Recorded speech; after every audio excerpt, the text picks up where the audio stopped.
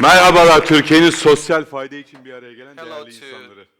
valuable participants who come together here for the social summit.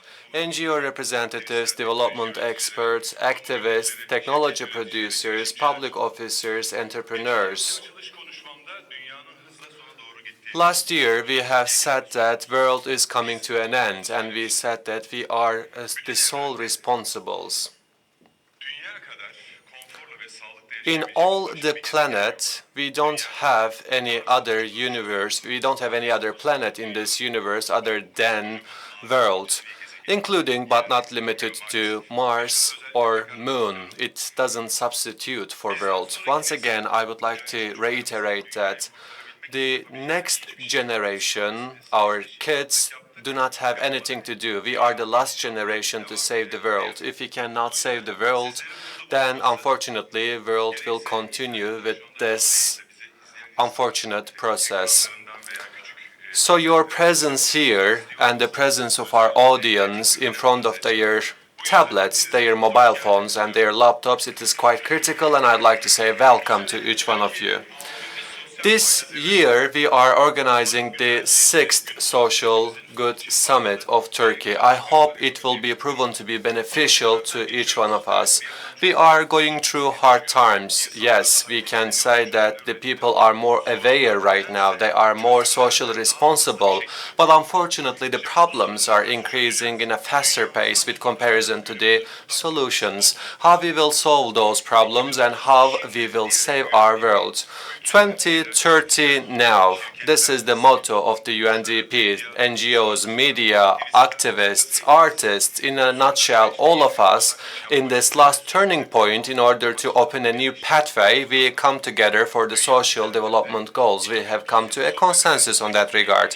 And the world leaders, in order to realize three important goals, have come to the consensus on 17 SDGs. One, ending the poverty. Two, fighting against inequality. And third, the climate action, preventing the climate change. And in order to realize those targets, we have come together and we have organized a meeting last year as well. Many participants came to this room and they have spoken about their solution recommendations. We have taken inspiration from their recommendations and we have taken action on that regard. And we have had hope. What did we speak last year? We have spoken about the values of the future, artificial intelligence for the humanity, the roadmap of art, social entrepreneurship, preparation to the natural disasters. It is really essential for the Istanbul dwellers. As you know, we have had an unfortunate earthquake, so most probably we have started to think about the probabilities of the natural disasters. Quality education and financing the social good were the topics that we have spoken. Turkey, in terms of its contribution to the global problems, have spent $8.1 billion. This figure shouldn't sound too much to you. The money which is collected on the global sense is $140 billion, but it is never enough. Do you know why? Because we have lots of global and multinational companies in the globe, and they are as big as they never have been. And $140 billion is less than the turnover and the income of those multinational companies. So the money which is invested for solving the problems, the global challenges, is less than the turnover of one multinational company. Every 5 seconds, unfortunately, one kid is losing his life. And in India, in the last year, more than 4,700 farmers committed suicide. It is such a sorrowful news, and they committed suicide because of the hunger and drought. So it means that, 2 out of every third farmer might commit suicide. It is not easy to come to such a point. As far as I know, in India, approximately 300 million people are living, and in 2021, even the underground water will not be present, and 40% of the population is living in the urban areas, and this will not only be the problem of India, but Pakistan and Turkey, and it is going to be a global problem. 70 million people last year were forced to leave their hometowns. They either became refugees or migrants. Last year, 66,000 women were killed and because of the violent acts. And $144 billion is the amount which is the loss of man-made disasters. It is more than $4 billion. So we have left approximately 2.2 billion tons of waste to the environment. And in last year, 130 million newborns came to life, but unfortunately we will lose many of them even before they come to the age of 5. Approximately 4 million of them will lose their life. Well, I don't want to extend, bad news, so we shouldn't be concerned, but we should never give up. It is not the right way. But should we sit and not do anything, only having hope? No, we of course have to do something. We have to ask questions, and we have to act immediately, and we have to understand where we stand in terms of saving the world. And we have to do something. Of course, all of us have ideas in order to save the world, but I don't know why we find ourselves insufficient, because the problems are too complex and too big, and we have to do great things, and we have to actually realize huge projects. What did I say? 2.2 billion environmental waste is created on an individual level, so we can actually decrease it, or we can consume less energy, electricity. So on an individual basis, it is really important for us to understand what we can do. That's why today, this year's hashtag and theme is defined as the road which is the shortest road going to the good.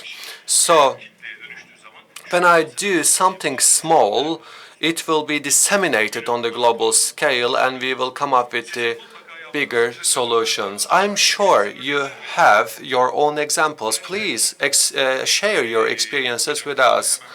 And let me find the hashtag, the right hashtag. You can use this hashtag on internet. Short routes now hashtag might be used. Please share your personal solutions by making use of this hashtag on Twitter.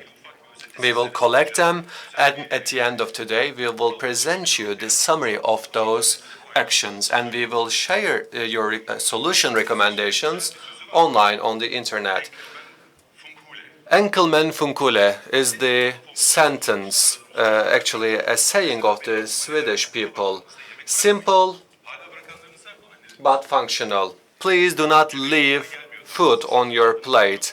So the food will not come easy to your plate. It is actually much more costly than you can think. Last year, I gave a similar example. You can buy a hamburger to the 16 or 17 TL, but in order to produce the pickles and the meat, you cannot buy it for 15 TL because you have to spend 3.5 tons of water in order to have an hamburger. Please store your food. Please do not waste food and buy the amount that you need it. And please, find the healthy food rather than, it looks good, because most of the people are not preferring those foods and, fruits and vegetables because they are not looking good, but this is not the right way. So, you shouldn't use those single-use cups. Please buy yourself a mug for your coffee and for your tea, or buy yourself a thermoplastic cup, so it will be a huge solution for the humanity. As you go to your bed, I am sure that you have a place in which you have your, cables. Use one extension cable and pull the plug out, so you will get rid of the electromagnetic waves and you will, sleep easily, and your electricity consumption will be decreased remarkably. I'm sure many more solutions can come to your mind. Please share your solution recommendations with the hashtag #ShortRoots now. Please do something and please share it with us so that we can share it to any person that we can reach out to. Let's continue with our agenda. We have 70 speakers and we will have 5 key speakers and we will have 20 key sessions, and each one of our speakers will speak 6 minutes. Well, this year we have 32 women speakers. Last year it was 20, so the power of the woman is increasing day by day. We congratulate them. Last year, after the social summit, we defined the year, the social good summit, as the year of volunteerism. And we also understand that after our social good summit, the amount of money which is invested to the human aid increased. So everything yields its fruit. And we initiate a movement together with the UNDP, and we are making a call to be a part of this volunteerism committee. We have a booth outside. Please go and become social volunteers. At the end of the day, we will collect how many social volunteers we will have, and we will share it, the figure, with you. And our hashtag 2030 now is the English hashtag. Please share your comments. You can broadcast it. By the way, our summit is broadcasted online. And let me tell you the main sponsors: Doğan Holding, Zorlu Performans Sanatları Merkezi, Visa, Akbank, and Anadolu Efes. We would like to thank them for becoming the sponsor of this year's summit. Well, I will finish my speech right now. With a round of applause, I would like to invite UNDP resident representative of Turkey, Claudio Tomassi, to the stage, please.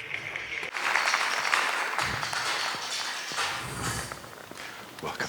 Thanks. There's a lot of light up here. Good morning, dear friends, dear colleagues, ladies and gentlemen.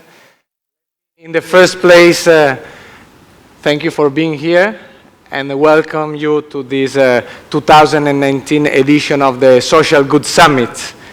On behalf of UNDP, I would like in the first place to thank our main partners in this one, to acknowledge the presence of the Minister of Youth and Sport with us as well, TBWA, who has been organizing this, and all the sponsors and different partners that have been making this possible. 2030 is around the corner, is only 10 years and some months and some days away, and you have heard already from Halit Bey that this is a big challenge for all of us. It's a big challenge for all of humanity from different walks of life, and there is not a quick fix and not an easy solution. What is in front of us poses a lot of important questions. And so we are gathered here today to discuss specifically about how technologies, innovation, social media can actually put some contribution for humanity, for us to reach this Agenda 2030, these famous SDGs, a better world and a sustainable world. We heard, and this was said already before, that the theme for this year is shortcuts. When they told me that, then I felt a little bit worried, because in my original language, in my culture, I'm Italian, shortcuts is translated, probably you don't know, but the name is scorciatoia, which is chisaiolo for you. And in the kind of traditional wisdom, this shortcut has quite a negative acception. It's not something positive. So, I look back in my time when I was a little boy and remembering the story of the little Red Hood. You probably remember this fairy tale as well, when the little Red Hood goes to the wolf and say, well, I have to go to the grandmother, but I'm late. And so, no, I show you a shortcut. Don't worry. Come with me. I will show you that. So that keeps, going on in my head when I talk about the shortcuts. Then I went into the internet and I checked for some kind of quotations and people who have used this word in English language. And I was really surprised. I found I have two here. One comes from Tolkien, you know probably Lord of the Rings, all of you. And one quotation was, shortcuts make long delays. So I was, wow, then maybe, like the old people were not so wrong. And then in Harry Potter, I found another one. It says, I'm lazy, I hate work, hate hard work in all forms. Clever shortcuts, that's what I'm all about. And so I said, wow, maybe we are gathering for the wrong reason. We're discussing about shortcuts, but this is not good for us. But then, then I talked to my parents as well, from another generation, and they kind of strengthened this idea. I said, no, shortcuts is not good. You have to suffer, you have to do the things the right way, you learn that way, and then things will get better. And I was really desperate. And then I looked at my kids. I have two kids, now they're 12 and 10. I said, guys, tell me when I tell you shortcuts, what do you think? And then all of a sudden I saw the light, because they had no any doubt about it. And they told me, shortcuts, of course, when you open the PC, the computer, the tablet, and instead of doing A, B, C, D, you click one button and takes you directly to D. That is a great thing. Shortcuts is the future. Then I was, wow, maybe then that we are in front really of a big shift in mentality. And that was a kind of an eye-opener for me, that sort of discussion. And then I went to the dictionary online and I checked, let me see what the definition in English of shortcut is. And then I found actually both things. I found the conservative way and the future-looking way. So the first definition, I jotted it down here, it says shorter alternative route. Okay, it's not negative actually, not positive, it's a shorter alternative route. But then the second definition, which is the one that is inspiring me, says an accelerated way of doing or achieving something. And this is where I would like to stick to and to develop a little bit this 5 minutes welcoming speech, is about this idea of acceleration. Really, we have been put in front of a commitment, a worldwide commitment, the SDGs, the Agenda 2030 that you remember in 2015, all countries around the world gather at the level of presidents or prime ministers, and they basically not decided, but channeled a worldwide decision that basically this had to be achieved by 2030. And they put all of us in big troubles, all of you, all of us, all citizens, because ever since we started saying, okay, we are running late. Okay, we heard it before, this kind of economic and social model is not leading in that direction. What do we need to change? How we need to change it? What should we accelerate? Because if we do more of the same, this will not be achieved. Okay, so there is a change in speed and there is a change in direction. And that's why, very briefly, I would like to focus on this concept of acceleration, on the concept of innovation, and the concept of inclusion and sustainability. And why do I want to focus on these 4 concepts? The first one, I think, was already clear at the beginning. We need to accelerate. That is clear. And that's why shortcuts become important, because shortcuts are a way of accelerating something. So everybody basically has to keep in mind how to do that. And I see here a lot of young people, I guess, and volunteers as well. And I think that definitely that is a luxury of young people to be the driving force of this and the real push for innovation. Yesterday was the UN Day, as you probably know. Happy birthday to everybody, to each one of us. It was the 74th year anniversary of the UN.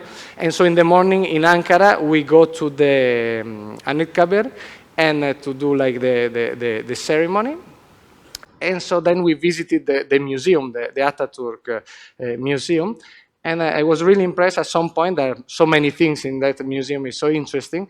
But there is one that is basically Ataturk talking to the young people of that generation.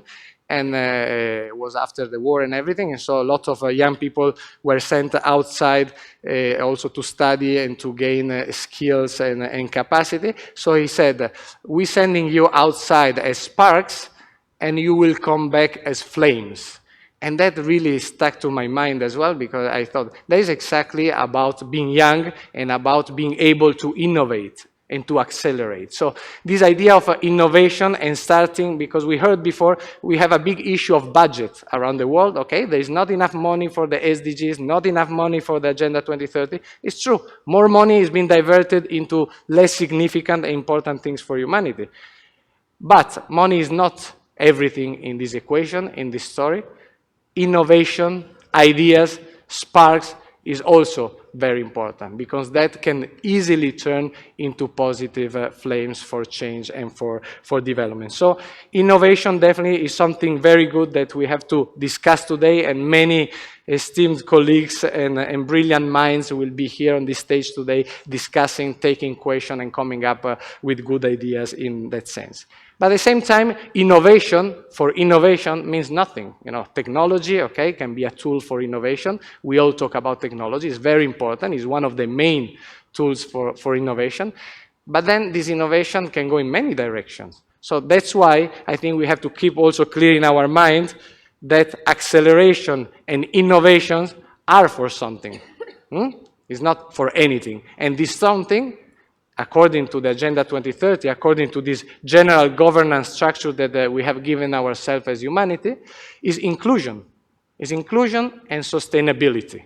And that's why it's so important that events like this, that is the 6th year is taking place in Turkey, 9 years around the globe, spaces like this, and there are more, are good platforms, are good moments for people to come together, to discuss. Before, you heard that the most important SDG is actually the number 18, the last, not even the last one, the one beyond the last, the one that doesn't actually exist, even though the previous one mentioned it, but should be even more clear in that sense, which is partnership, which is dialogue, which is talking to each other. And especially in an area like innovation, like coming up with new idea, with acceleration, shortcuts, this coming together, this platform is a very powerful tool to inspire each other. And I would like to leave you with that idea, I guess, of inspiration, in the sense that, and that you also heard before, the use of social media. Let's not keep this discussion here. Let's use social media. Let's use, they're kicking me out probably with this, but I will finish. So let's use the social media, let's use our contacts, our networks to make sure that this discussion, that what is talked about today is known, is advocated for, and other people can jump into it and share their opinions, their new ideas, their fresh look into the future. And I will leave you with this idea of inspiration, because it's true. If we look at the glass half empty, we are late for Agenda 2030 and for SDGs.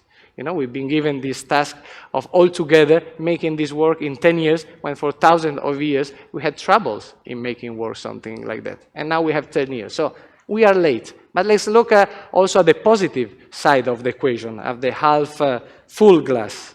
Never in history, like now, we have such qualified young people willing to change the things for the better, and with tools that enable them to do that. So let's work all together around that. Let's gather, let's discuss, let's use platforms like this for positive development, for sustainable development, which means a development where people from all walks of life are included, and there is the inclusion, and where the planet as such will survive our generation, and we hope it's not going to be the last one, which is the sustainability.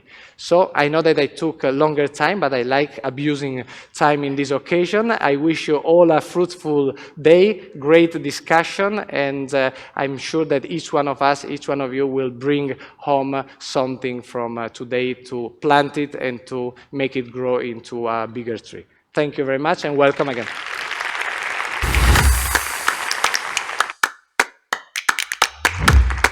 Claudio Tomasi'ye çok teşekkür ediyoruz. Ben bir düzeltme yapmak istiyorum. Şimdi içeride bir arkadaşım bana hatırlattı. Hindistan nüfusuyla ilgili. There is. I have just told the population of India. I have just told 300. It is 1.360 million. So 40% of that population will be replacing. So more than 500 million people will be replacing the planes.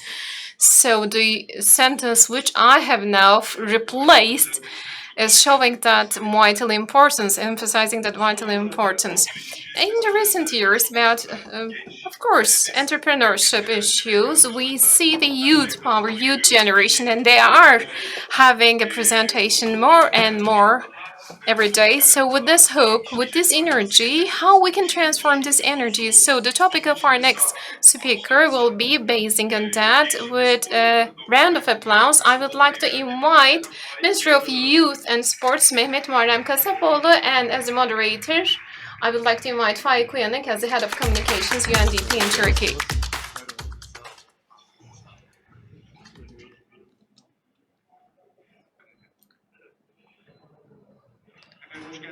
You're welcome. It is one of the widest participant number as far as I've seen. With your support, of course, in last year's, really, you have raised the threshold. Thank you very much for contributing us with your participation. Really, I really would like to thank you for your invitation. I wanted to thank you before, but you have just presented your thanks before me. Last year's Social Good Summit was a very big motivation for us. We have seen that youth energy, and we have seen the volunteerism, and you and me, the environment that we have observed really made us to show a bigger effort for volunteerism. All of these volunteer actions, volunteer activities really needs to be taken to a higher ground, to a higher level. I do not see the youth generation on the front lines, on the front rows. We need to invite them to the front sides. Please, you are the architect of this event, actually. Sometimes taking credit upon you is really, I don't know whether it's right or wrong, but yes, youngs, youth generation, youth audience, please come to the front side. Yes, you're right. You're totally right. And the security is very strict today, so the entrance have taken a while. Okay, I don't know how to take the credit of last year. In the month of December 2019, you have declared the year as the year of volunteerism. We have spoken about volunteerism, and 2 months later after our event, you have declared that the next year would be the year of volunteerism. So when we take away the young generation in front of the computers and leading them towards the side is very important, and you have emphasized this point, how you're involving the youth in your activities. Actually, as you all know it very well, we do have ongoing projects, and many of them are technical, but I would like to underline a fact. We do have a huge potential of volunteerism between the youth generation.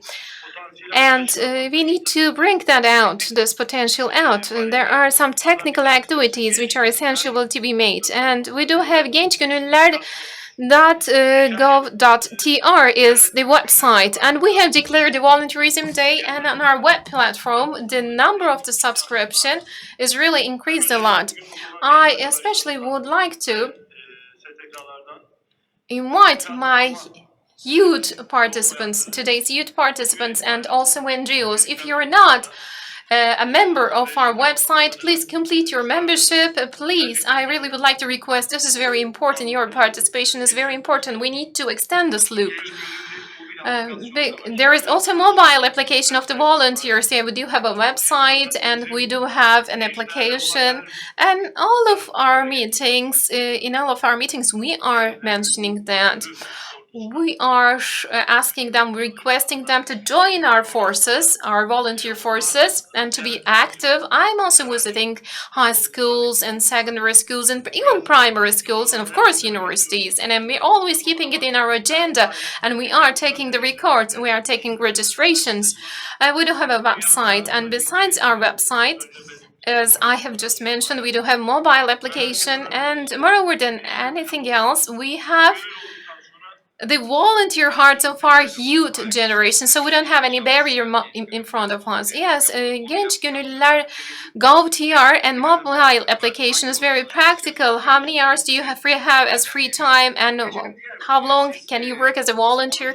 Type of questions are in the content. You are giving great importance for sports and sport activities, and you're asking everyone to join sportive activities. Do you think that there's sufficient level of sport activities in the facility side? We do have a huge amount of stadiums. We do have also sport areas and open and closed courts, and we do have swimming pools. We are actually having a lot of facilities planned. And there is only one point that we need to come over, and the habit of making sports.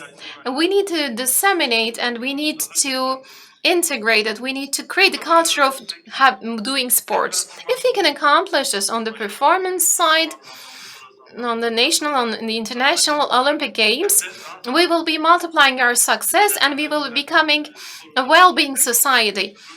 So I believe that sport has got a great contribution on the physical health, but moreover than that, in the mental health, it is also contributing a lot. We do have two important objectives. We would like to disseminate to the whole country and also increasing the performance.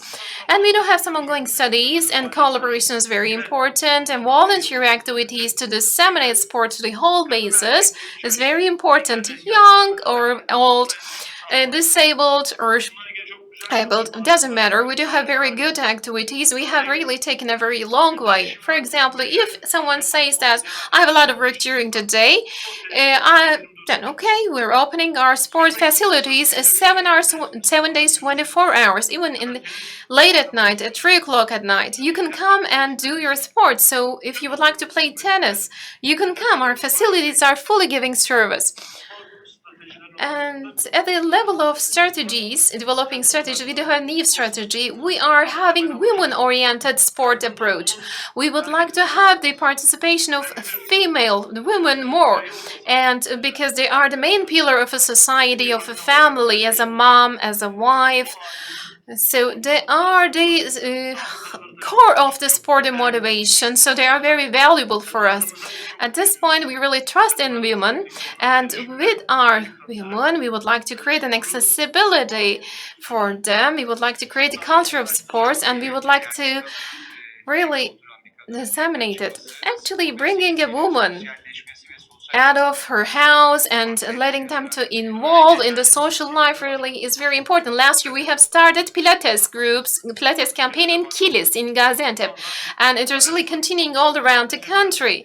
It is not only of course, focusing on Pilates, not only some certain branches, we are really giving great importance to every type of sportive activity. It doesn't matter whether in your university, in your school, if you're having any sportive activity, you need of any contribution, we are ready to give our full support as a ministry.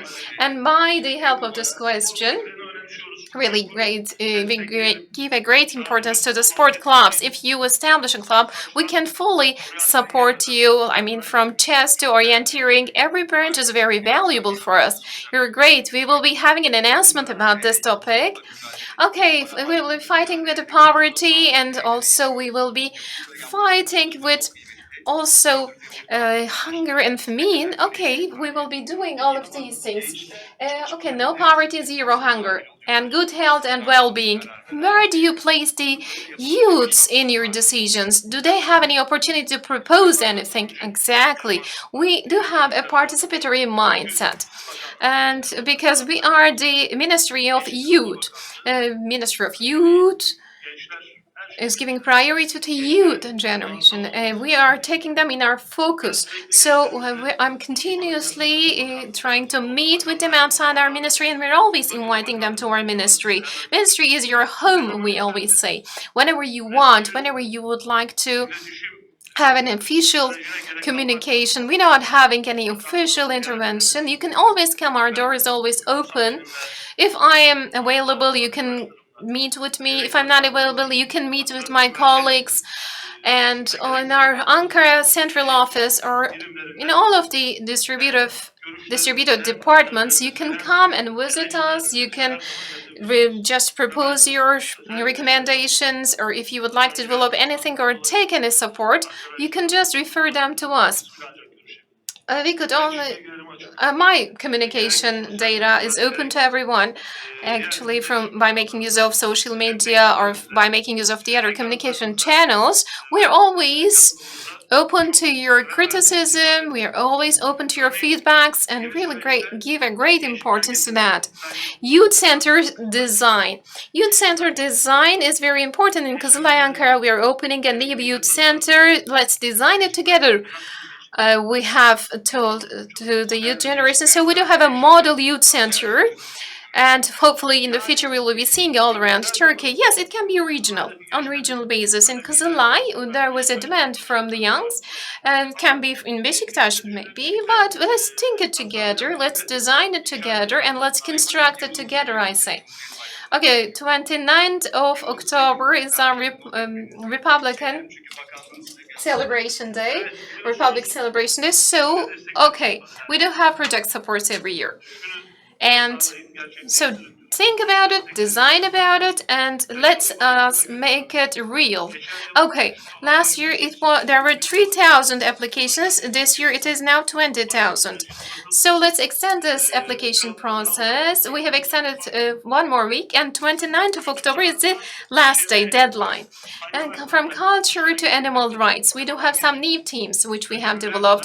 So from volunteerism to many other fields of even including the physical activities, we do have some entrepreneurship projects. If you apply to us under the scope of the project, you can have our support. We want productive youth generation. We want them to be active. Any type of proposals and demands will be taken into account and very seriously. Please keep up with the pace. And in the first instance that you come across via our website, or you can read the forums, if you're coming across with any problem, please contact with us. Please make use of this application time. Teams are very important. Entrepreneurship is important. Innovation is important. Environment and animal rights are the new teams. I'm also very excited. And this year, we also do have a very important first attempt. The youth potential, our youth potential, which are our children. We have made our call for projects to the level of primary schools with the pioneership of the teachers. For example, if you have got a village school in Kars, by making use of their teacher as a channel, those children will be making a project and they will be proposing it to us. In Edirne, a school child success and the project perception at a very early age and coming across with a project mind is very important. So we have go down to the primary school level. So their teachers will be applying us. So primary school oriented type of applications are showing a significant number. So from 7 to 77 ages, we would like to develop, we would like to create. So our project call is very valuable. And once more, I would like to give a call. In one of the booths, I have come across with a friend, a young friend, but she was unaware of our project call.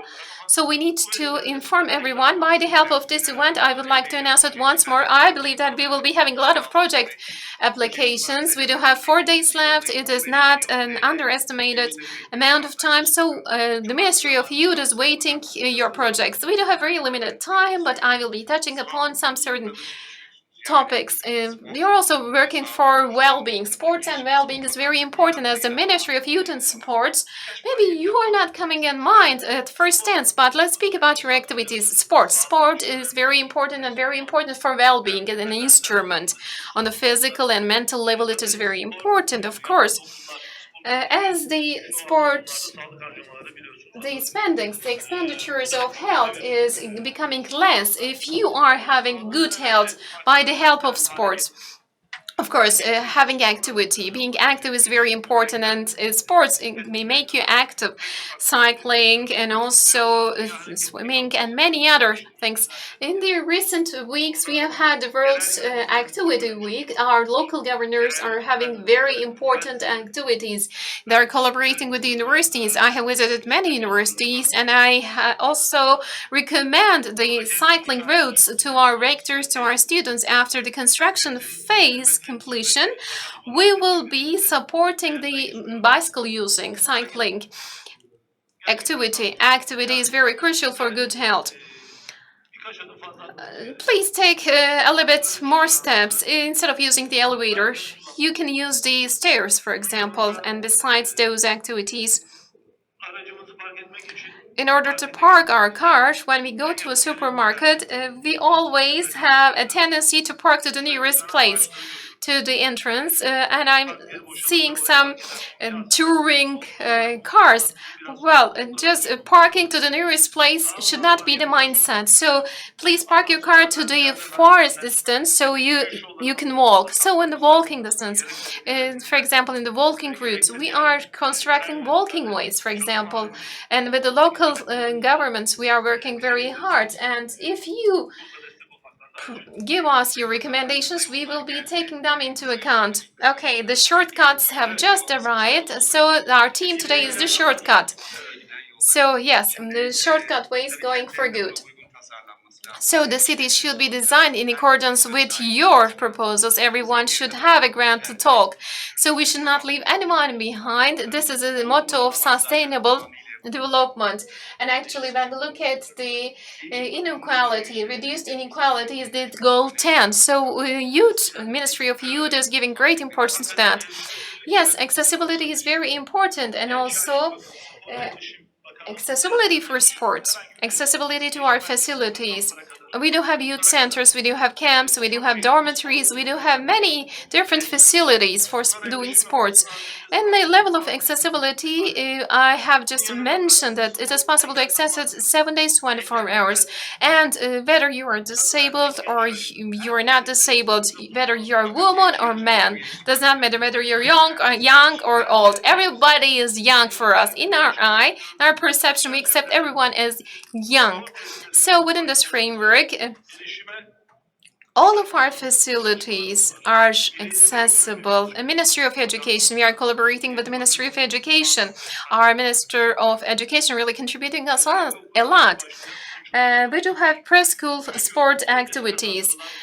Many habits which you integrate in children before the school time really is very crucial. There are 3 branches: athleticism, gymnastics, and swimming.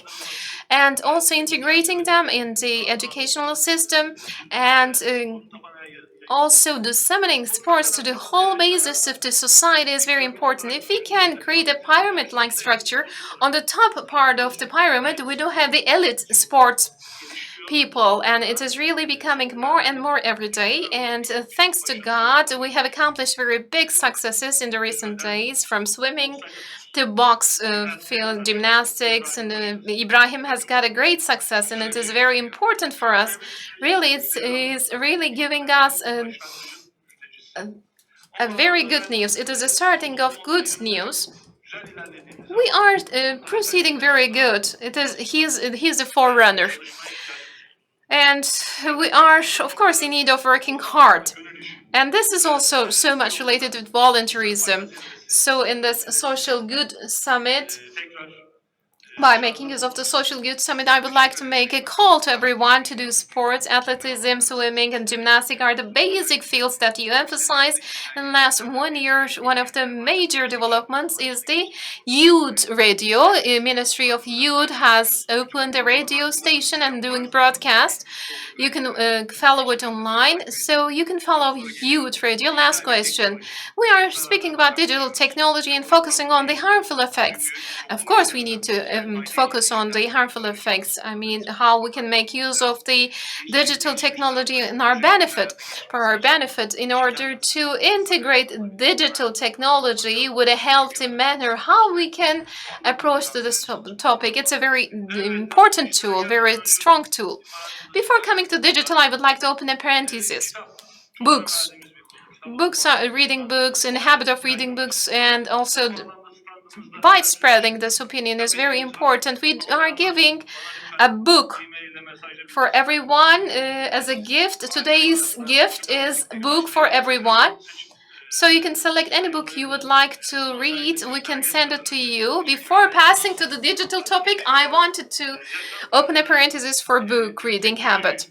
Digital technology is what we need to cope with. We need to follow very closely. Use of technology and acting in accordance with the digital age is at, in front of our door. Actually, we need to use it productively. We need to use it very actively instead of using it passively, becoming passive-wise. So within this framework, we are trying to increase the innovative capacity of our young generation. We would like to support them in our youth camps. From now on, we will be focusing on the innovation-oriented camps. In our youth centers, we will be having try and do workshops. From the very early ages, they are coming acquainted with technology. We would like to grow up technological generations, and also we are giving support to some certain innovative projects. We will be increasing the level of our support. So we would like to see more productive analyzing and developing youth generation. Actually, this is what our society is really having this in its core.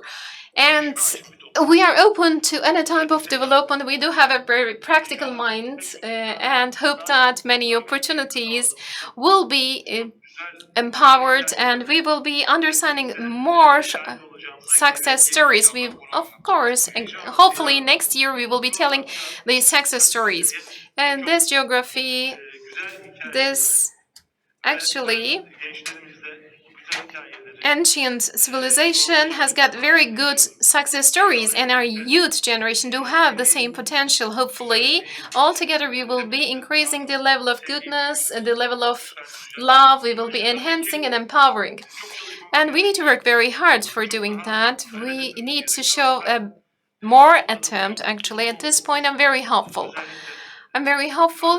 I really would like to express that sports, culture, art, and innovative ideas, environmentalism, volunteerism, and animal activism. Those are the topics. If you have any minds, any opinions about shortcuts for good in these topics, you can apply the project fund support of Ministry of Youth. So until the 29th of October, this is very meaningful. You do have the deadline. Well, our distinguished Minister of Youth and Sports, Mehmet Muharrem Kasapoğlu, we would like to thank you for your contribution. Ön tarafa geçmek ister misiniz? Geçelim, buyurun.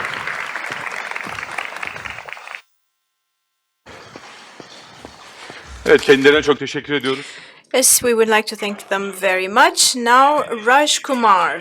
He's the man who has turned changing the world into a business, and he's the one who's been explaining to the world that this is a business line of its own for 20 years. And DevEx has over 1 million development specialist CVs, about 100,000 of news articles, and also all the tenders, and has with all this in its pocket in the platform of one of the major entrepreneurs in this area. And he's the author of the book titled İşimiz Dünyayı Değiştirmek, The Youth Power Business of Changing the World. And in the people who work in this area of social good and social entrepreneurs and solutions for shortcuts for good. So solutions is very important. You can also download it on your phones, I would like to point out here. So new technologies, can they accelerate everything for a social good? What is going on the path to good in the world? Now we're all going to listen to that from Raj Kumar. And I would like to invite Mr. Raj Kumar and Ms. Karen Sirlo from UNDP to the stage for their Peki.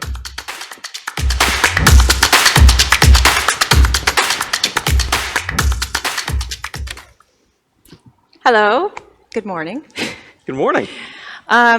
So, Raj, The foreign aid industry currently is around $200 billion.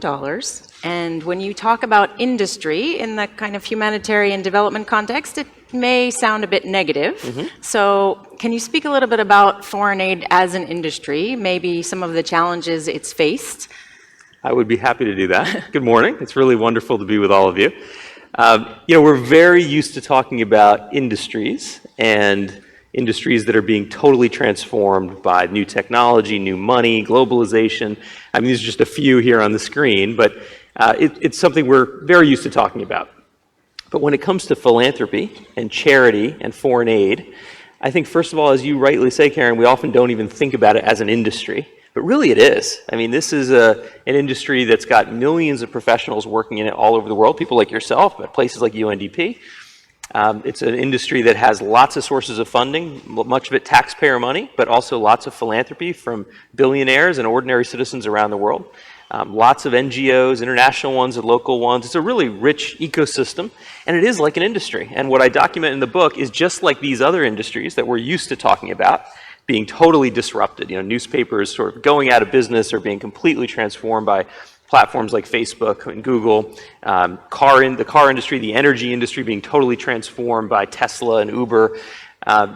Actually, our aid industry, organizations like UNDP, NGOs, big international charities are also being transformed. That's basically the argument I'm making. And what are the challenges? What were the problems where you see need the transformation the most in the industry? So I think there's three big shifts that are happening, and you can see these a little bit here on the slide. So the first big one is that the aid industry was mostly funded by a few governments. It was the US, it was the UK, it was Germany. A few of the biggest economies in the world made up most of the funding that went to UN agencies or the World Bank, et cetera. And that's kind of a monopolistic system where in economics terms, I know there's some economists in the crowd, a monopsony, which is when you have one buyer, or an oligopsony, when you have just a few buyers. And when you have just a few buyers in the industry, it creates some dysfunctions in the market. And I think that's starting to really shift as we have lots of new money coming into the space. And just one example is the billionaire money. So I'm curious if anyone here has heard of Carrie Tuna and Dustin Moskovitz. I ask this around the world in audiences like this, and I do not get anyone shaking their head yes. But this is a young couple that are donating such a significant amount that last year they gave away more money than the Rockefeller Foundation. I expect in a few years they may give away more than the Ford Foundation, and those are the two biggest foundations of the last century. And they're just one example of 2,000 plus billionaires in the world. About 10% of them have signed what's known as the Giving Pledge, where they pledge to give away at least half their wealth during their lifetime or upon their death. And there is just a flood of billionaire philanthropy coming into the space. So what used to be a pretty closed market with just a few major governments funding it has opened up. And it's not just billionaires, it's also ordinary people donating through their cell phone. It's middle income countries and rising economies like Turkey that are becoming bigger players in the space. It's all kinds of investors, impact investors and corporations getting more engaged. So that's a big shift. And a couple other ones I can quickly go through. There's this idea that we're moving from projects to getting into retail aid, directly reaching people. And also that we're not thinking of the person we're trying to help, the person in need, just as a victim or a beneficiary. We're increasingly seeing them in this new era of aid in this disrupted industry as a customer. Partner. Or a partner. Or a partner. And so with all of this money coming in, potential money, I think you said 200, how much money is potentially? So the industry is $200 billion today. But for billionaire worth that could be invested. If you look at the wealth of all the billionaires in the world today and you add it all up, it's $9 trillion US. And the level of wealth has gotten to a point where really there's not much to do with it. I mean, so many governments are going to increase taxes. Even some of these billionaires, after paying those taxes, after buying a yacht or a private island or another mansion, they will still have an enormous, historically unprecedented amount of money to give. And some of the billionaire wealth is at the level of governments. Someone like Mike Bloomberg, the former mayor of New York, last year he gave away $800 million. But my projection, as I document in this book, is that he may well be giving away as much as a government, like the government of Canada, every year, as one individual. So this is a big trend, and there are many other examples I give like that in the book. So as these billionaires or large or new organizations come in, so partly that creates competition and makes people more accountable for what they're doing, but it also runs the risk of having all these people kind of flooding the market of industry, of aid. And how are the rules of how they invest? What are they investing in? Are they trustworthy? How can they operate in this system in a way that's actually useful for people, not just on the whims of what they want to do that they think is a good thing? So are there rules? Is there advice for how they enter that market? Yeah, I should say industry disruptions are not necessarily good things, right? It's not necessarily, basically what it means that this industry is being disrupted is that it's being opened up and reimagined, and it could solve some problems and it could create some new ones. And what you're alluding to is potentially a big new one, which is unaccountable giving. So if you have lots of wealth coming into the philanthropy sector and there aren't really any rules and there isn't a sense of accountability, well, people could make big mistakes. And here we're talking about human lives, right? We're talking about global health and education. We're talking about extreme poverty. So you can make really big mistakes with massive wealth in the sector. So we actually need, and part of what I'm calling for in this book, is for us to reimagine the way we think of the industry and to put in place some new rules around accountability. It might be governments putting in new rules around taxes, what counts as charity and what doesn't. It might mean having new rules around transparency and requiring more transparency around giving. But we do need to open up this conversation now because there is a tidal wave of billionaire philanthropy coming into this space. I think you were also saying that there's this model of not creating a foundation, but now just giving money through a separate business or creating another entity. Yeah, many of the newest philanthropists are using private companies as the vehicle to give away their wealth. And again, they might be doing this with really good intentions. It might be going to good projects, but it's hard to know because the rules, at least in the United States, are in a private company, you don't have to reveal what you're spending the money on. So there's a real lack of transparency. And that is, I think and hope, one of the reforms that we will see coming. And it's something I detail a bit in this book. So the people that are getting into the aid sector, are they driven by good intentions? Are they driven by morals? Is there a business sense for them? Or is that conversation really around corporations that are getting into the I think they're just like everyone else, driven by a number of things. But the news that just came out today is that 2 of the strains of polio virus have been eliminated. I think we're down to 1 strain. And we're getting very close to the elimination of polio from the planet, right, from the world. It will be only the second disease in human history that has ever been eradicated from the planet. Smallpox would be the first. So I think I mentioned this to answer your question because I think what's driving a lot of billionaire giving and even ordinary people is the sense that we want to be involved in a historic project that's going to actually make the world a better place in a very significant way. And as we see the end of polio, hopefully soon, as we see the end of guinea worm, and there's several other neglected tropical diseases that are likely to be eradicated in just maybe the next decade, that I think we're going to hopefully get to a point where the citizens around the world, whether you're a billionaire or just an average person, say, hey, I want to be part of this. This aid industry is actually mine, and I need to play a role here. And certainly around an issue like climate, that's absolutely essential that we all see ourselves in it. So with companies, for instance, in the past, the way that they have kind of entered the development sector has been through corporate social responsibility projects. But now I think there's a bit of a shift where some companies are moving more into impact in terms of their business model, their supply chains, things like that. So how do you see that shift? Because I think we can all do our parts as individuals, but really the big change is going to happen when governments and corporations adopt changes in the way they do business. So how are they seeing it as a good business model to have impact? Yeah, corporate social responsibility can be a really good thing, but it was kind of phase 1. It was companies saying, okay, we have a business over here, but on the side, we'll do something good. We'll write some small checks, do some philanthropy, maybe do some campaigns. But actually what's changing is companies are increasingly saying, actually the core business has to have a social element to it. And I think, and I argue in the book, that that's really the future of capitalism, that we can't have a system where companies are polluting on the one hand, and then doing some nice small things on the side, if that means that we're going to have a changing climate that destroys all of us, right? So we need to get aligned in a different way. And I think businesses are increasingly getting there, and they're doing it in part because their employees are demanding it. I know there's a lot of young people here, and really companies increasingly see young people who are joining their business as their most important asset. They don't see it as a relationship where they have the jobs and you're chasing after them. Actually, they see it as they're chasing after the best talent in the world, and they know the best talent in the world can go elsewhere. So there have been major walkouts at huge corporations around the world over social issues, and that's pushing companies to say, we better align our business to our values. And investors are doing the same thing. They're increasingly saying, I don't want to invest in industries I don't believe in. I don't want to invest in companies that aren't good corporate citizens. So I think there's a real historic alignment of big business that's beginning. It's just beginning. We're not very far along here. But the potential is there to really address major global challenges like the Sustainable Development Goals by getting business engaged.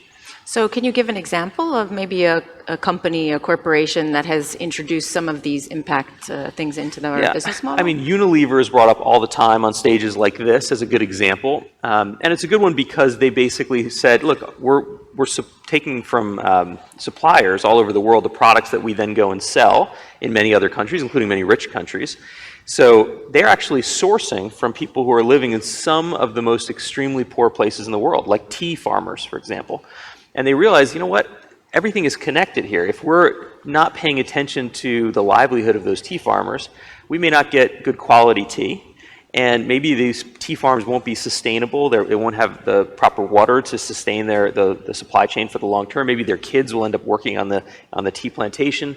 If our customers find out about that, they won't want to buy this tea. So they realize it's all connected, and they've really shifted their model to say, we're going to be an integrated business that's achieving social goals and financial goals side by side. And now, as the largest player in the world in the production of tea, their tea supply is entirely sustainable. And that pushes the whole industry to say, we better do this too to catch up.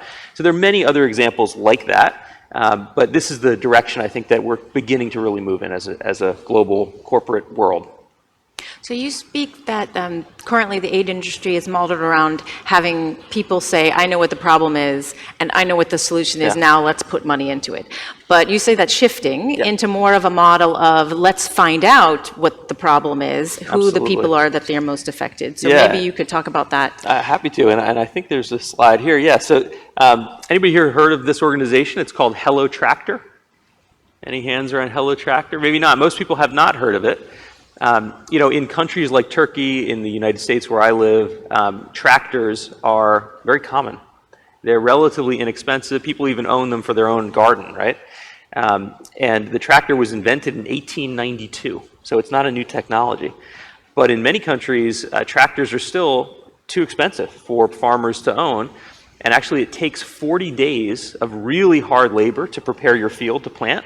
If you have a tractor, it takes just 8 hours. So it's really transformative for farmers. And here's an example where there's lots of money going into agricultural development, and there has been for years. But a young social entrepreneur, like a lot of you, graduated with a degree in business and said, how can I help solve this problem? And actually thought about the farmer as a partner or a customer and looked at it from their perspective and realized we could take the same technology used for Uber and for car sharing and use it on tractors.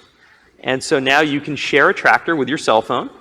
And it makes it cheap and inexpensive for farmers to use a tractor on their field, even if they don't own one.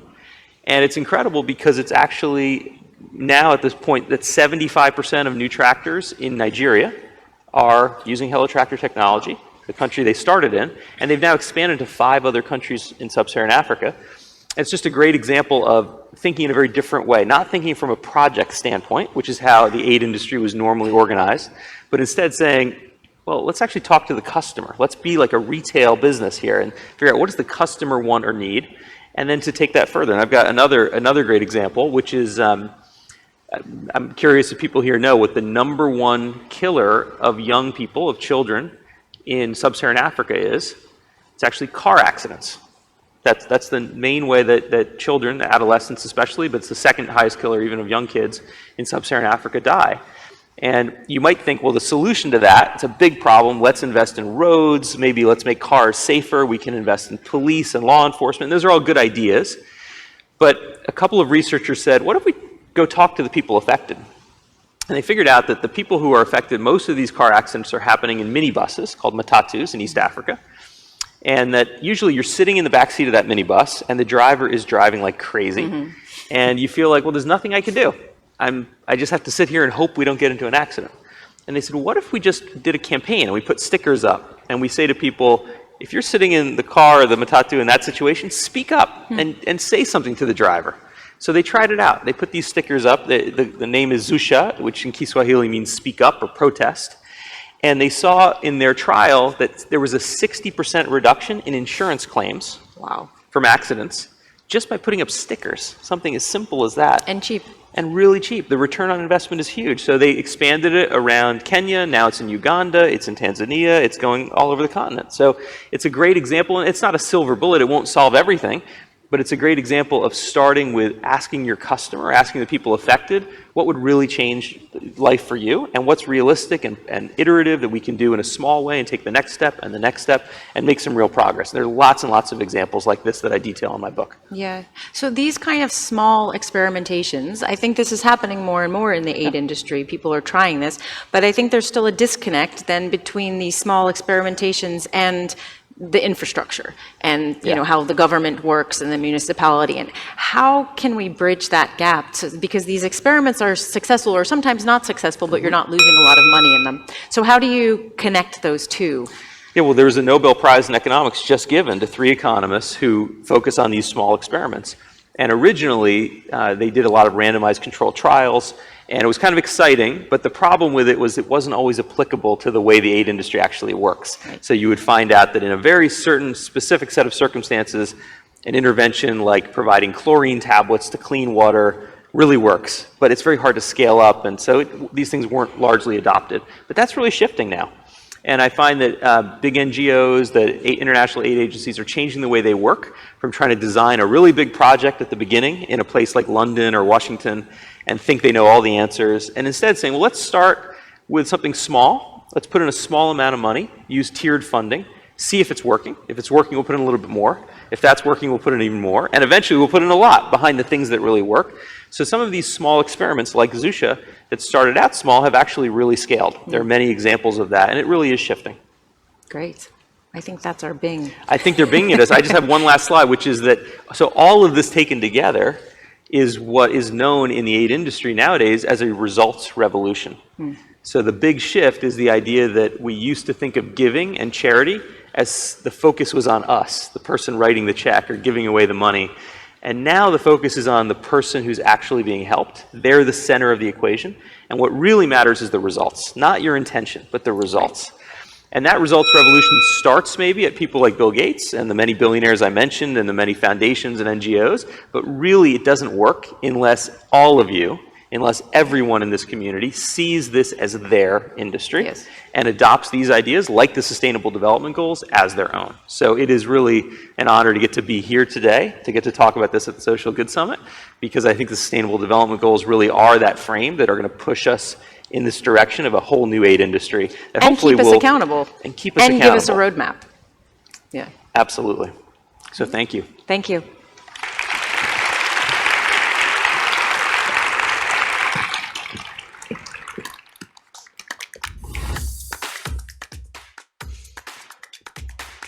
Evet, yavaş yavaş hızlanıyoruz. Yes, Bundan hello. tam bir ay önce Now we are taking up Genel speed, Kurulu our pace. About a month ago, the UN met for climate, and the chairman said, do not come here just with a text for speech. Come here and show us some concrete plans. And now all these, the development goals were reported in New York again this year, and Turkey was, for the second time, voluntarily reporting its advancements in this field.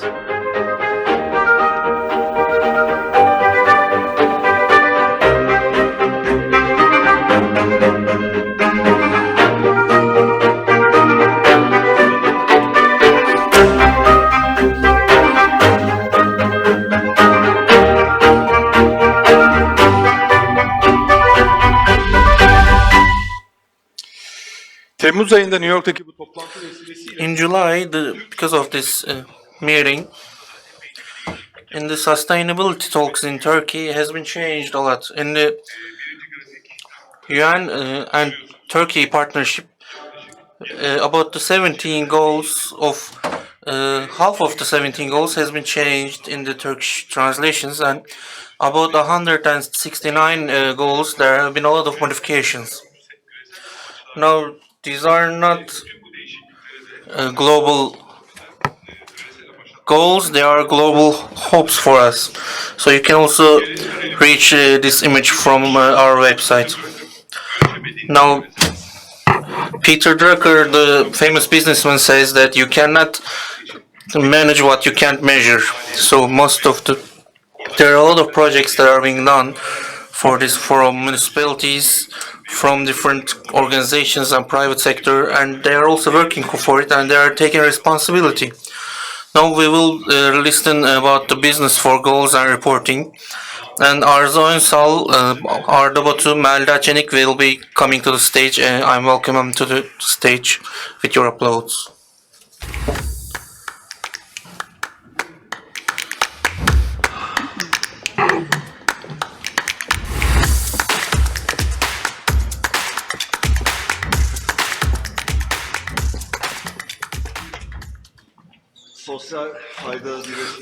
Welcome to the Social Good Summit. I'd like to thank our guests very much for giving us their valuable time.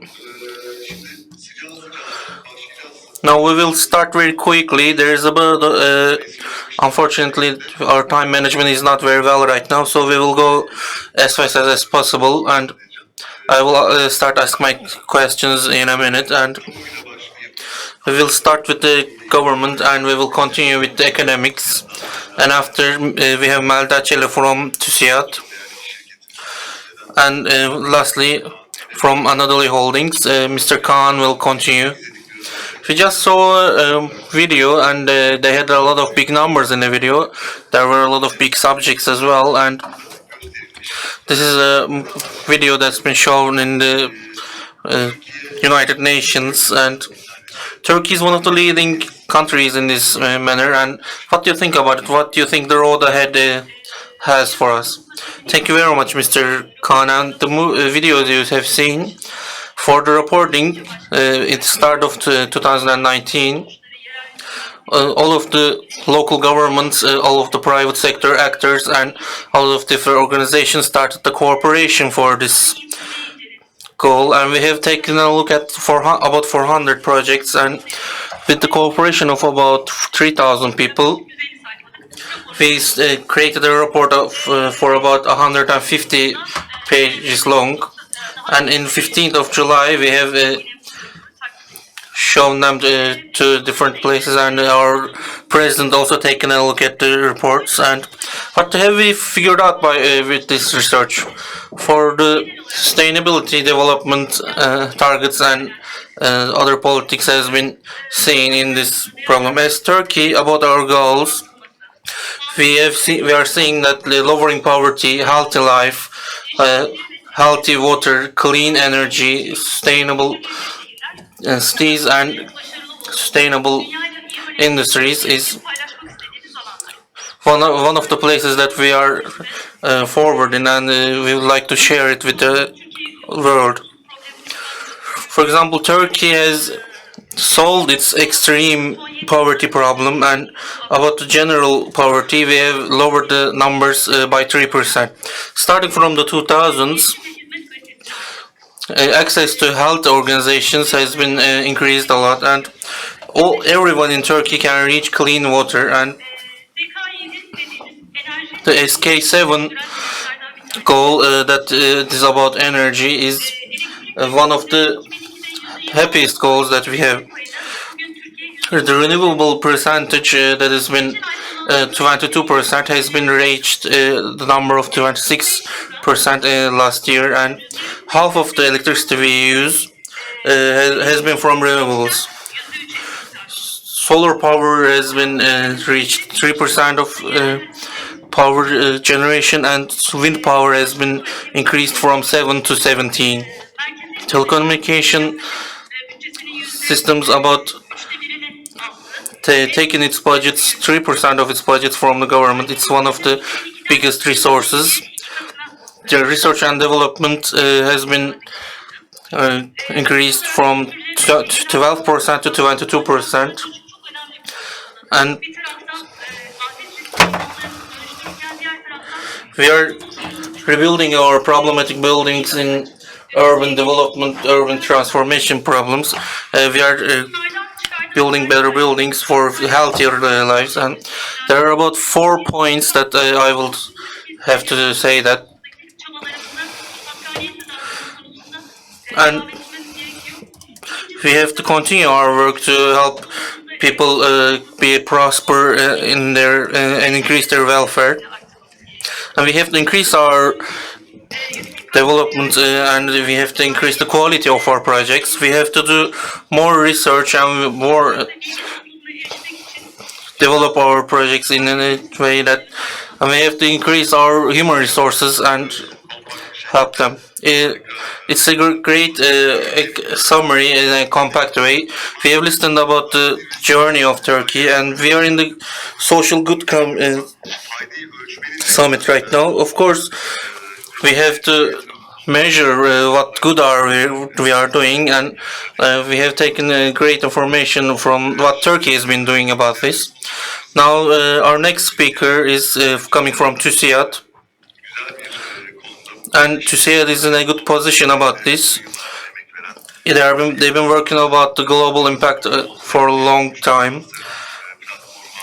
And they have been using the Business for Goals platform for improvement and development. And I'm gonna ask Malda Çele to talk about that.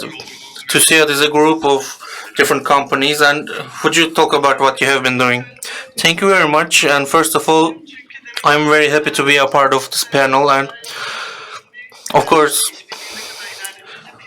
this is a proof of how our collaboration has improved in the last 10 years. And TÜSİAD has been developed by one group of hopeful businessmen. And if you were to take a look at our legislative and our mission and vision, it's very forward-looking. And if you were to take a look at our bylaws, and you will see all the different missions about human rights, about sustainability, about environmentally friendly systems, and we are working a lot about this in the field. We are making our different projects, and we are defending this mission in the international area. And but there's one person that collectively bind all these missions under sustainability, and he is Ümit Boyner.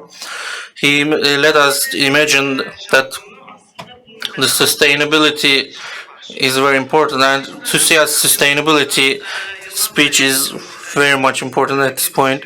Of course, Mr. Yilmaz, who is sitting by me right now, is also in the same road with us, and our global compact also entered Turkey, and TÜSİAD will have secretaries and help them enter this country. And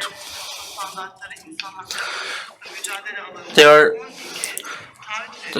is about 10 missions that we have that about environmentally and human rights, and they promised us that what will be our about 143 companies are working on this project, and maybe the most important part is they are creating reports about their creatings. And because he will be explaining their reports, I will not talk about that a lot, but if you were to take a look at the sustainability of Turkish business systems, I would suggest that you take a look at these systems, and in 10 to 15 years you can see the development of Turkish companies in these reports.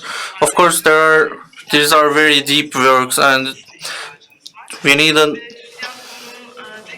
multiplier to be able to reach a better situation of all this, and TÜSİAD cannot be alone in this adventure, so they have They have two different partners that they will be helping us, and UNDP and Turconfed will help them, and our cooperation with them. We have developed the business world platform, business for goals platform, to be able to cooperate with each other and reach our goals. Of course, this puzzle solves itself, and to see it is taken their place, and for business goals and reporting, we are trying to increase our effects overall. To realize what will be our priorities, I would like to thank them a lot for helping us. To be able to listen Mr. Naji in New York, it was an honor for me. I'm gonna have to talk in code for a bit, I guess, about 5, 9, 11, lowering inequality, finance, and is one of the different subjects that we will be focusing on, and I would also focus on 17. We all have different dreams, and I'm thinking that our mutual dream is viral and increasing, and we all want to live in a happy place, we all want to be healthy, and we have same hopes. So I would like to thank you very much, Miss Malda. So the 17 number was about corporations. I would like to repeat it. She was talking about Business for Goals platform, and you must have realized that big companies like Tusiat is part of this platform. Also, like Turcode also help this platform, and UNDP is both local and international helpful platform for this. It's a very capacitive platform. I would like to congratulate them for creating this.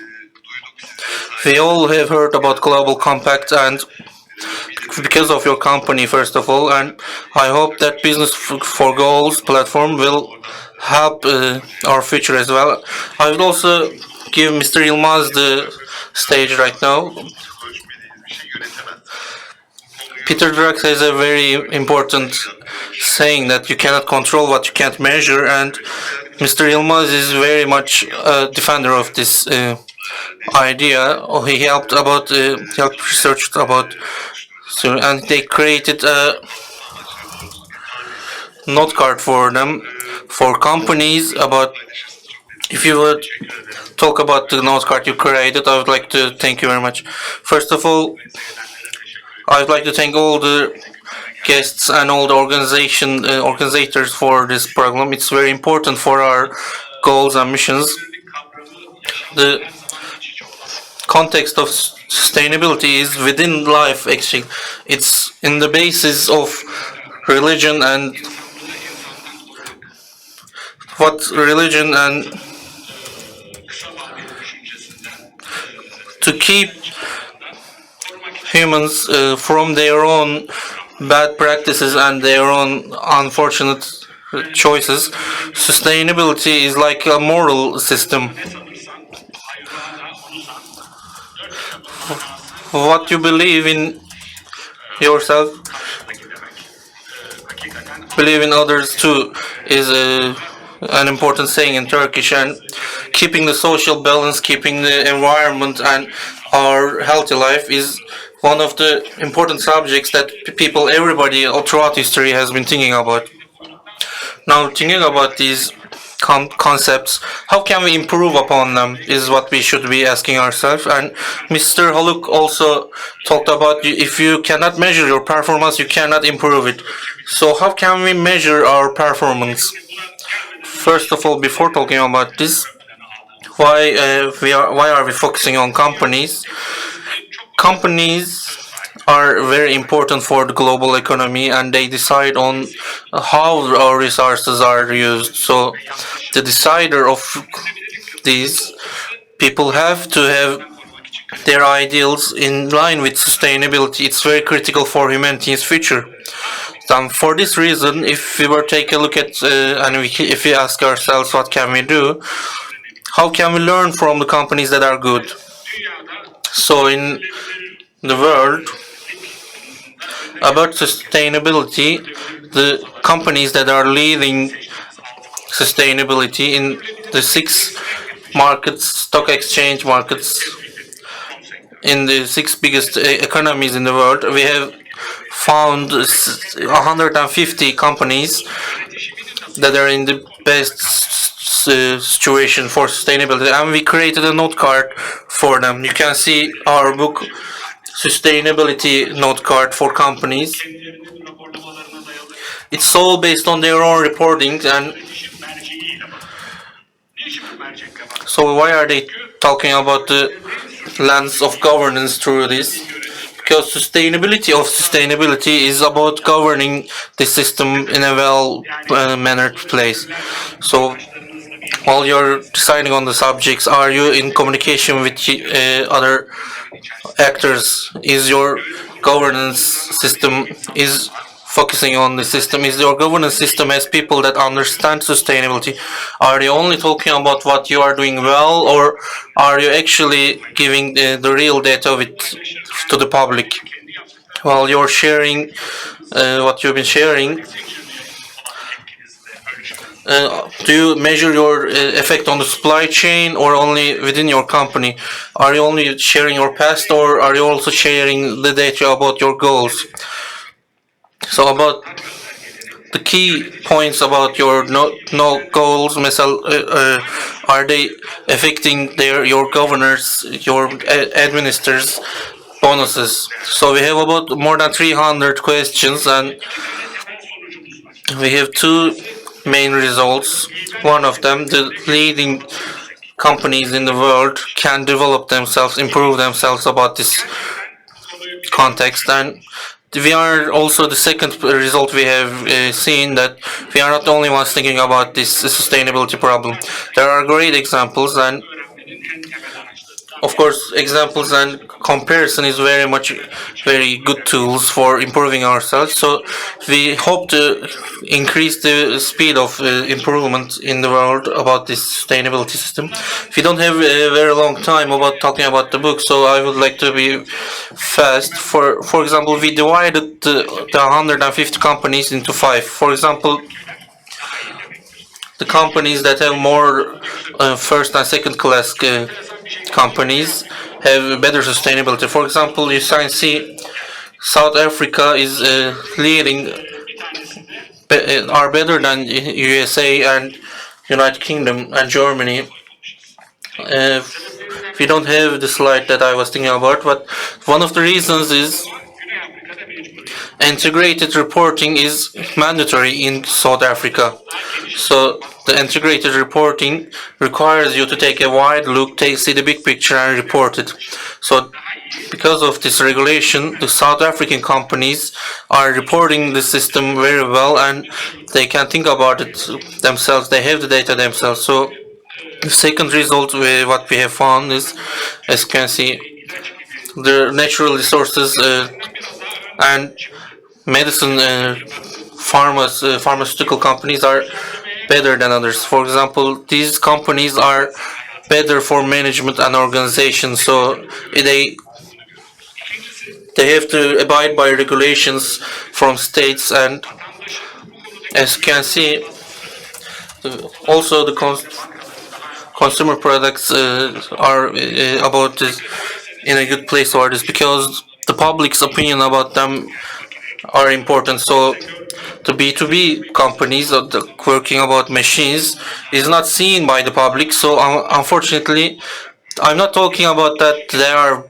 in a bad shape, but we are taking a look at which one is in a better shape. So another point is what we have seen is, of course, there is voluntary reporting systems. We have global accords about this, and companies that use these concepts in a volunteering way, if you start from even as a volunteering system, they start to get better because they are competitive from these companies. And because they don't want to be left behind from other companies. They continue to work better, and humans, as an instinct, want to go improve themselves. And lastly, what I want to say is sustainable goals and sustainable improvement development goals. How many of the 150 companies connect their goals with the sustainable improvement? And none of them, unfortunately, made this connection. And what are the goals that are been connecting and focusing on? They focus on what they can do and what they're easy. But unfortunately, what is the least focused on, and the 16th goal, is the rule of law, peace and justice systems, and unfortunately the business leaders have to work on state systems as well. They have to improve the medium as well. They can't just focus on environment. They also have to think about justice system. They have to be vocal, these governance systems. And one of our main findings, these were our main findings. You can find the rest of the funds and all the questions and answers in our website. And before all,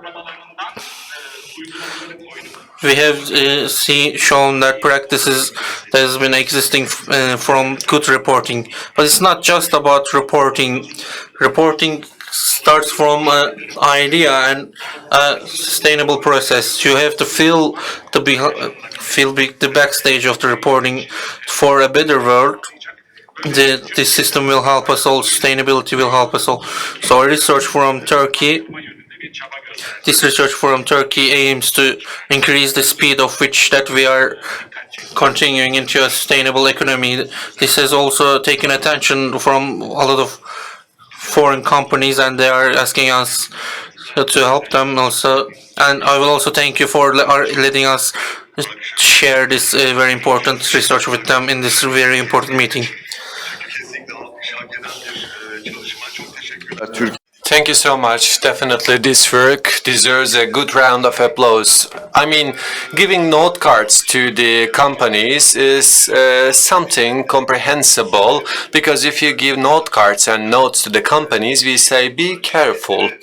And I mean, of course, we should take those companies into our radar, the best performing companies, so it will be a motivation for our companies to develop themselves. There is such a trend in the global scale, because the social entrepreneurs are preferred even more. So those preliminary studies are the driving forces, as you know. You have spoken about the good examples, and we will continue with Anadolu Group, who attaches significant importance to such kind of note cards. As far as I know, you will mention a Turkish study. Why did you take such a decision, and what was the reason that you set foot on such kind of a journey? Thank you so much, Mr. Arda, and hello to everyone. As we set foot to this journey 1 year ago, I didn't know that I will speak about it on this stage, so I'm very excited. I would like to start by asking a question. When we throw an apple to garbage, or when we waste 1 cup of coffee, do you know what is the amount of water that we actually wasted? Let me answer this question. One apple, one single apple, is not 1 kilogram. 70 liters. When you waste 1 cup of coffee, we are wasting 140 liters of water. So the wastewater and the food waste are among the most important challenges that we face today. But of course, they are not the sole problems. In terms of the social life and economic life, we encounter with huge problems. The natural disasters, the extinction of the natural resources. So such kind of similar problems will increase in the future. In order to preserve the well-being and the welfare of the global community, we have to act, and we don't want to keep a blind eye to the deterioration of our globe. So we have huge responsibilities, and as Anadolu Group, taking into consideration those responsibilities, we are contributing and helping the SDGs, and in order to materialize them, we have initiated a journey. As Anadolu Group, we prepared a report in order to understand our compatibility with the SDGs. And in order to increase the awareness for SDGs, we initiated a project. The report of our Anadolu Group, in a nutshell, is the compatibility report, a compatibility of the Anadolu Group to the SDGs. When we prepare this report, we have long hours of meetings, and we have analyzed our SDGs. We have come up with a working committee, and we have collected our inventories in terms of the SDGs, and we have analyzed all those projects. At the end of the day, we have analyzed 316 projects with 18 of our companies, and we tried to find correlations with the SDGs and the activities of our companies. And in order to do that, we have come up with a methodology, and in June 2019, we have published our report. Out of these 316 projects, we try to understand their correlation with the SDGs, and we analyzed it in terms of its percentage. And at the end of the day, we have realized that, by the way, I will definitely give you the figures, 8, 12, 14, 9, and 17 targets have been served by our projects. And we, as I told you at the beginning of my speech, understood our compatibility and compliance with the SDGs. But of course, at the same time, we have to understand whether we are in alliance with the global standards or not. That's why we have analyzed this 2 years report of United Nations SDG report. We compared it with our results, and we have found out that the global companies' priorities and the priorities of our companies are matching with each other. Well, of course, writing the report is not enough. We have to communicate it to the wider audience. And in order to communicate and correspond the results of this report, and in order to show our methodologies as the role model, then we found it necessary to make use of the mass media.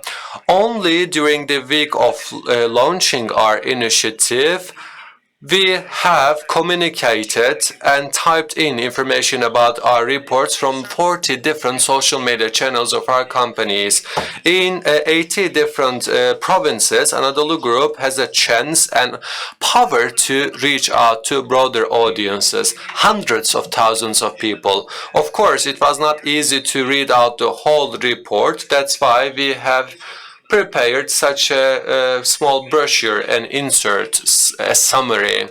And in this brochure, we have the wet signature of our CEO, and we have sent it to 1,500 very important people, including but not limited to our president and also the representatives of the foreign institutions in our country. 83 people worked in order to prepare this report, and we definitely believe in the fact that this report will be an example, and this exemplary model might serve as a guideline for the people who are interested in doing similar projects. And until 2030, we will continue to announce our compatibility and compliance with the global compliance to the SDGs. Let's take a round of great applause. Is it open to public? We didn't publish this report as a hard copy. It is open to public access. You can find it in our website. We have the Turkish and the English version.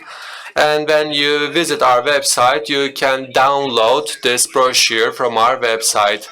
Well, I am intervening in applause, but as you can see, we are under time pressure. So with just a single sentence, one sentence, could you please cast a light on us why we say goals rather than targets, and what is the reason behind it? As I see the audience in front of me, we are still using the term targets in addition to the goals. So for goal, we use amaç in Turkish as an equivalent, and for targets, we are still using hedef in Turkish equivalency. So as you can see, these valuable speakers are here not by a coincidence. They are sharing their experiences, and they are corresponding what kind of SDG activities they have carried out so far. We would like to thank them for sharing their experiences with us. We have a wonderful example from Turkey, Anadolu Group. We have TÜSİAD, Turkish Industrialists and Businessmen Association. He is one of the pioneering figure, Mr. Yilmaz, on that regard. And Arzu Hanım, thank you so much. Republic of Turkey is one of the pioneering countries in terms of the SDGs, and I hope it will continue to be so. And I would like to request you from something. Please, on an individual level, we should also think what kind of a contribution we can provide to sustainable development goals. As an individual, as a citizen, how can I save my country? How can I save globe? Please think about it so that this panel will contribute to your endeavors as well. Thank you. Süper. Güzel. Teşekkürler. Ağzınıza sağlık. Çok da iyi anlattınız. Sağ olun. Teşekkürler Arda'cığım. Sağ olasın. Rica ederim. Biz teşekkür ederiz. Sağ olun. Thank you so much. UNDP, Türkiye'de Dışişleri Bakanlığı ile UNDP işbirliği yaptı. have Sürdürülebilir cooperated kalkınma with the Ministry of amaçlarının Foreign etkilerini Affairs in hızlandırdı. Turkey, and we have initiated a program in order to accelerate the SDGs. And we integrated technology into this initiative, and from different corners of the globe, we have come up with certain solutions. And what kind of solutions have been developed so far? We will learn about it. Mustafa, Osman Turan, Duygu Mörel. I would like to invite them to the stage with a round of applause, please.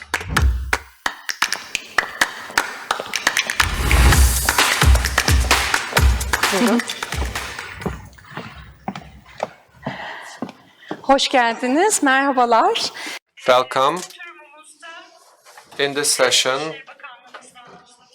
Mustafa Osman Turan is with us from Ministry of Foreign Affairs, and from Globesite we have Duygu Mörel as the Turkish representative. We will speak about the SDG Impact Accelerator. So this is actually a realized initiative which is co-organized by the UNDP and the Ministry of Foreign Affairs. I'm a part of it, and I am closely following it. It's quite an interesting initiative. Mega trends and the hot challenges of the globe triggers entrepreneurs to act and solve those challenges.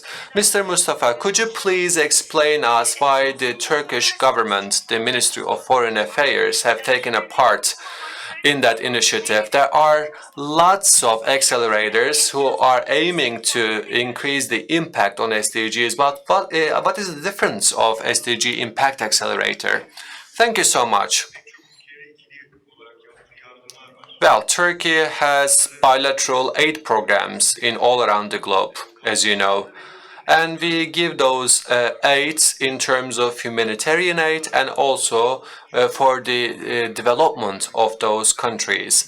But in the recent years, a topic come to the fore that the role of the private sector is increasing in terms of the development aids and development help programs, of course. And we also wanted to add an additional pillar to this initiative. We thought that the social entrepreneurs can come up with innovative solutions. We know that because those innovative solutions are found each day. There are very talented and gifted social entrepreneurs with high social sensitivity. We have them in Turkey as well. What we needed to do was to create this interface in which we can establish a bridge between the social entrepreneurs and the SDGs. So this is the aim of Impact Accelerator. I mean, this is the first international accelerator of Turkey, right? Yes, we define it as Impact Accelerator. As you know, entrepreneurs are always aiming to scale up their business, but we wanted to create an accessible and measurable impact. And that's how we support those entrepreneurs. As you know, we actually host more than 4 million people who are forced to leave their countries, and we will disseminate this initiative to the surrounding countries as well, because we know that the needs of the fragile community and also the low socioeconomic community are quite similar to each other, and we have defined 3 big problems, and we set foot to this journey after defining the biggest challenges, because if you can tackle those challenges, the majority of those vulnerable communities, their challenges will be solved as well. The identity of those people who are forced to leave their countries are really important, both in terms of earning their lives and in terms of reaching out to those natural resources. And we have invited social entrepreneurs, and we make use of the blockchain technology. And we have come up with a second challenge as well, sanitation problem and the reinvented toilets, which can function without connection to the sewage, the municipal sewage system. So we have received 150 applications from 36 different countries, and 25 of them have been accepted into the scope of our program, and 10 of them prepared prototypes which can solve concrete problems. Yes, it was such a fast developing initiative, and it received great audience and great interest. But as far as I can understand, in addition to the entrepreneurs, the role of the partnership mattered a lot. I mean, the Turkish government, UNDP, but in addition to those institutions, important global entities supported this initiative. The Bill and Gates Foundation supported this initiative, both in terms of allocating resources, but at the same time communicating. On behalf of GlobeSite, GlobeSite also supported this initiative. So did you think that this initiative was successful, and what was the role of your foundation? Could you please mention and elaborate on that? Well, let me start by saying that we are challenged by great problems and great bottlenecks, but we are in need of good news, because good news can be a good source of motivation for us, and it can show that good things can be accomplished. I believe this is a unique development model. As you said, it takes its power from the partnership structure. So this platform is enabling the ones who can solve this problem to go on solidarity and cooperate. On behalf of the Melinda Gates Foundation, I can say that they are indulged in this project from a while ago, and Impact Accelerator is a very important pillar of this initiative. The aforementioned foundation has been carrying out certain activities in order to increase the welfare of the societies, but it accomplishes its activities by partnership. So Impact Accelerator is serving to that function, so it is highly essential. I also would like to say that all of our activities have been initiated after a feasibility study, and these actually findings have been tested with two projects. One of them was about having an access to the clean water and sanitation. As you know, more than 2 million people do not have access to the clean water and sanitation. Every day, 800 kids are losing their lives due to a preventable disease due to the wastewater. Of course, sanitizing the water requires investment. They are quite expensive. It is a huge development bottleneck. If we can solve this problem, we can save millions of lives. And taking into consideration this need, and thanks to the SDG Impact Accelerator, we have gathered together two technology giants. One of them is Acıbaşı Holding, and other one was the aforesaid foundation. And as those parties came together and actually combined their forces, then this project was becoming feasible to be accomplished. The vision of our project was to actually create a technological toilet which will not be connected to the municipal sewage system. 9 of our entrepreneurs shared their recommendations, solution recommendations, and in order to materialize it in the field, they received support from those technology giants. I mean, this is on its own, at its face value, shows the importance of this project. In the United Nations meeting within the auspices of Mevlüt Çavuşoğlu, we have a senior level meeting, and the entrepreneurs actually shared their solutions on a senior level. So the international participation increased as a result. Yes, we can come to the conclusion that good role models are emerging out of Turkey, and the role of the entrepreneurs matter a lot for the sustainable development. I mean, on an individual basis, I attach significant importance to the entrepreneurship for the sustainable development. And I do believe that this summit is a really important platform because it is gathering together the entrepreneurs and providing a chance for entrepreneurs to solve the global problems. What did you see? Let me ask this question. So, these mega trends, do you think that the entrepreneurs are attaching importance to those mega trends? You said that we receive lots of application from different countries to this SDG Impact Accelerator. But do you think that the solutions will be able to solve the problems of the public side and the private side? What is your observation? Actually, as you have just mentioned, in a very short period of time, we have had 37 countries, 150 applications. So it was very busy with it. We have had 2 major site visits, and we have had bilateral meetings with the Turkish institutions there. So it was a very big motivating issue for us. Actually, what I have observed, being interwoven with those problems and also getting in contact with the people who are in need of such kind of actually projects were something which really made them to attain that project. And applicability, practicality have been seen on site, and they have seen the site itself, and they have just realized it in their eyes. This cooperation and this collaboration and direct intervention would take public institutions was very beneficial. About the potential observations, we do have an objective.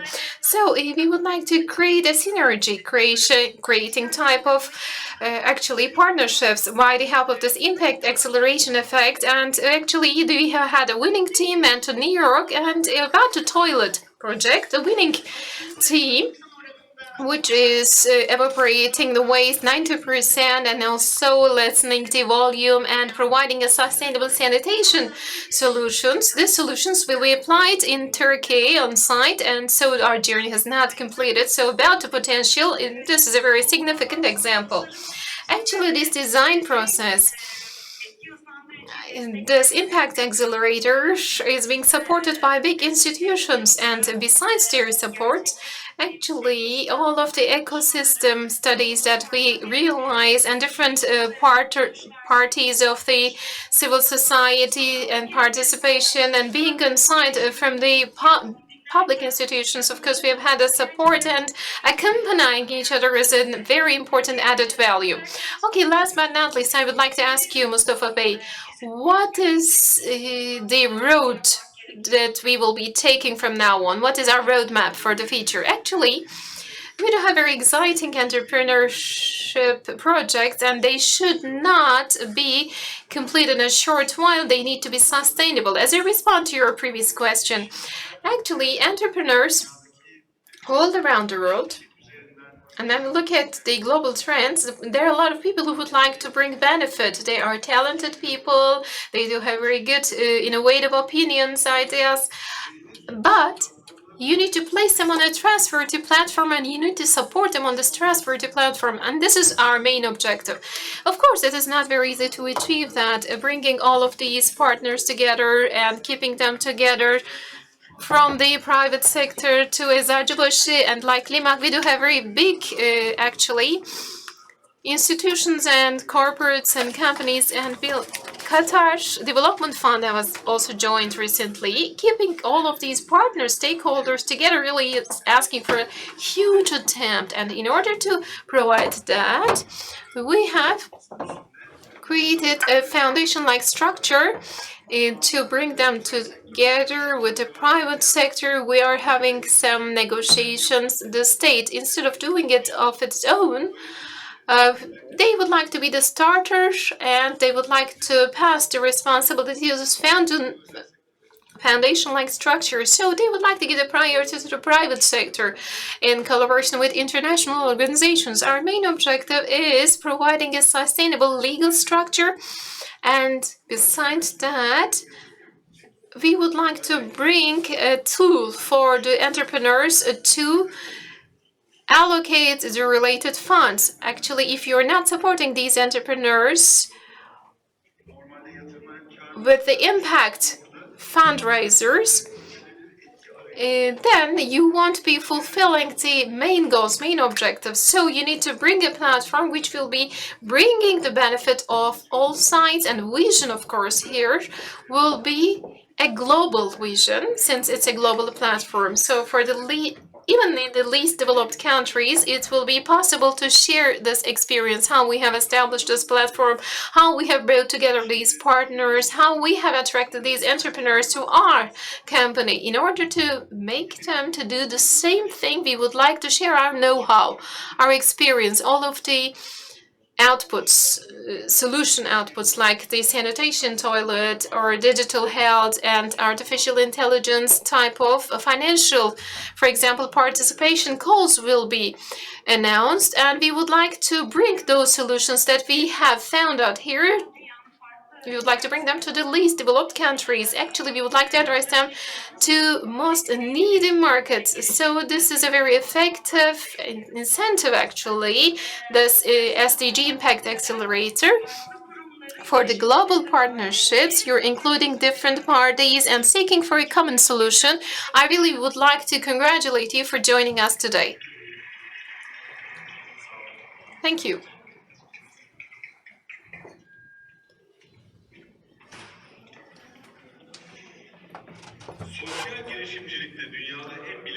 The widely known institution, Ashoka Social Incentives, Bill Gates is the first person who is using these social entrepreneurships. And actually, they are the structures which are trying to create solutions with a social mindset. Now we will be hearing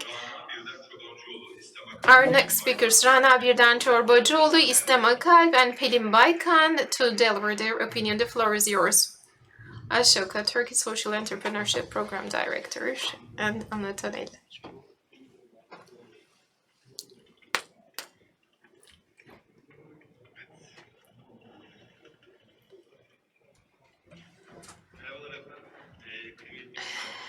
Hello, everyone, distinguished guests. From Kali Group, we do have Rana Hanım, and we do have İstem from Ashoka, and founder of Anlatan Eller. We do have Pelin Baykan with us. I have a small announcement. Pelin, both the panel speaker and also for the hearing disabled people, she is doing the translation with the sign language. Very recently, British Council has gathered a report which was being broadcasted about the latest situation of the social entrepreneurship programs in Turkey. According to the result of this report, all of the social entrepreneurship founders are 55% female. So I'm very glad to be with the female panelists, and I'm very glad to moderate these ladies today. Thank you very much. First of all, Rana, let's start with you. As you know, what is being thought to us about the traditional companies is looking for the profit and the financial gains. So chasing after these financial gains is a general perception. Of course, this mindset is changing throughout the years by having the impact financing issues and also social responsibility programs.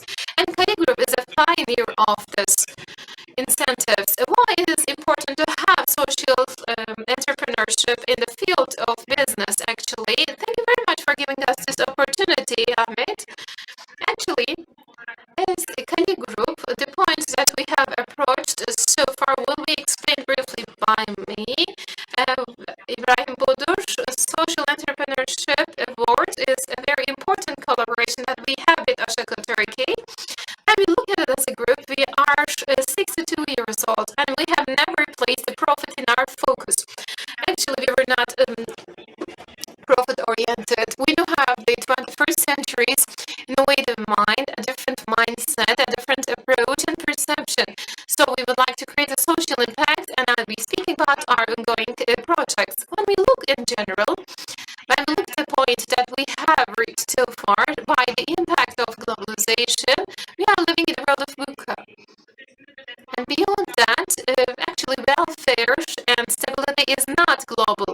Our problems are globalizing, so there is a vagueness, there is an unclarity at the peak level. When we look at ourselves and return and look at ourselves, in order to present a sensible leadership, in order to create innovative ideas and also keeping the hope up, and also we are holding all of these responsibilities in our pocket. Actually, carrying on an entrepreneurship project is not a matter of carrying it on, but it is a matter of sharing it with the society. This was our main objective. The lands that I was born and I was grown up and contributing to those lands is the philosophy of Ibrahim Bodur, our founder, and this is the most important heritage that we do have in our hand. Of course, taking it into consideration and bringing it for the future generation is very important.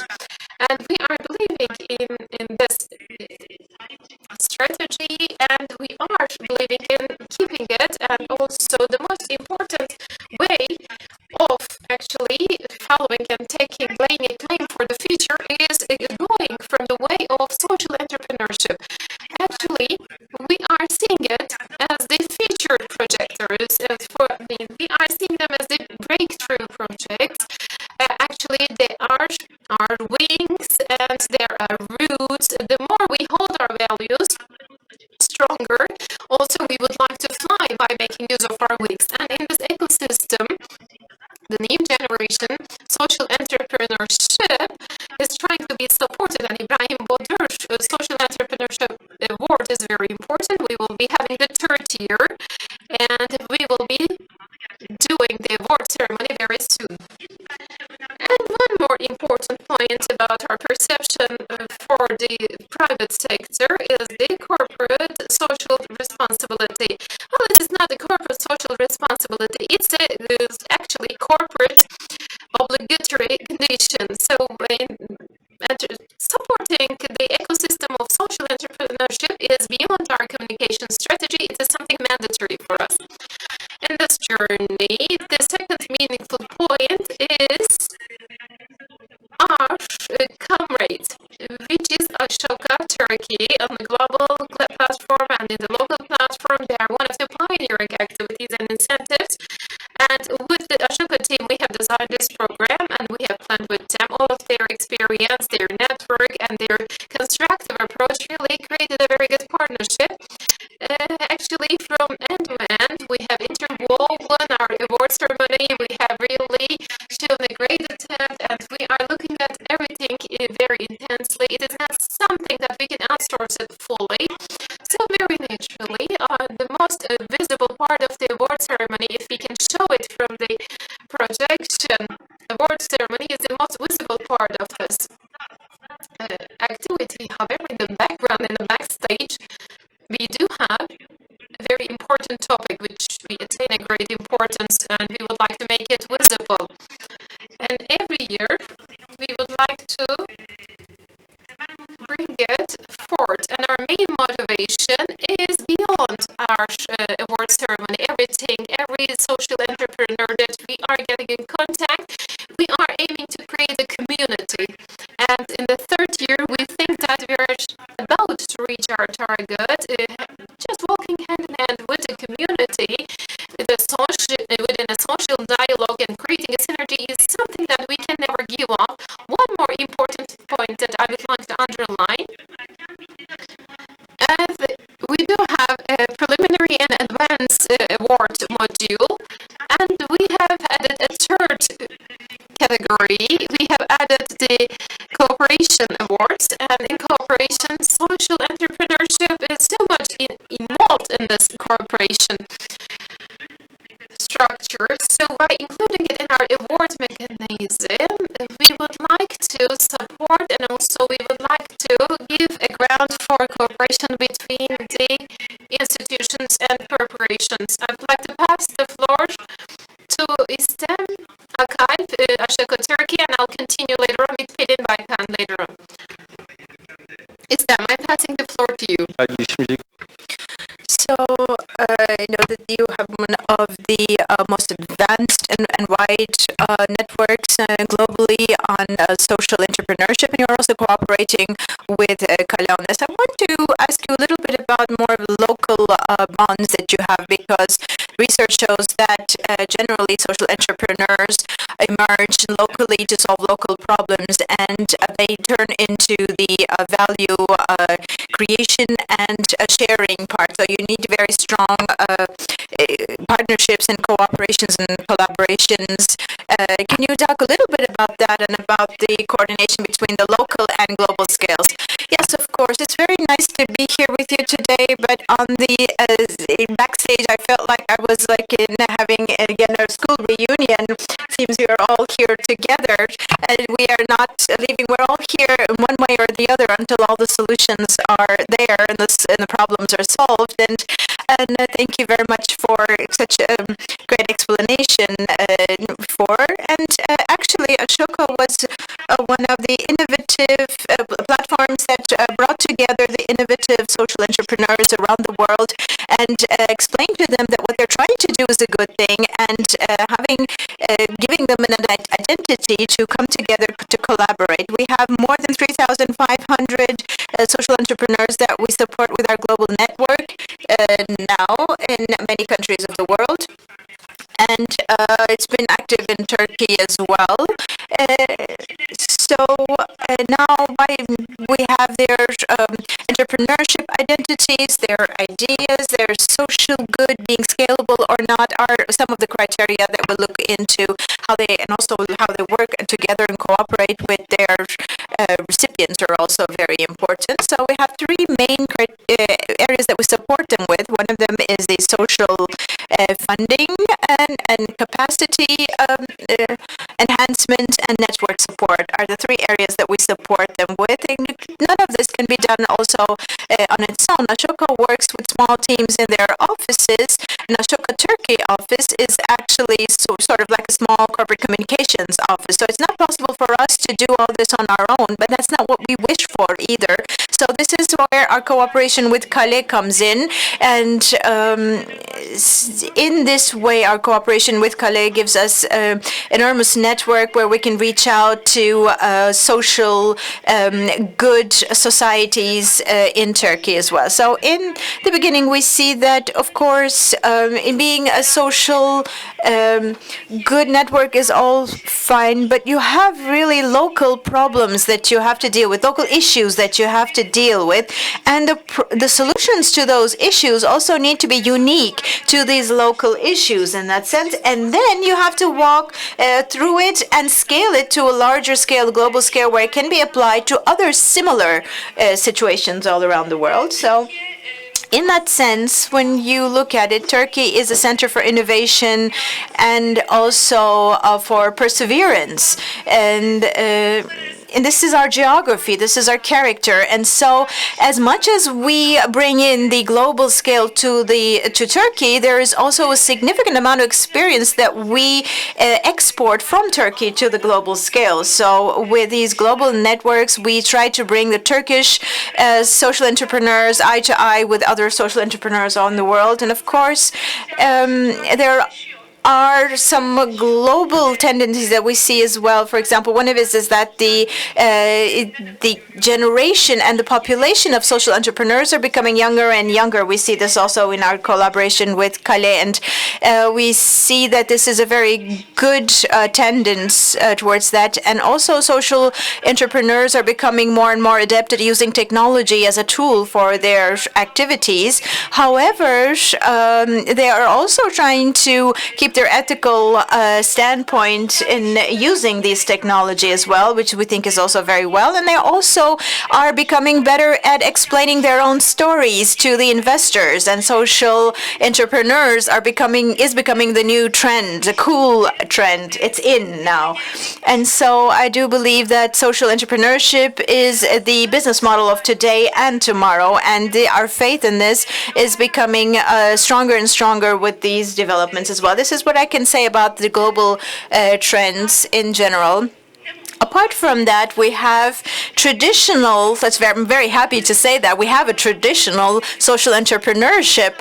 In that sense, we have the power and motivation and the perseverance to be able to change the existing structures is the type of persons that we are looking for, because we need to have people that are able to disrupt, because solutions that are found within the existing systems are not solving anything. At best, they're just layering the problem. So we need to have very sincere approaches to disrupting and changing, bringing solutions as well. So we are using our global network and that for local solutions as well, also together with the Kali Group. Thank you very much. And I'm going to move on to Pelin. She is a prominent social entrepreneur. Thank you very much, by the way, for all your silent interpretation and your support for us. You are a renowned social entrepreneur with awards. How is the social good that has come out of your collaboration with Ashoka and with Kale? And you have been defined by Islam as the entrepreneur, the business model of today and tomorrow. What is the contribution from your part in that sense? I think the most significant contribution of this whole process is that it has created a family out of this journey that we've set out with together with Kale and Ashoka. And it's the reason actually is that we are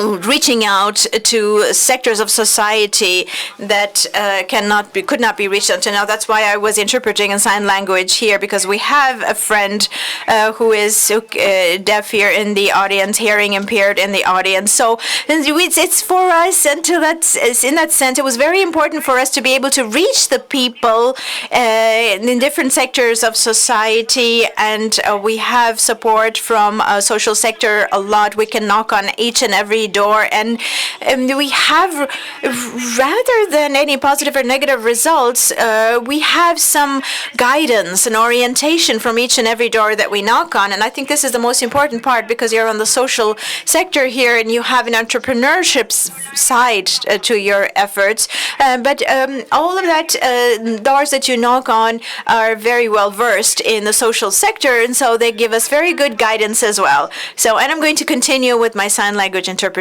as well. You can continue with your speech. I'm just going to continue interpreting. Yes, in that sense, when we look at all the words of my panelist here says the significance of cooperation and collaboration for social entrepreneurship is clear for all of us. So when you look at it from that point of view, I believe that the being the subheading being the shortcut to good, I believe that also we have Renay and Itur here among us, the founders of Adım Adım, and I believe that with such NGOs and social structures, I do believe that we have all together with all the social entrepreneurs that we have here, we will be reaching better days in the future together as well. If you have any final comments, let me take them. Otherwise, I think we are done with our time.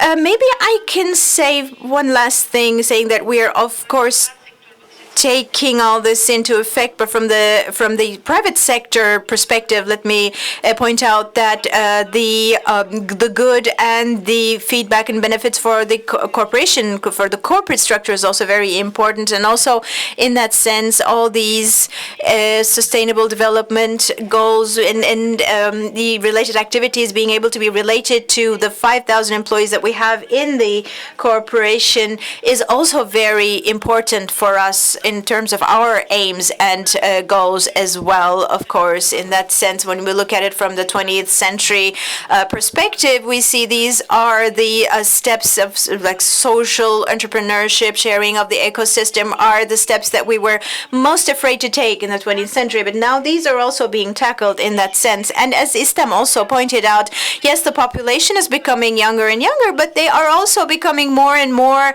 comprehensive in that sense, because this notion is moving on from the major metropolitan cities like Istanbul and Izmir towards in an increasing number each year towards the other cities and other geographies of Turkey as well. So each year we have applications from diverse cities in Turkey with unbelievable ideas applying for this award, mostly young people, I have to say, but it's not just exclusive for young people, and I believe they have a very good potential there in that sense in our country. And maybe as a final comment, if we still have time, I can say that I believe that dreams will have a chance of becoming true as long as they are sustainable. And so I believe that in that sense, working all together is such a beginning for all these dreams coming true.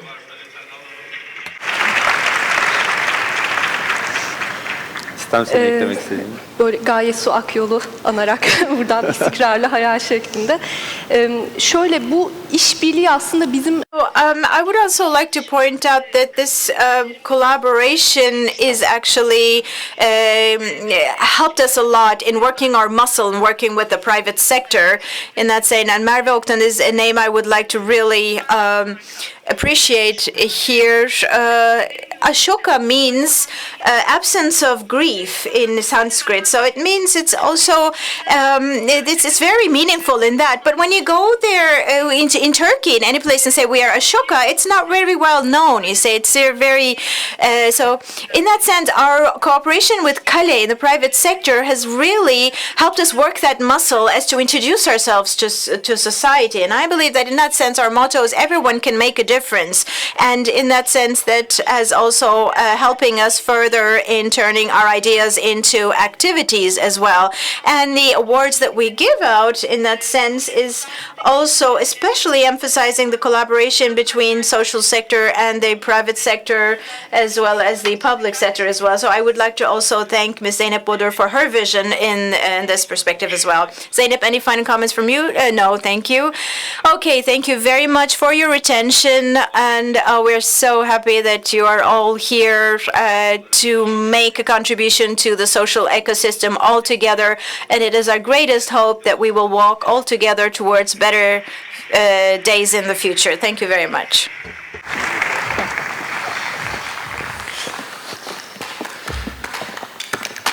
Bugünkü zirvenin önemli girişimlerinden biri sizleri One One of the major entrepreneurships of initiatives of today is to make you an NGO volunteer today. We have teams outside waiting to accomplish that. But it also means to have a good working discipline and have a hard-working attitude to be able to do that. We need volunteers that are hardworking and well in their work, effective in their work. And how can we bring them together, and how can we make an impact? And moreover, can volunteerism be a career? So in that sense, I would like to present a group that has made their own path, paved their own path, and making a career out of volunteerism. And in that sense, I would like to invite, as a moderator for this session, Mr. Ulaş Tepe, second youngest mayor in Turkey now, and who has defined happiness as a person doing the job that he loves to do and reaching his or her dreams. That we have a video that's introducing him. Let's watch that video.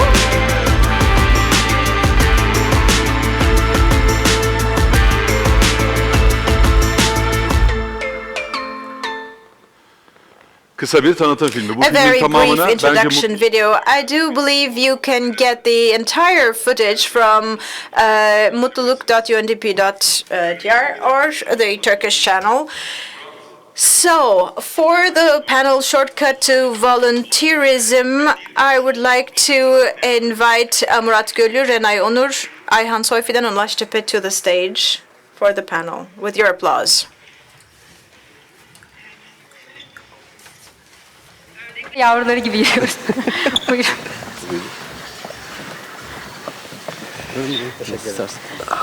Burada olduğunuz için çok çok teşekkür ediyoruz size. Biz iyiliğe... Thank you very much for being here. We believe that the shortcut to good is actually through volunteerism. And thank you very much for this wonderful introduction, Mr. Aktepe. I say here that volunteerism is important in societies shaping their own structures and their own future and allowing them the chance to have a say in the formation of their social structure. It's a lifestyle, I have to say. And in this panel, we are going to be together with the local actors who are most significant factor in volunteerism. I would like to share a few data with you. Before that, just a few minutes of your time. In 2018 report by the UN report, it's called Volunteerism in the World. I don't know if you've heard of it. It's the most clear survey touching upon the effects of volunteerism in Turkey. 1 billion people are working volunteers for a better world. And from this billion, we said 109 million are a full-time task force in that sense. So if we would think of it as a country, it would be the 12th greatest or largest country following Japan. So this figure is 3 times the figure of the finance world. For example, it also changes according to Canada. The impact of volunteers on economy is more than the automotive sector. So in that sense, we see that volunteerism in itself, it means something different in each culture. So, but the research shows us in Turkey that we are one of the bottom 4 or 5 in the global scale. So we have less than 7% volunteers in our country. And on this topic, we have very significant speakers here. I would like to give the word to Renay Onur, Spor Istanbul General Manager. And I would like to ask him about his efforts to contribute to volunteerism in Turkey. He's also one of the founding partners of volunteering platforms. I would like to leave the word to you. And Adım Adım is one of his projects. Who has taken part in Adım Adım, the Run project? It says 70,000 people have taken part, and 550,000 people have actually contributed, donated through these participants. Thank you very much. It's wonderful to be here. Thank you for your invitation to take part. Let me first start by saying what volunteer means for me and for the human being in my perspective. On my behalf, I can say that I was 35 when I first made my volunteer run for the Cerebral Palsy Foundation, and when I was 35, and I had worked in 3 or 4 different companies until I was 35. Until then, I had not come across any disabled person, neither during my education nor during my career. Until then, I had not even been in the same social environment with them, and when I think of that, it's quite bitter when I think of that time. But fortunately now my son is 9 years old, and in his school, in his environment, there are no disabled friends either. So, but there is a small change, a gradual change. But for myself, I say that after 35, I stepped into this world. I work not only with the Cerebral Palsy Foundation, but also with more close to 100 NGOs to be able to understand the world of volunteerism and of these people. When I started to hear those stories, when I met those people, when I started to do something to change their lives, I started to change myself. That's what happens to people. When you start to change yourself, it's like a domino effect. You change your environment as well. This is actually the impact of volunteerism. It changes you and takes the steps. In Adım Adım, we started out as 6 people, and we have now reached 70,000 people, and they have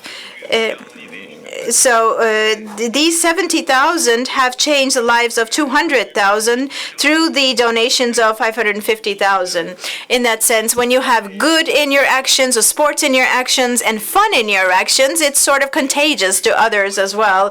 And so it took us 7 years to reach 5,000 volunteers, but last week only 5,000 volunteers initiated an aid campaign in that sense. So this shows you the rate of the expansion of this project, and also this scaling of our project also was quite influenced by Ashoka activities as well, as in the previous panel stated. This has to do, the volunteerism has to do with the change of the person itself, or himself or herself. When the person changes, then the cities start to change, the environment starts to change, the societies start to change. In that sense, I believe that the city has changed. Our aim with Sports Istanbul in our new project is to turn the city into a city that breathes with sports, that lives with sports. And in the Istanbul Marathon that we'll be taking into effect in November, we're working with 1,000 volunteers in that sense, and they will be supporting us in diverse fields. They can still contribute by volunteers. I do invite everyone to be with us on the 3rd of November, which will take place with a marathon. Our aim is not to keep these volunteers at 1,000 people, but to grow them in that sense. My dream itself is this, for example, I would have volunteers in each and every park in Istanbul, where they would be carrying out some physical exercises, sports.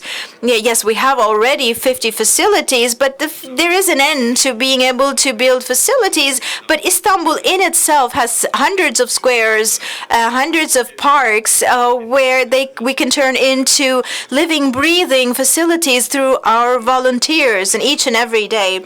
I do believe there is one more significant point to volunteerism. I have to point that out as well.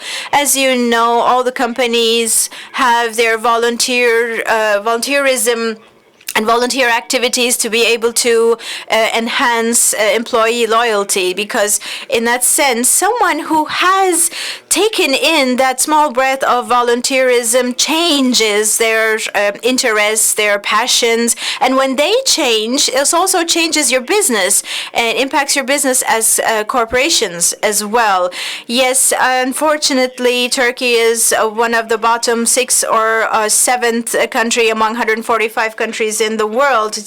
But if we can increase the number of volunteers in Istanbul in any field, whatever it may be, it doesn't have to be sports, in any field, we start increasing the number of people who are closely bonded to their city. So when you increase the number of volunteers, when you enhance volunteerism, you change the people, you change the cities, and you will have an increase in the number of people who have their city close at heart and who are bonded and who care for their city in that sense. So I believe that in this way we will be able to create this for Istanbul as well. Yes, we have started out on that path thanks to you. Now we move on to Ayhan. Okay, you're the vice mayor of Pamukkale, so you're coming from a volunteer background, Ayhan Bey. So what is the contribution of volunteerism in your life? So you have come and accomplished a position that you're owning right now. All of you have learned is trying to be integrated in your mayorship life. What is the civil approach in actually municipalities' duties, and in order to have the contribution of your people in your city, in your citizenship surrounding, what are you doing as a municipality, and what are you doing in order to accomplish that? Thank you very much for bringing us this opportunity to express ourselves. Actually, volunteerism is the basis of our actually business.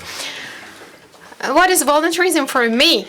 I would like to summarize it for myself. What I can take, what I can contribute, what we can do together is important for me. Actually, with this idea, with this mindset, if we move forward and then the other things are coming and following you and new doors are opening to you. And of course, it is not only what I can give and what I can take, it is the matter of acting together. So when we look at the environment, if we can act commonly, if we can place a common mindset, then it is becoming an accomplishment. And we need to work in harmony to work together, actually. This is what volunteerism contributed among us. Actually, in my life, I really feel it very deeply. Volunteerism is asking sometimes to act with your mind, sometimes to act with your heart, or you need to combine those two concepts, two fields in balance. You need to reflect them in your register, you need to reflect them in your manners and behaviors. You cannot act only with your mind, you cannot act only with your heart, with your feelings, and of course we are a local governor with Ulaş. And local governorship and working for the municipality is only perceived as something political. When you're coming from volunteerism, it is very hard to act as a governor. As Janaibe has just said, you need to work hand in hand. You need to collaborate and you need to act together for a certain purpose, for a common goal. And civil governing is not something very actually difficult to do. All of your expertise and experience is having a reciprocity on the public side. Since 2003, I am fully involved in volunteer activities. I have hundreds and thousands of friends who have become volunteers. In the past, it was only perceived something from the social society, NGO type of activities. Now it's a sponsorship notion, for example, is transforming into a responsibility, and this is bringing a success. I'm not only carrying on a sponsorship responsibility there, I have a corporate social responsibility actually as a sponsor. With our civil standing way of actions, we are trying to do something for the municipality. I'm involved in the municipality business for 6 months. We are having activities which is taking into consideration participation, actually. I am also the city council chair in Pamukkale. I'm so much involved in NGO business, civil society business. And on the other side, we will be having sports workshop. We will be having social responsibility workshops. I would like to speak about the content in the local area. Pamukkale University is in our region. So the local youth generation, all of that, student groups and student communities and clubs, we will be asking them what they would like to have in their life. And we will be telling them that we don't have a limited budget. We don't have a certain limit. This is our limit. Within this limit, what would you like to do? Come to us and we will be providing whatever you need. We will be placing the cake between us and we will be sharing it between us. Actually, in our district, all of the institutions, all of the sports clubs will be gathered, and we will be telling them that 2020's sport agenda will be created together. And as the local governors and as with the other institutions, what we can help you, what we can cooperate, and how we can decide it together. And volunteerism really contributed such kind of approaches in my fashion. Actually, in the past, I have seen some practices as the activities of municipalities. If we would be doing it in a different way, we would be doing it totally different. I have taken this opinion, this inspiration from the tea man, from an office boy, which was bringing me tea, actually. I have had an inspiration, and I have tried to regulate it according to the needs of the people in our surrounding. So from the lowest part to the highest part of the municipality, we are acting with a common mindset and with a collaborative mindset. This is what is new in our approach. Actually, the city councils actually attempts is including the participation, and if we can reach to a common consensus and the mindset, we will be achieving a lot. Actually, we are beyond I. We are speaking about we. When we are speaking about the 12th goal of the sustainable development goals, actually, we are aware that the 12th goal is pointing out the responsible consumption and production, and it will be addressing to that means, actually. Okay, Ulaş Tepe, since you're coming from the youth volunteerism, you have also mentioned to me that you have taken active roles in Yerel 21 and Local 21, and you have managed the city in harmony. You're carrying a big responsibility as the mayor of Gülyolu Ordu. What is your awareness and sense of belonging about being the citizen of a city? As Gülyolu municipality, what are you aiming to do? What are your objectives? What is your vision and mission? You can also speak about intergenerational volunteerism.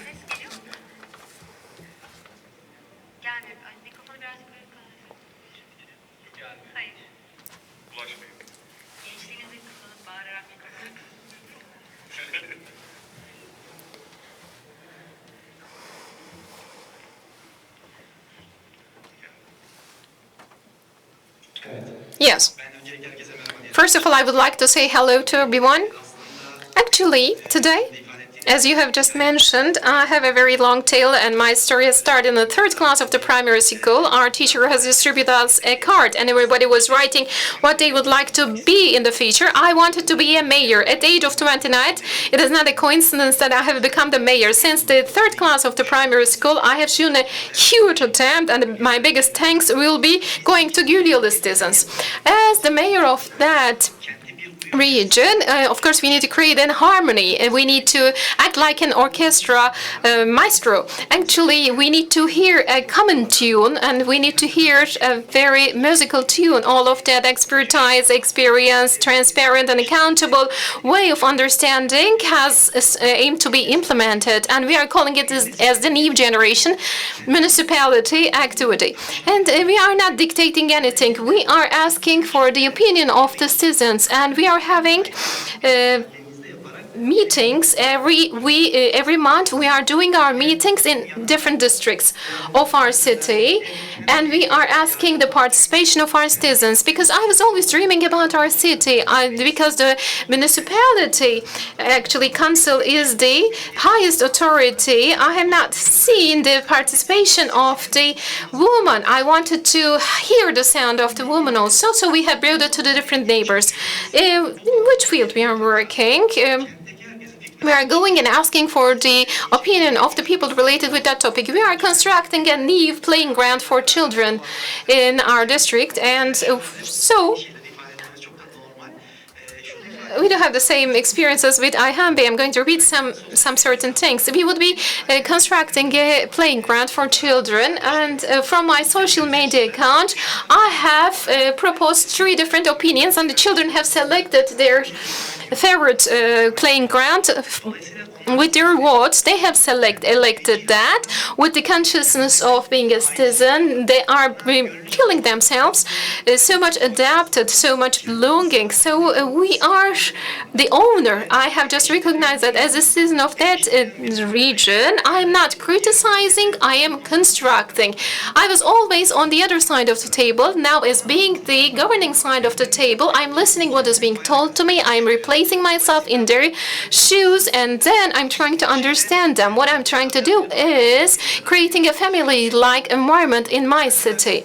The more volunteers you are becoming, the better decisions that you're taking, and you are bringing your city for the future with a better manner, with a better approach. If you do take a decision which you are not asking the opinion of your citizens, then they do not feel self-belonging. They do not have the self-perception. So we do have the population of 9,300 people.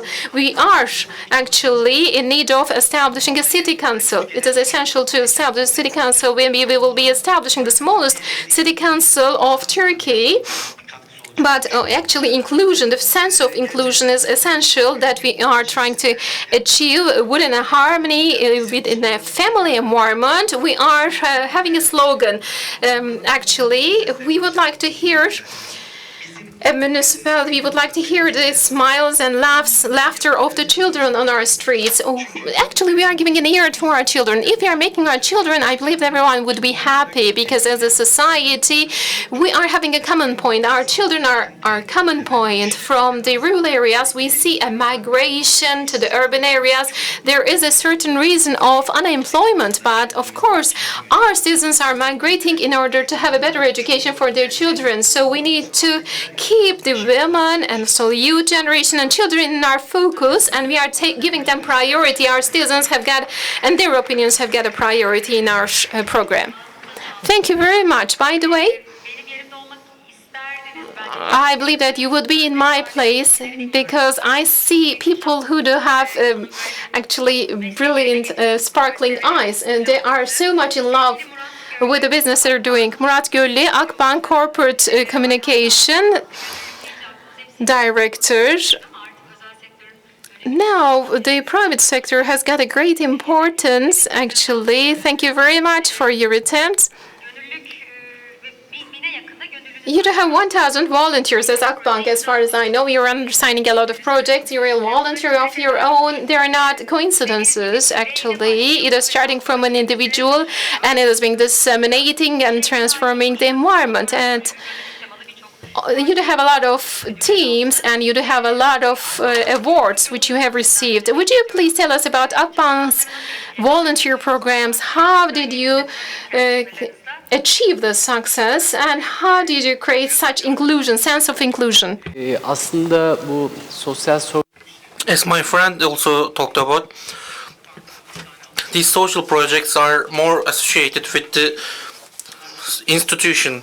We have different works about these projects and about kids and about children, but there's also another very important subject. It's about volunteering, and volunteering is not an initiative by our institution. It's actually an initiative by our employees, and because we are a volunteering system, we are taking different materials from schools, about villages, and they ask us to help about the clothes or other human rights. And because while you're helping, you have to include them. You have combined them with education, with culture, with your corporate culture. But everybody has limited resources, unfortunately, and you may answer them in a negative way.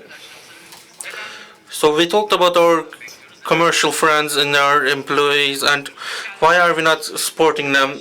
And within our division, why are we not volunteering to help and sending our division? So we thought about putting a box within the food court or in our company, and we start collecting different items from our friends. Some people didn't get the boxes, they throw trash in them, but our friends cleaned them up and picked up the items and sent them. Then we included the central headquarters into this box system, and we have about 40 volunteer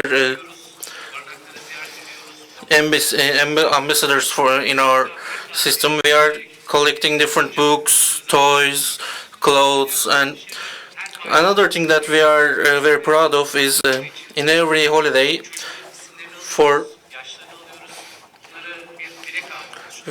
we are collecting different children's names. We are creating a wish tree, and before the holiday, our volunteers are sending them gifts from their wishes. So we thought about can we connect this system with our bank. So we started getting resources from the bank to help and volunteer, and we started different workshops about informing the children about value of saving money and controlling money. But as the volunteerism within the bank has grown, it has been going viral within the company. And for example, there was a running system for example, we had 8,000 volunteers, and we have collected over 500,000 Turkish liras from them. For example, photography club is my favorite. For example, in Galata, our friends were taking pictures of birds, and so our friends started this photography club. So the children who are under protection of the government has problems. They don't have any pictures. So our friends started an album for 200 children, and by creating an album for them, when the children grow up, they will have documentation about their pasts, and they can remember that if they had curly hair or blue eyes, they would be able to take a look back at these pictures. So in addition to that, we are generating a lot of great projects within the company. So we had another project about youth as well.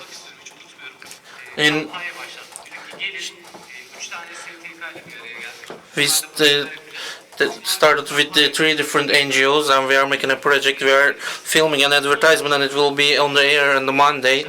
We made a post on Friday, and by the Saturday morning, our volunteer quota was filled. So our advertisement was not needed. So we changed it to be able to. That's the system. I would like to think that I have to say that it's an ongoing project, and it has been 5 years. About 12,000 youth has been included, and about 3,000 more are joining us every year. And our dear audience, I would like to say one last sentence, and I would close our panel. I don't know if you ever heard about the evolution of human society. It's a research about human development, and it says that ergonomically giving is easier than taking. We can give forever, but we have limits of when we are taking. So join the system through the international volunteering systems and follow our stance. I would like to see that how many volunteers have been joined us by the end of the day. I would like to thank you all for your additions and for your experience and speeches.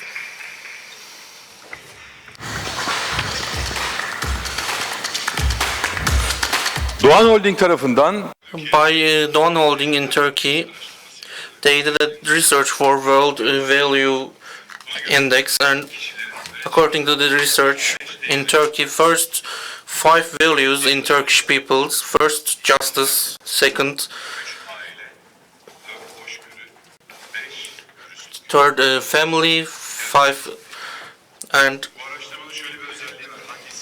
it's a very important research. But in all different groups in Turkey, the results are the same. So what this makes us think is they also asked about what should be improved upon. So the first 2 are justice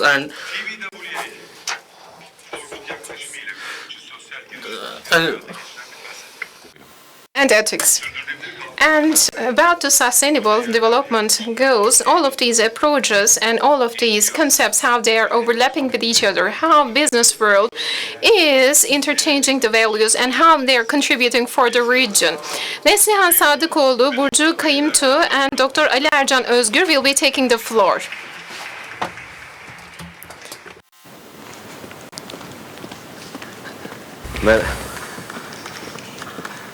Nasıl oturalım? Böyle otur, ben oraya geçeyim. Merhabalar. Hello everyone. Welcome. How do you feel? Do you have a very good day?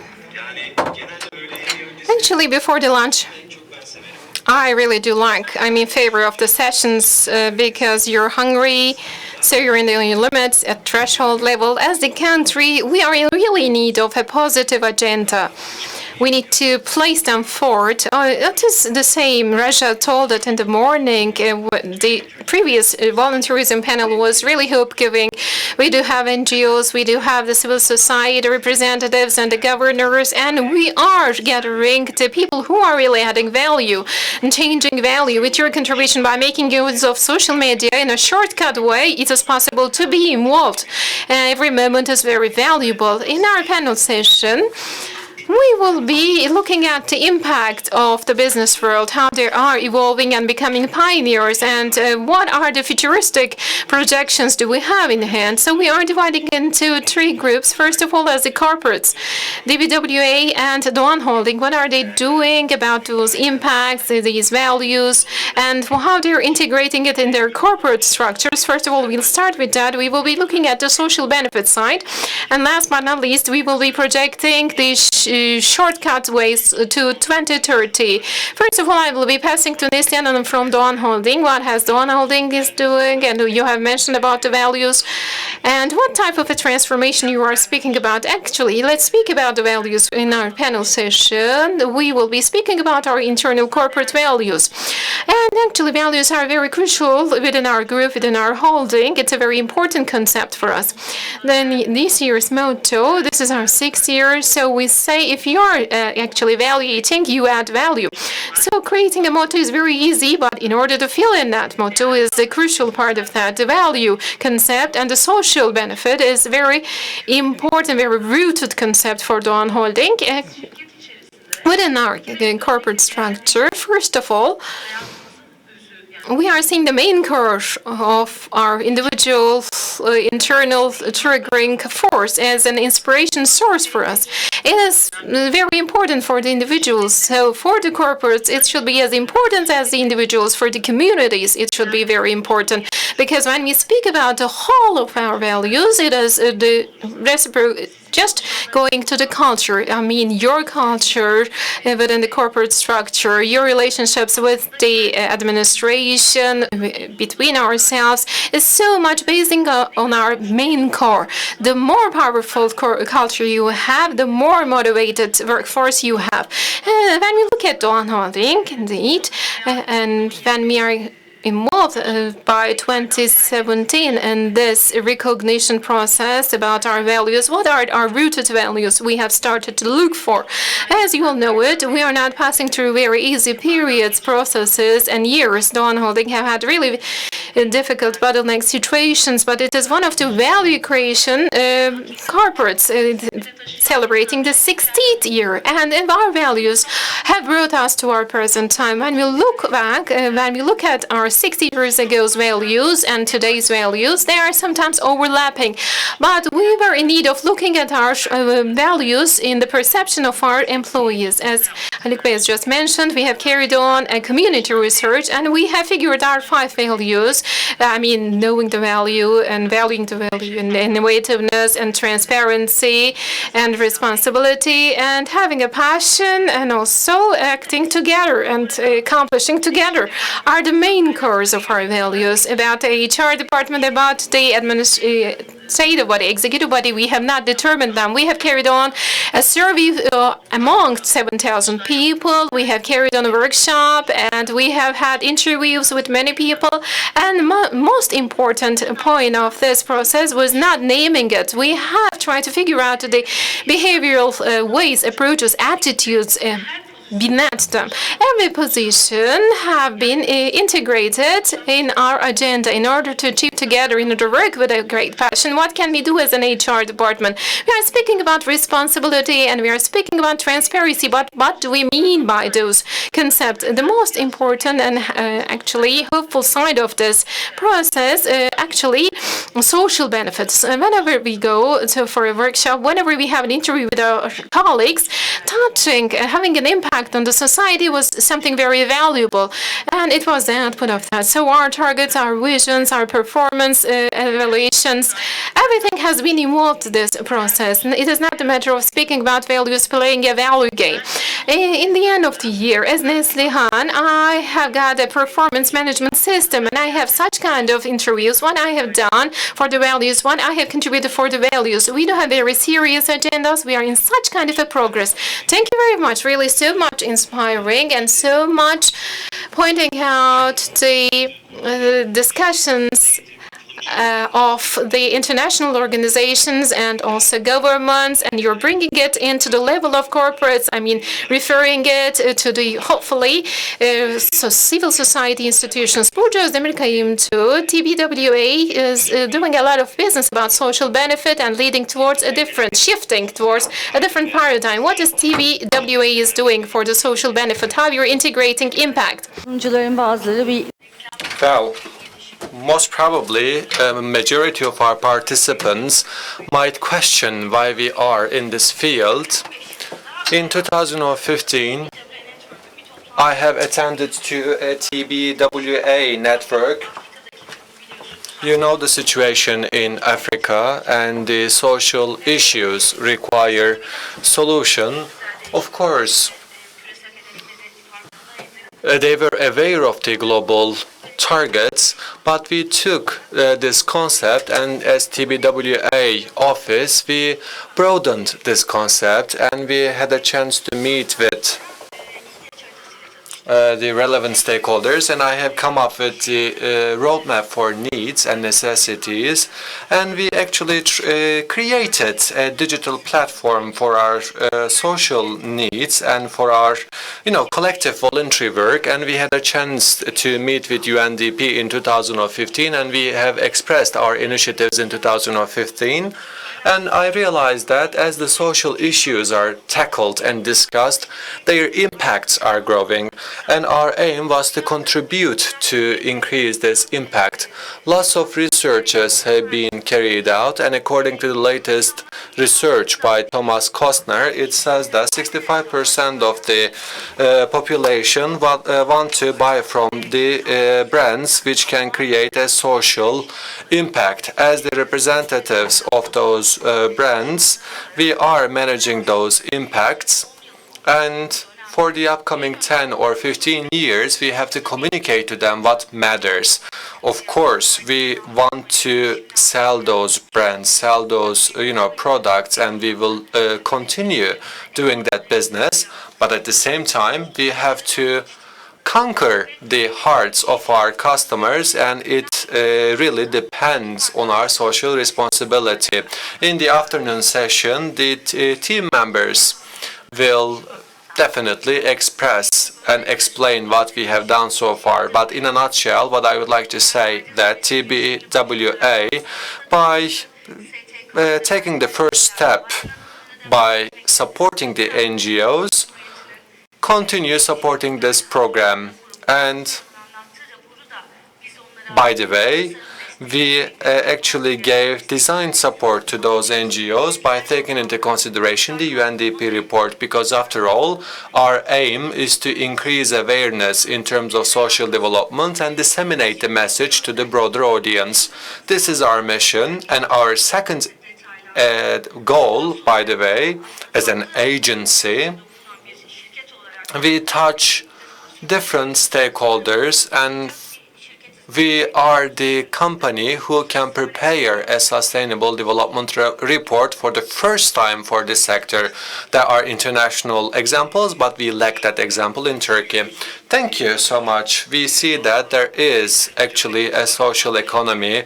We have conventional trade, and conventional commerce, and big holdings are transforming themselves, and they are attaching importance to the social development. Raj Kumar actually mentioned in the morning session, well, we lose money, but at the same time we try to solve those challenges and problems. So what I'm trying to say that I would like to underline that the social economy is emerging, and young countries with their dynamic population is a huge potential for the social economy.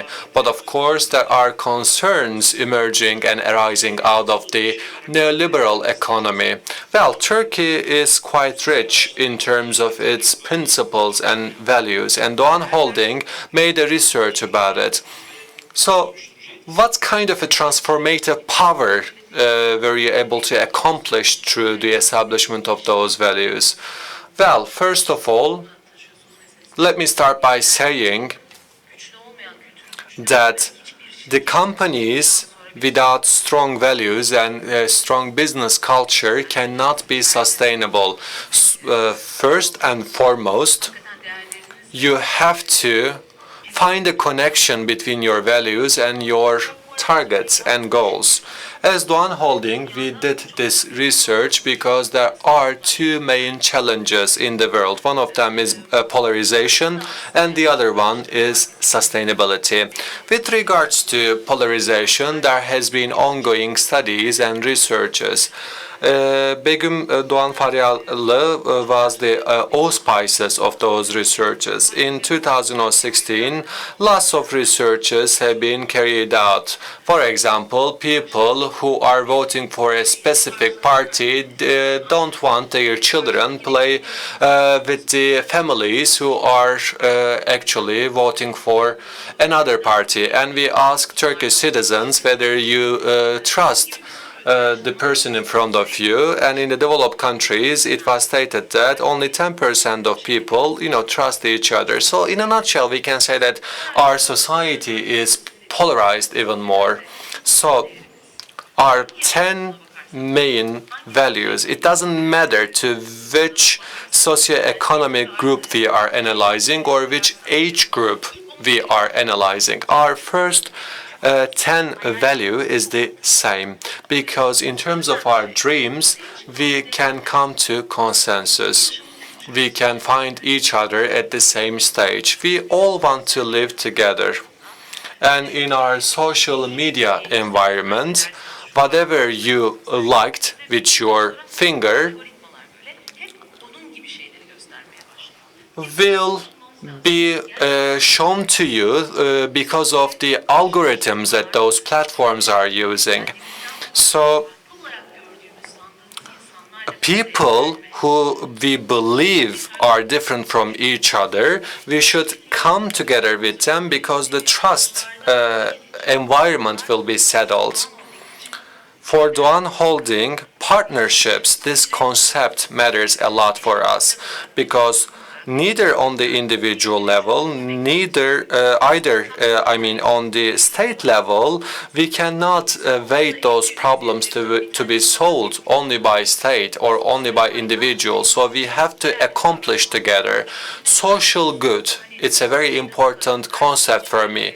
You remember those initiatives in Turkey, Father Sent Me to School, this increasing the educational level of the girls. I mean, those were the initiatives that we have carried out as Doğan Holding.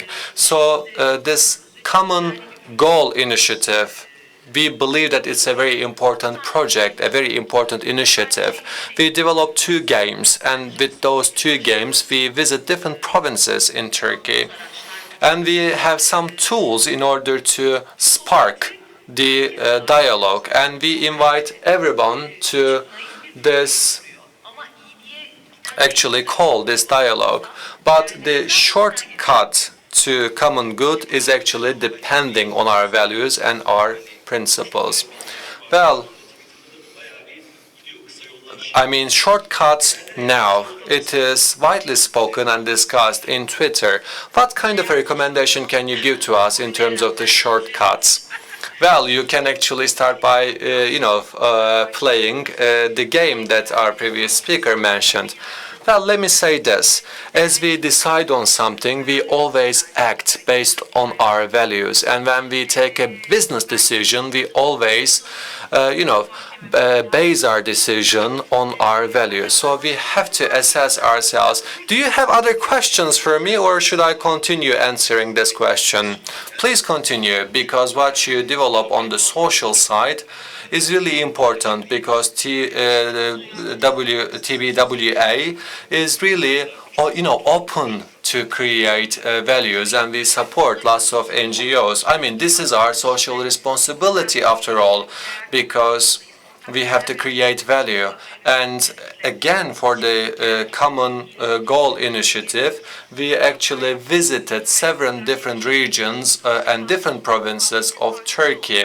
And we became a part of this big discussion, and we are honored to do that. And I once again would like to thank Doğan Holding for providing us this opportunity.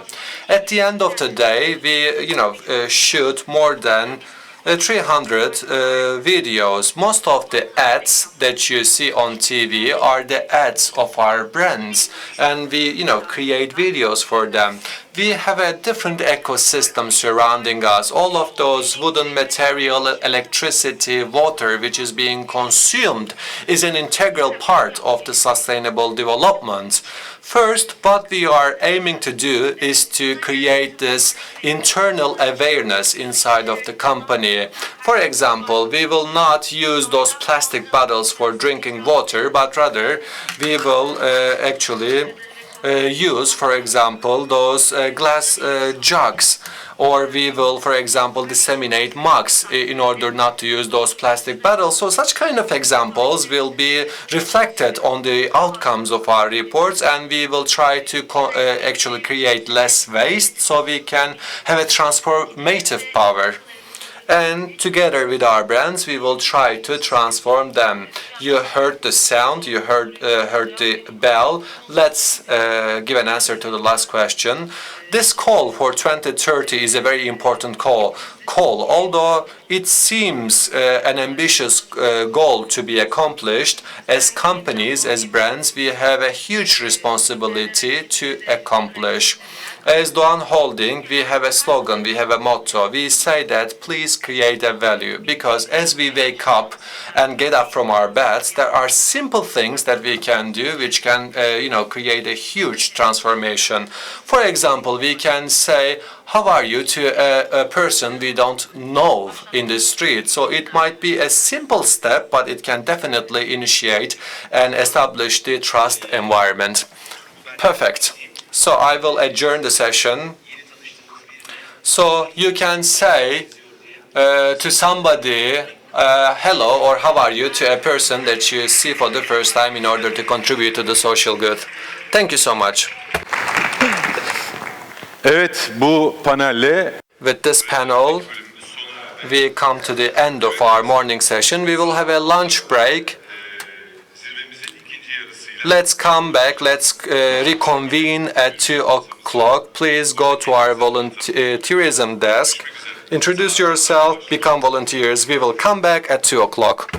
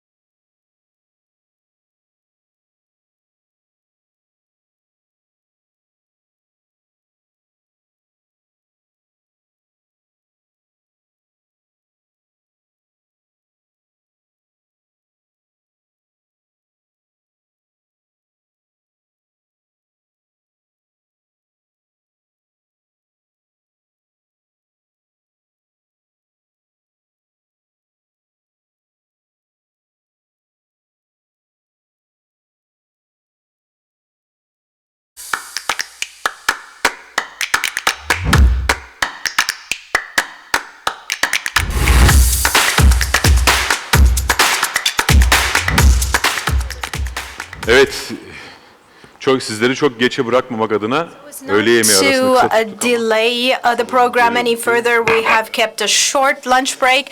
But as far as I can see, there are many of you still in the hall who are having lunch. But we have to start as well, on the other hand.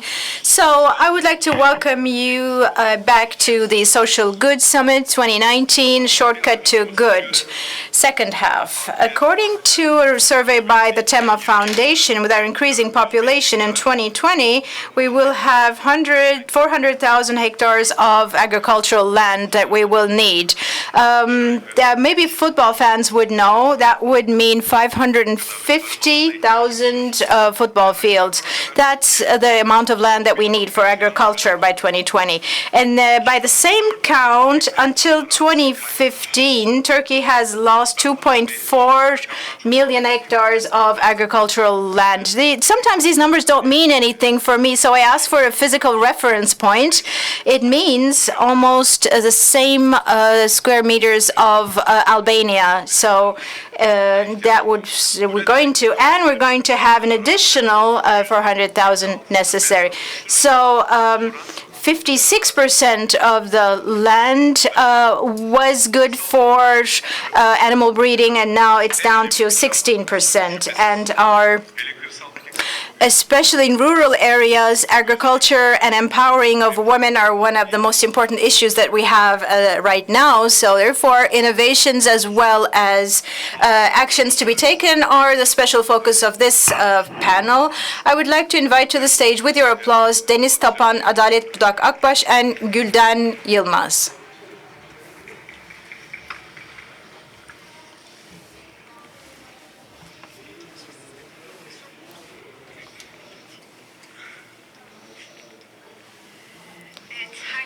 Hello to everyone, and this is the afternoon session of the Social Good Summit, and our focus are going to be trends in rural development and women. This is actually a very hot topic, so to say, women not being able to receive the result of their task and efforts and their labor, from there to abuse, to lack of training and inaccessibility of training, as well as not having equal rights in properties, and similar issues in Turkey are quite actual and quite current issues, and especially in rural areas, which are lacking in development, are very critical issues. And in that sense, I would like to ask you, as the GAP Administration General Coordinator of Humanitarian and Social Development, Adalet, that you are active in this area for a long time, and you have participatory, egalitarian, and socially inclusive activities in the area. And also, you also have multi-purpose social centers that you are taking into effect. So in that sense, I do believe these are examples for social entrepreneurship. Apart from all that, in regional development, especially taking into effect the role of women, can you give us a picture of your activities? Well, actually, what we're doing is touching upon the lives of people, lives of women, youth, all the disadvantaged groups. And as we do that, I think what's important for us is that, for the women, there is, it's important that they become aware that there is a whole wide world out there for them, and become aware that women are a crucial factor, a crucial individual in society. And we have these multi-purpose, multitask centers, as you also talked about. We're focusing especially in the southeastern Anatolian regions, with underdeveloped regions, and we are acting to enhance and empower women and socially disadvantaged groups. And we have had activities to bring women closer to technology as well, introduce technology to women as well, especially that will bring with itself social mobilization of women as well. Another target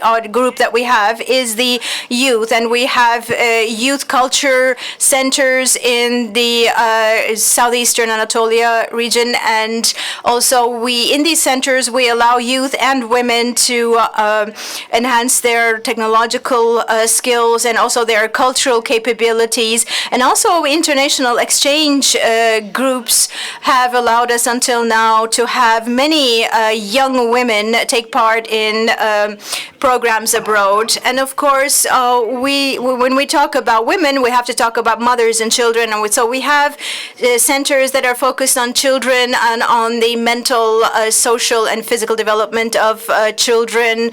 And we support them in these developments. And in that sense, the GAP administration is quite active for over 25 years in this issue.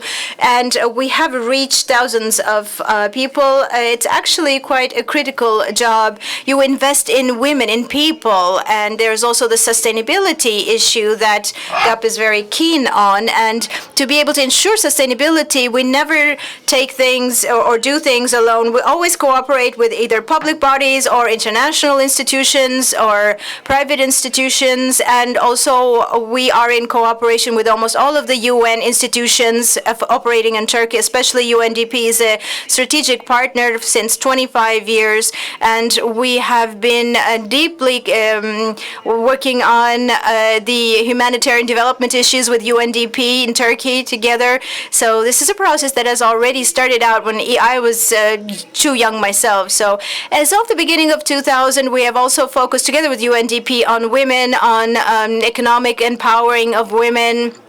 We have even had a fashion brand launch our Monday in that sense, and Deniz will be talking. We'll be walking about it. Gülden will be talking about this very soon, and we're working together with Koton on this. And also, again, we have a UNDP and women involved in another project with zero waste goal.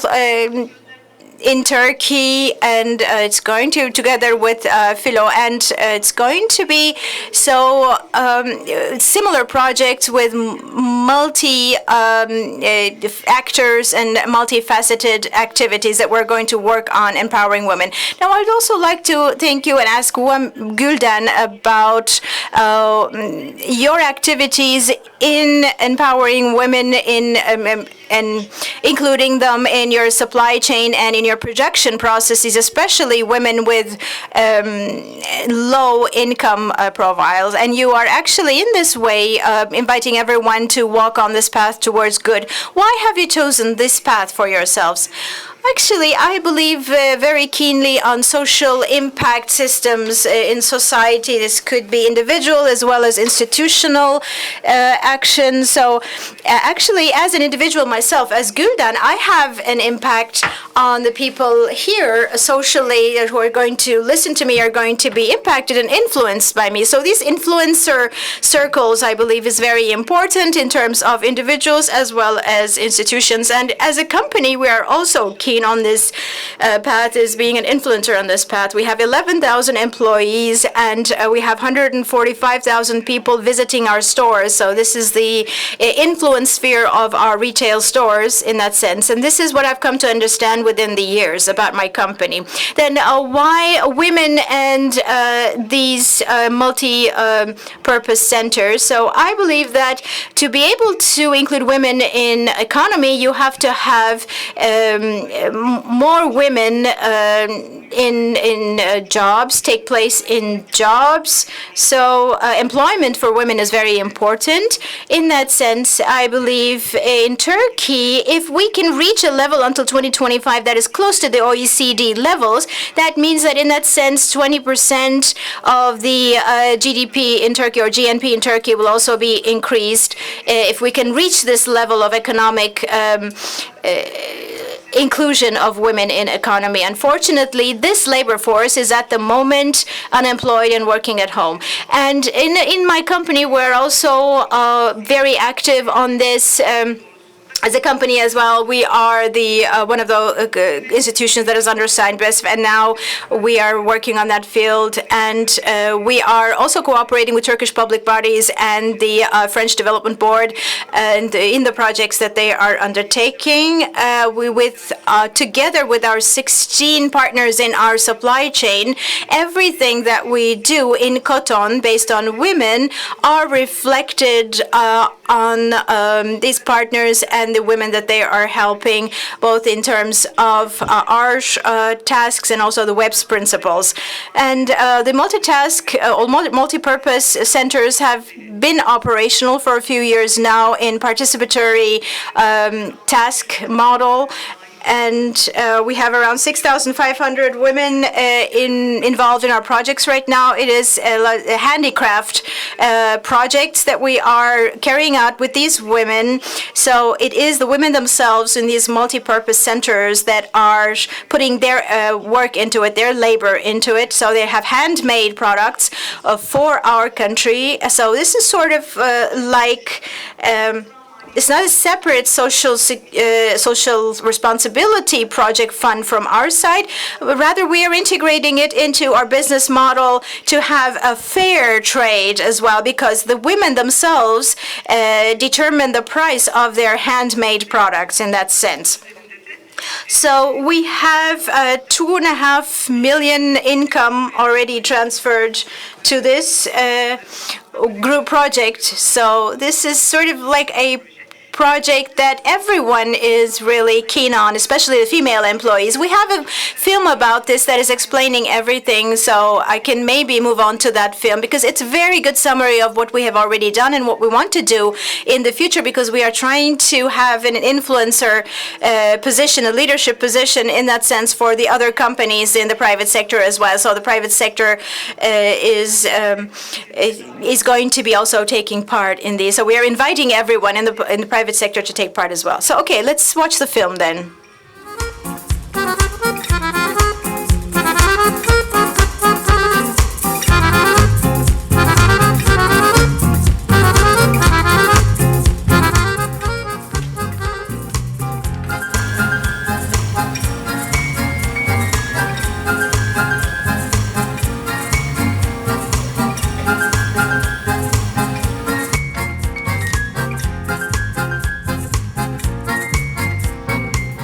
güçlendirmeye yönelik yaptığımız faaliyetlerin içinde our activities for economical empowerment have these production of our women in the multi-purpose centers with their handcraft and handmade products for Coton. This is a very important and significant project for us, and this is, I believe, the project local implementation of inclusive business models. This is for all of us very a chance to meet new people, and you get to know everyone. These are people we didn't know. I've been with these centers since '92, and you can believe me, this is the first time that they are touching upon the lives of women with such significance. And it's very, very empowering for us. And I would like to thank them on behalf of all the women working here for the contribution.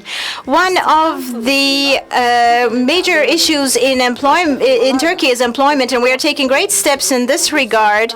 And if other companies would also support us, we will have more women employed in the sector.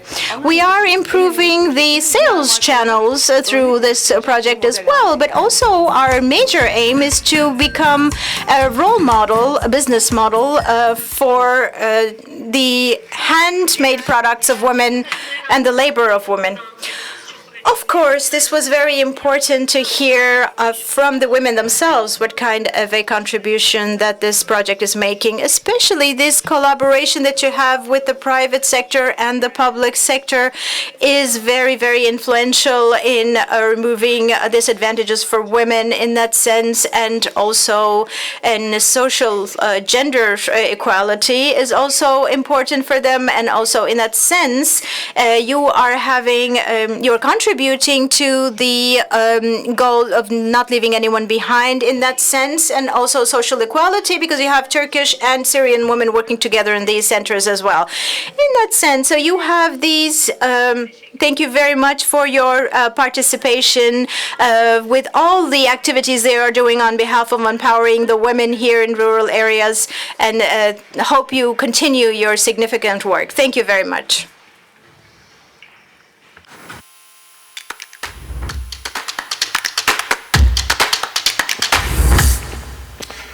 Olimpiyatlar, festivaller, Olympics, festivals, and World Cups are all mass events that used to be desired to be carried out in a city that brought life to the city. However, they are now also being considered with their serious detrimental harm to Syria. We have 20,000 tons on the average of waste being produced. And as far as I understand, this is larger than the city of London in that sense. When we are thinking about environment, we have to have a perspective and a mindset that also takes into effect the waste and other environmental factors as well. To emphasize this, in the past September, we had for the first time sustainable music festival named Fast Together. Let's see a video of this.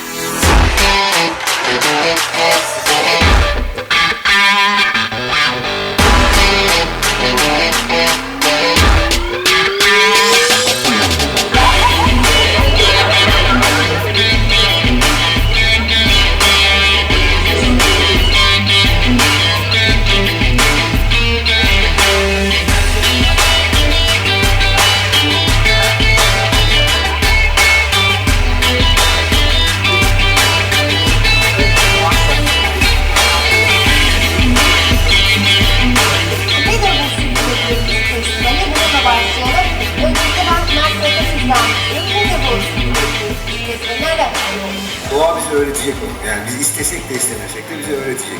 Hani biz eski o imece kültürünü hatırlayıp hani You should remember our ancient culture of solidarity in public, and we should make use of that in our projects.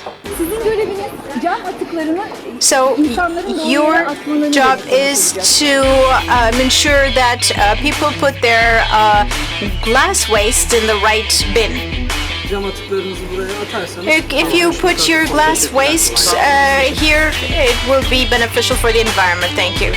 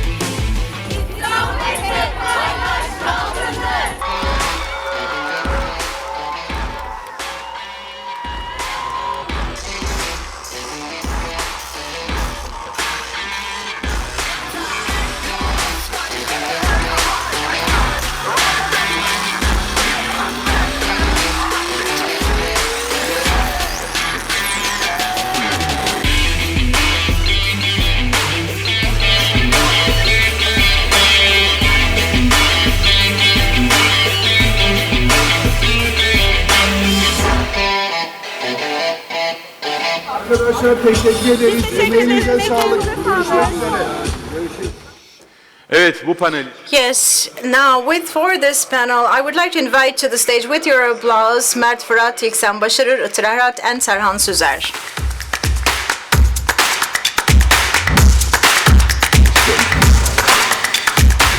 Hoş geldiniz. Welcome, welcome.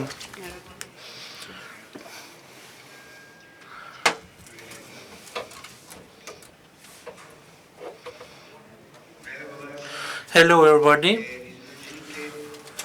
First of all, we don't have a moderator, so we will talk all together and we will govern ourselves, so don't be surprised. First of all, I am coming closer to the stage. Did anybody come to our feast together? Who attended? Thank you very much for supporting us, and If you would allow me, I would like to talk about how did Feast Together started, how did it developed. I would like to start with that. About the United Nations Development Program has this different touring and culture developments, and we visited Çanakkale and have been able to see 22 different villages. And by these inspirations, while we're talking with our friends and everyone, we were very happy about going around and seeing different 22 different villages, and they were making organic living styles, and they were doing. It was a great walking and biking route. It was very natural, and there were a lot of the dig sites within them. And if we were able to move our perspective or focus into that place, we were hoping to make a great festival that would focus on that rural place. So, as you know, the festivals are focusing on Olympics or different fests are a punishment for cities. They are disrupting the organization, they are leaving waste, and they are unfortunately affecting the environment. So that's what we started from, and we decided to make a demo from that. And in the Küçük Çiftlik Park in Dastas, we made a demo for it. And we want to see if we will be able to do it, how will we be able to do it in other cities. On the other hand, yes, that's where our inspiration, but also the necessities were important as well, because the biggest waste source is the cities. Our resources that pollute the water are coming from the cities. Of course, all the industrial complexes are around cities, so city people must act and realize that they can change this fact. So that's. I will like to let Mr. Isksan talk more about it, and our hopes for the festival were these. Before, while I'm starting our speech, and we were a team that have been generating different projects for 10 years, and our projects usually are focusing on the important subjects that are left behind behind the focus. So we have big dreams, and we're a small team with great impact, great hopes for them. And when this idea first developed, we started to look for saying that we can use a slogan, and we were trying to create a WhatsApp group to be able to communicate with each other. But we started on this journey together. It was a small group, but the necessity map is where it started from. The different over 300 groups are working together in that, and Mr. Serhan, and the Rutur, they were always taking steps, they were always on the road. They supported us from the start, and they will always share their opinions with us, their experiences with that. So we thought that we can create a festival together, we can have fun together. So we included a lot of different NGOs to this festival. And I'm sorry, you can go and yes. While we were talking about the slogan, it took a bit of time, and we started to think about what should we do for the world. And we will eventually leave, of course, and after our time has passed, what should happen here? We shouldn't leave a trace on this earth, I think, because we are polluting the environment there. We are creating a lot of trash, a lot of pollution, a lot of waste. It's very scary all around the world, and all the documentaries we are watching giving us hopelessness, and we are unfortunately sad about it. So I would like to talk about numbers about this project. And when we started to work on this project, the numbers the figures were what captured my attention. And there were 23 and 500,000 tons of waste were generated through festivals, and this is about twice of a normal person's usual daily waste generation.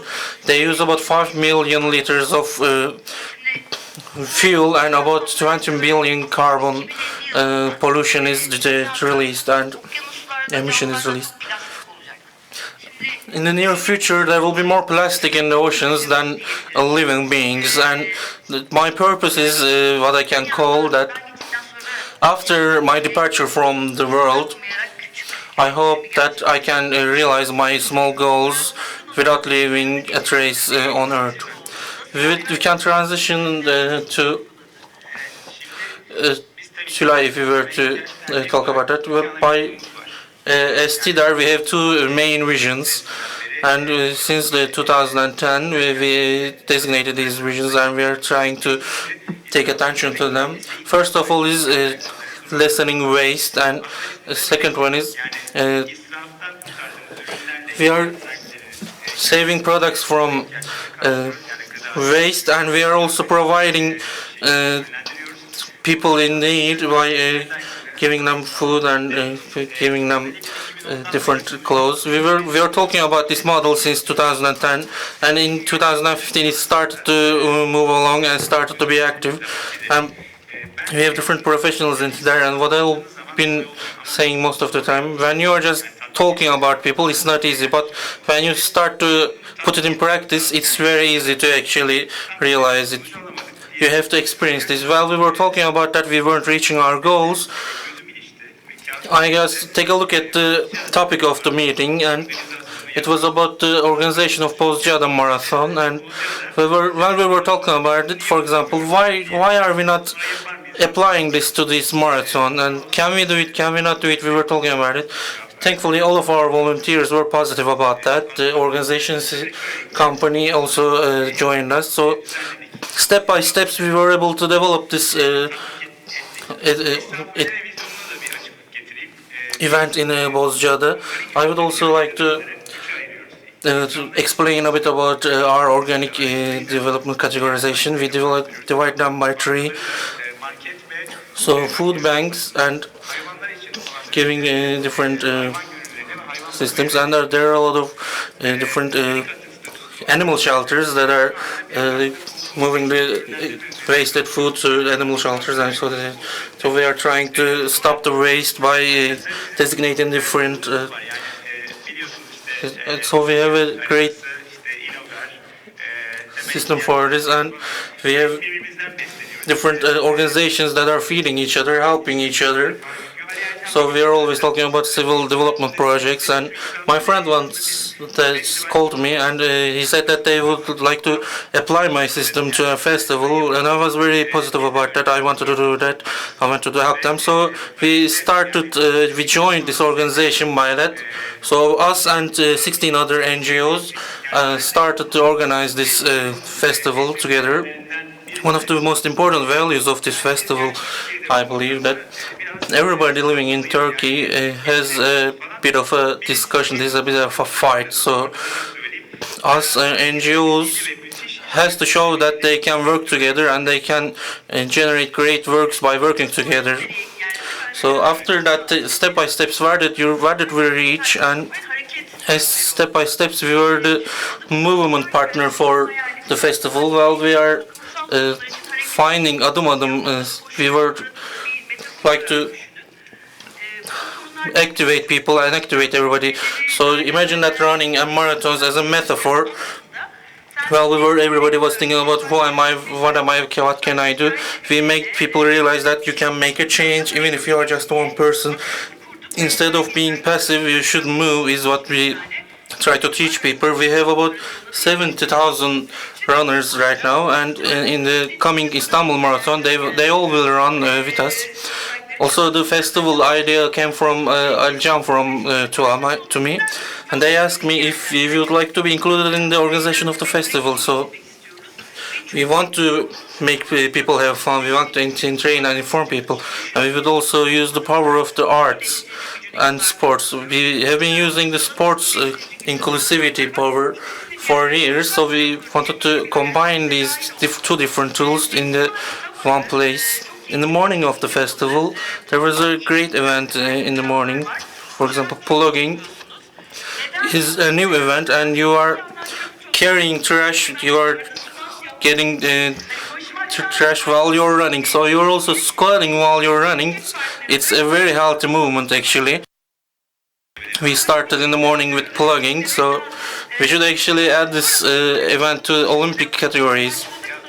Then what did we do? Yes, we started with the plugging, and I didn't actually know there were plugging.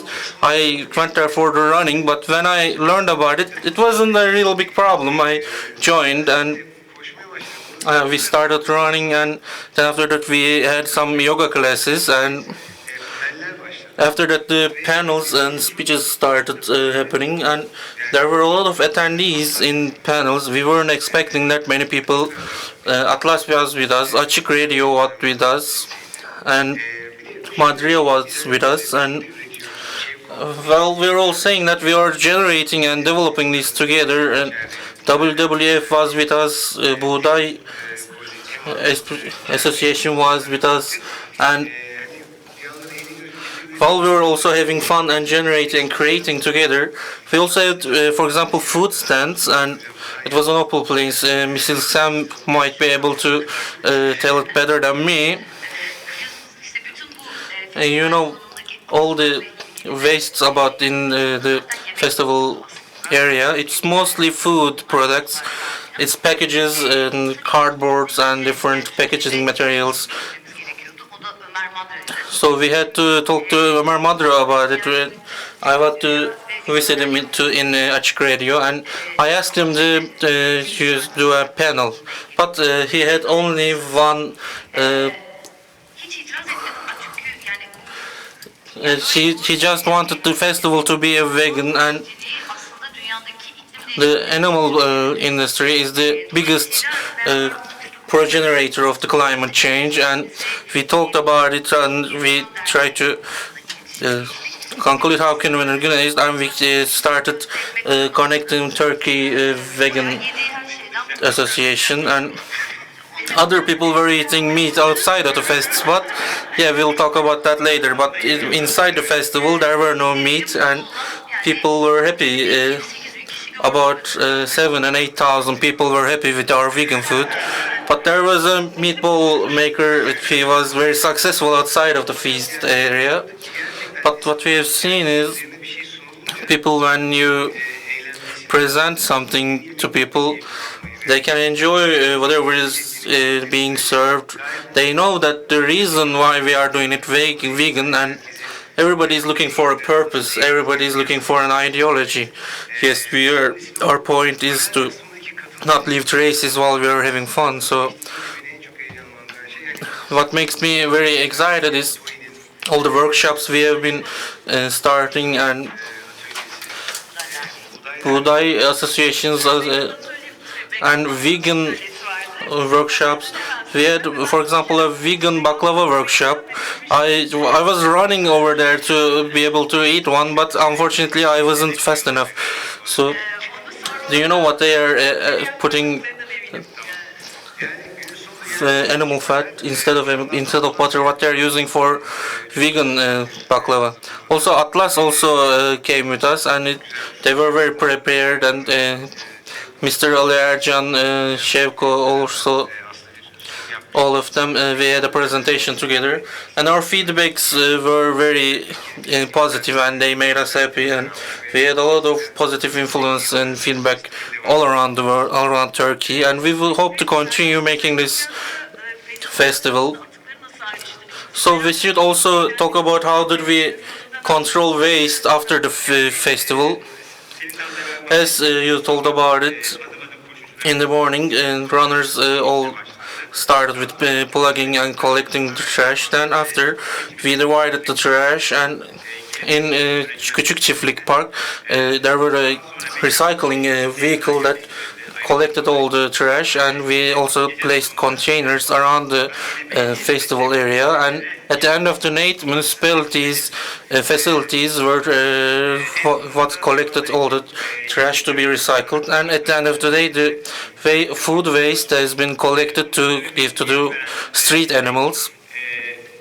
This is also making us very happy. And outside of tea, there's professionals and volunteers. All the volunteers and professionals from TSK also joined this, and everybody that is dividing trash, that is collecting trash, and that were having fun were there, and they were all very clever people. And there were a lot of people there bringing their own water bottles.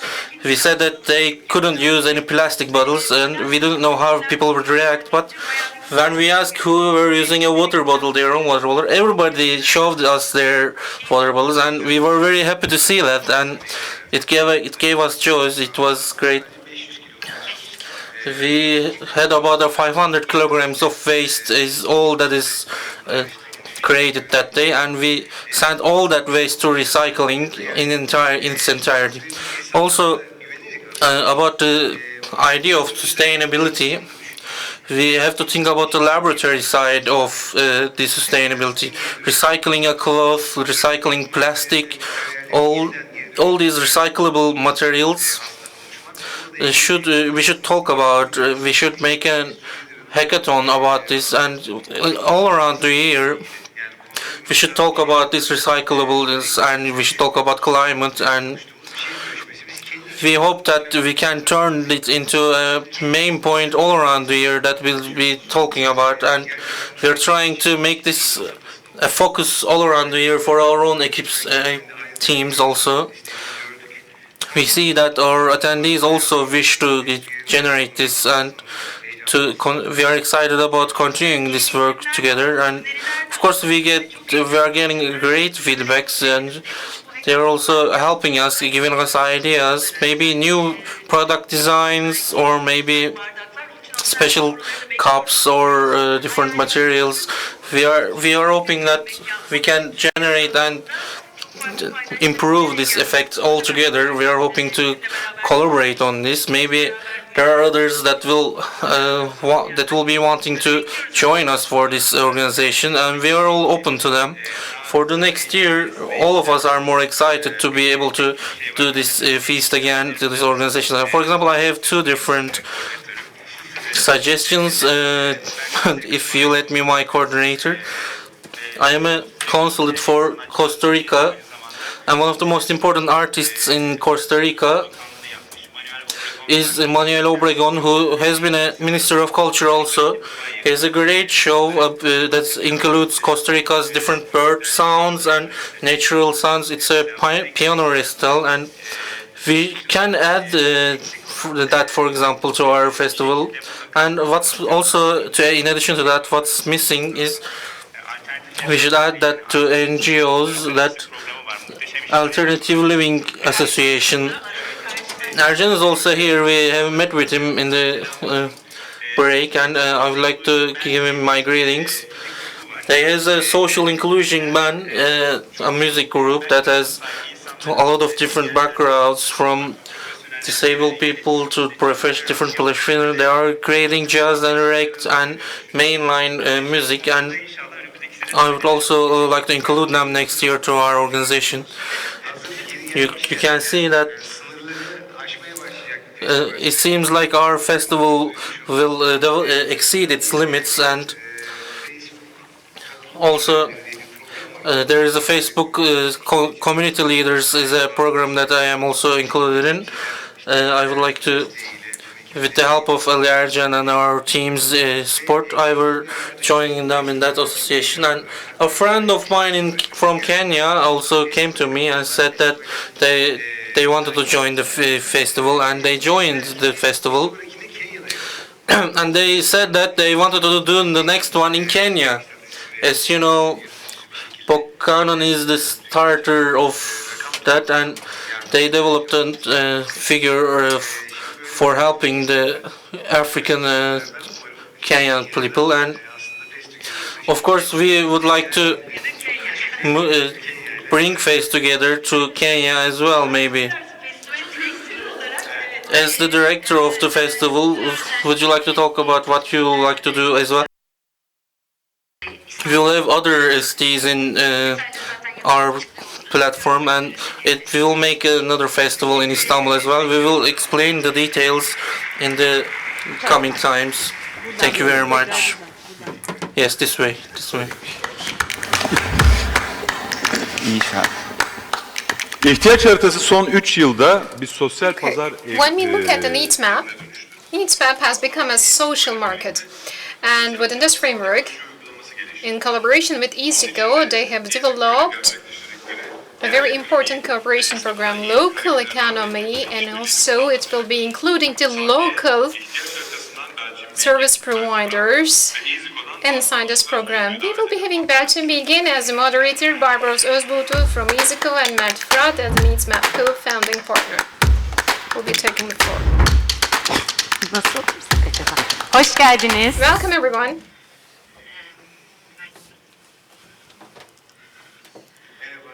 Hello.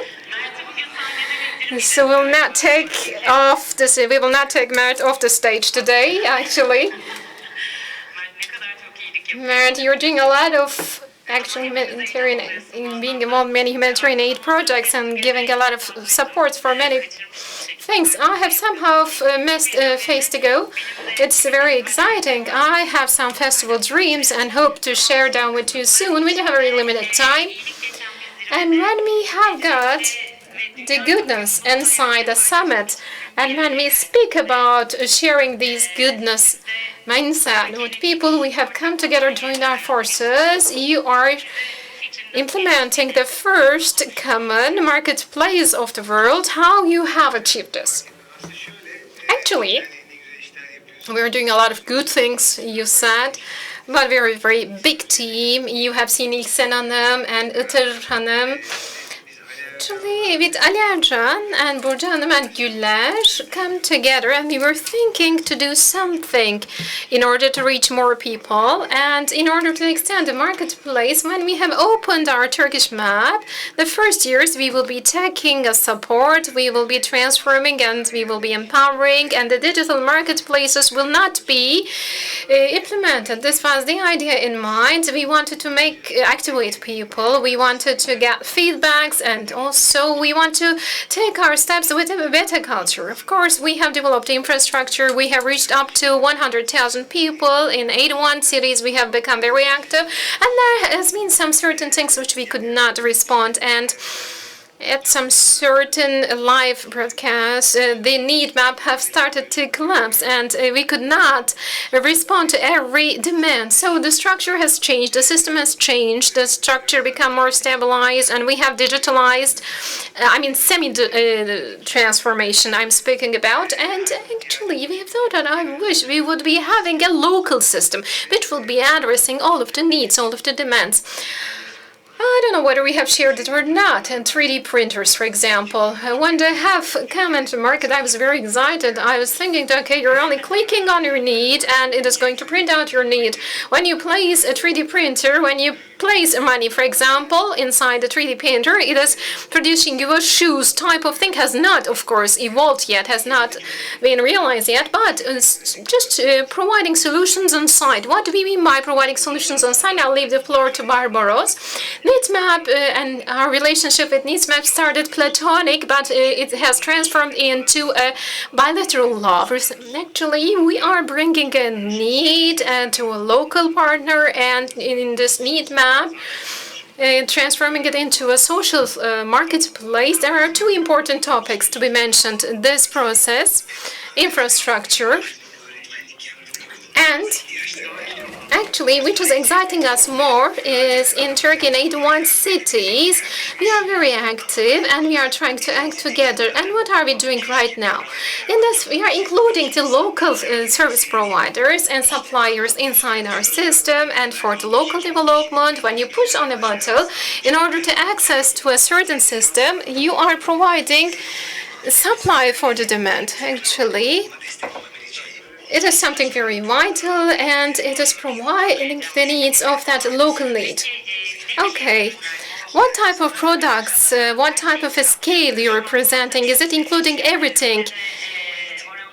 So actually, fruit and vegetables, National Products Week is coming to my mind. Somehow we are returning to our origin. What type of products you are speaking in the system? When we look at the needs map, needs map is limited with the dreams because actually our needs are limited with the service provision that we can have, actually with the supply. And we're approaching the food with some actually hesitations. We do have a system that we have in mind. If we can achieve it, we will be implementing also in the field of food.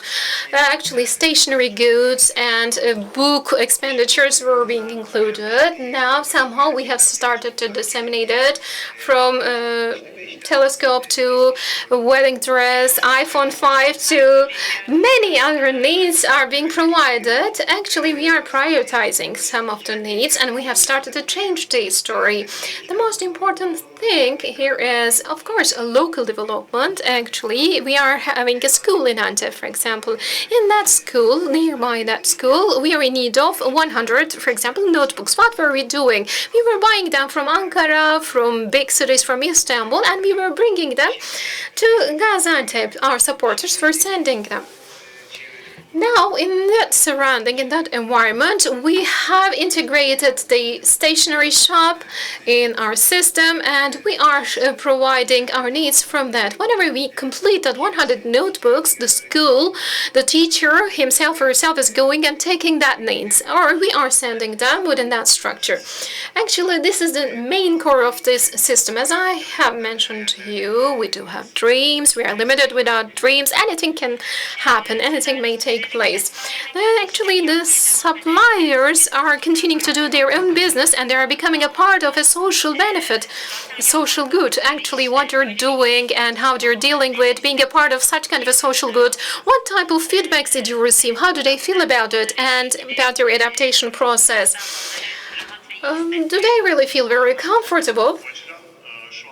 Actually, in Amasya, Diyarbakır, Ankara, Kayseri, EasyGo supporters in the field of stationery goods, in the field of books and furnitures have uploaded their products on our platform. It's very interesting. Some of them are not were thinking that they would not be earning anything from those uploads, but they have uploaded. Being a part of that good behavior, goodness, is something that people are wishing to be included. For this reason,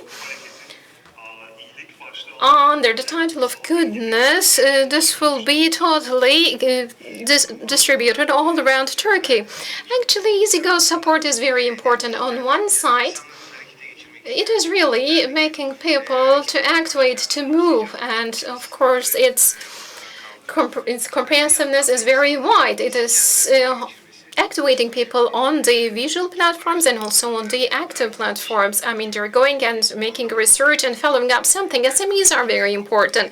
EasyGo is directly addressing the SMEs and is changing the perception and is approaching the surging with a different manner. And we are going, instead of reaching to people one-to-one, instead of having them, giving them training and leading them to a certain type of perception is really taking time. And that time gap is somehow being filled with such kind of activities. All of that entrepreneurs, person, SME, who is carrying on this commercial activity, somehow shaping his shop according to the demand. This is one of our major problems, for example, is furniture. Furniture support should be on site. You need to tell people, come and take it. We are not doing any storaging, actually. We are not taking any furniture to store. And for that reason, somehow we are acting as a meeting point. So we are trying to create a value by being a meeting point. SME and SME type of EasyGo comfort on the physical level, really opening us an horizon, a new gate, and the support is ready to be given, and anytime you can go and share it with people. So it is going to bring us that level. It's incredible. EasyGo really is creating the reality of that dream and also creating the infrastructure for realizing that dream. My country's suppliers are providing all of the needs. The young generation is luckier since they're easily following up to technological trends, but middle-aged group is somehow being the part of this goodness, and for this reason, storaging an established logistics system seems to be something really dreamy. Okay.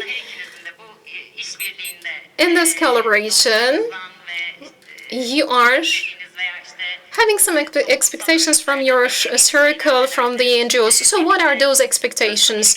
What type of a future you're aiming to construct together? Very briefly, 6 years ago, when I come to Turkey, when we have established years ago, it was the first Christmas time, and so we have had a lot of gifts. The companies that we were working together, I think, has got a tradition of sending gifts to each other, and there are the gifts which you cannot use. I mean, small notebooks and small booklets type of things. In the first year, we have taken an action. We said, okay, we will not be sending any present for our customers. We have set warm hearts, and we have had garments for 80 children. We were not having any needs map in front, so we have worked with organizations. We have found a school, and we have given them codes, and within this framework, we have sent a note to our customers. You will not receive any gift from us, but in the end of the day, we will be providing garment for a child, and this winter, those children will not be getting cold. It has created a huge impact. Our customers called us and they said, you will be coming and we will be helping you. We have started with 80 children. It has reached to 250, and now we have reached over 2,000, and we will be having the needs map in front of us next year. And the technology companies are very sensitive. Our main objective here is when we are taking actions, we will be referring to the needs map, and via this platform we will be organizing it. Those figures hopefully will be more, will be multiplying in this goodness movement. I believe there are a lot of institutions and individuals who will be joining our force, and this is our objective, this is our goals for the future. Actually, being a part of this goodness cannot be ignored by anyone, cannot be neglected by anyone. Actually, verified needs, when you provide them, when you created the ground for trust, actually makes people to activate. Let me give you a very small example from Izmir. A pediatrician from Izmir had an action. She's a woman entrepreneur, and they have started to scan the schools with her team, and they have collected toys and books, and they have distributed them to the other needing schools around Turkey. So she has developed such kind of a project by her own. So when we speak about EasyGo, it is exactly what we are trying to point out within this structure, the inspiration that it gives, like from 70 gifts to 2,500 gifts. Such kind of an example really will multiply the attraction, and it will inspire new ideas, new systems. Actually, software is a very valuable thing. EasyGo's asset is very valuable, has got a very valuable structure. Its inspiration and other multiplying effects during the practices will be leading us towards different dream ups. Actually, technology startups are mainly basing on scaling, and this social responsibility and social market will be scaling up. We'll be rapidly scaling up and growing up, and we will be watching your best practices and hope that we will be a part of that best practices. Actually, our time is up, unfortunately, so we're in that far time, so I will be passing the floor to the next speakers. Thank you very much for your contribution.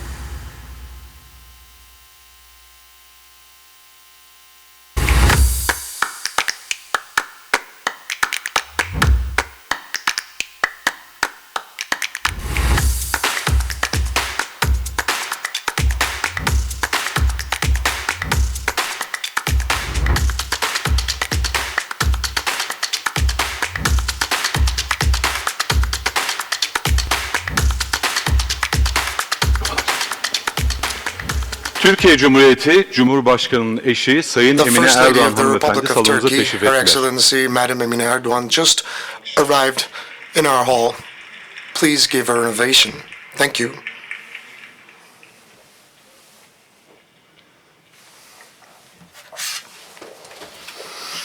Welcome. How are you? I'm very good, thank you. I have a great announcement to make, if you would allow me.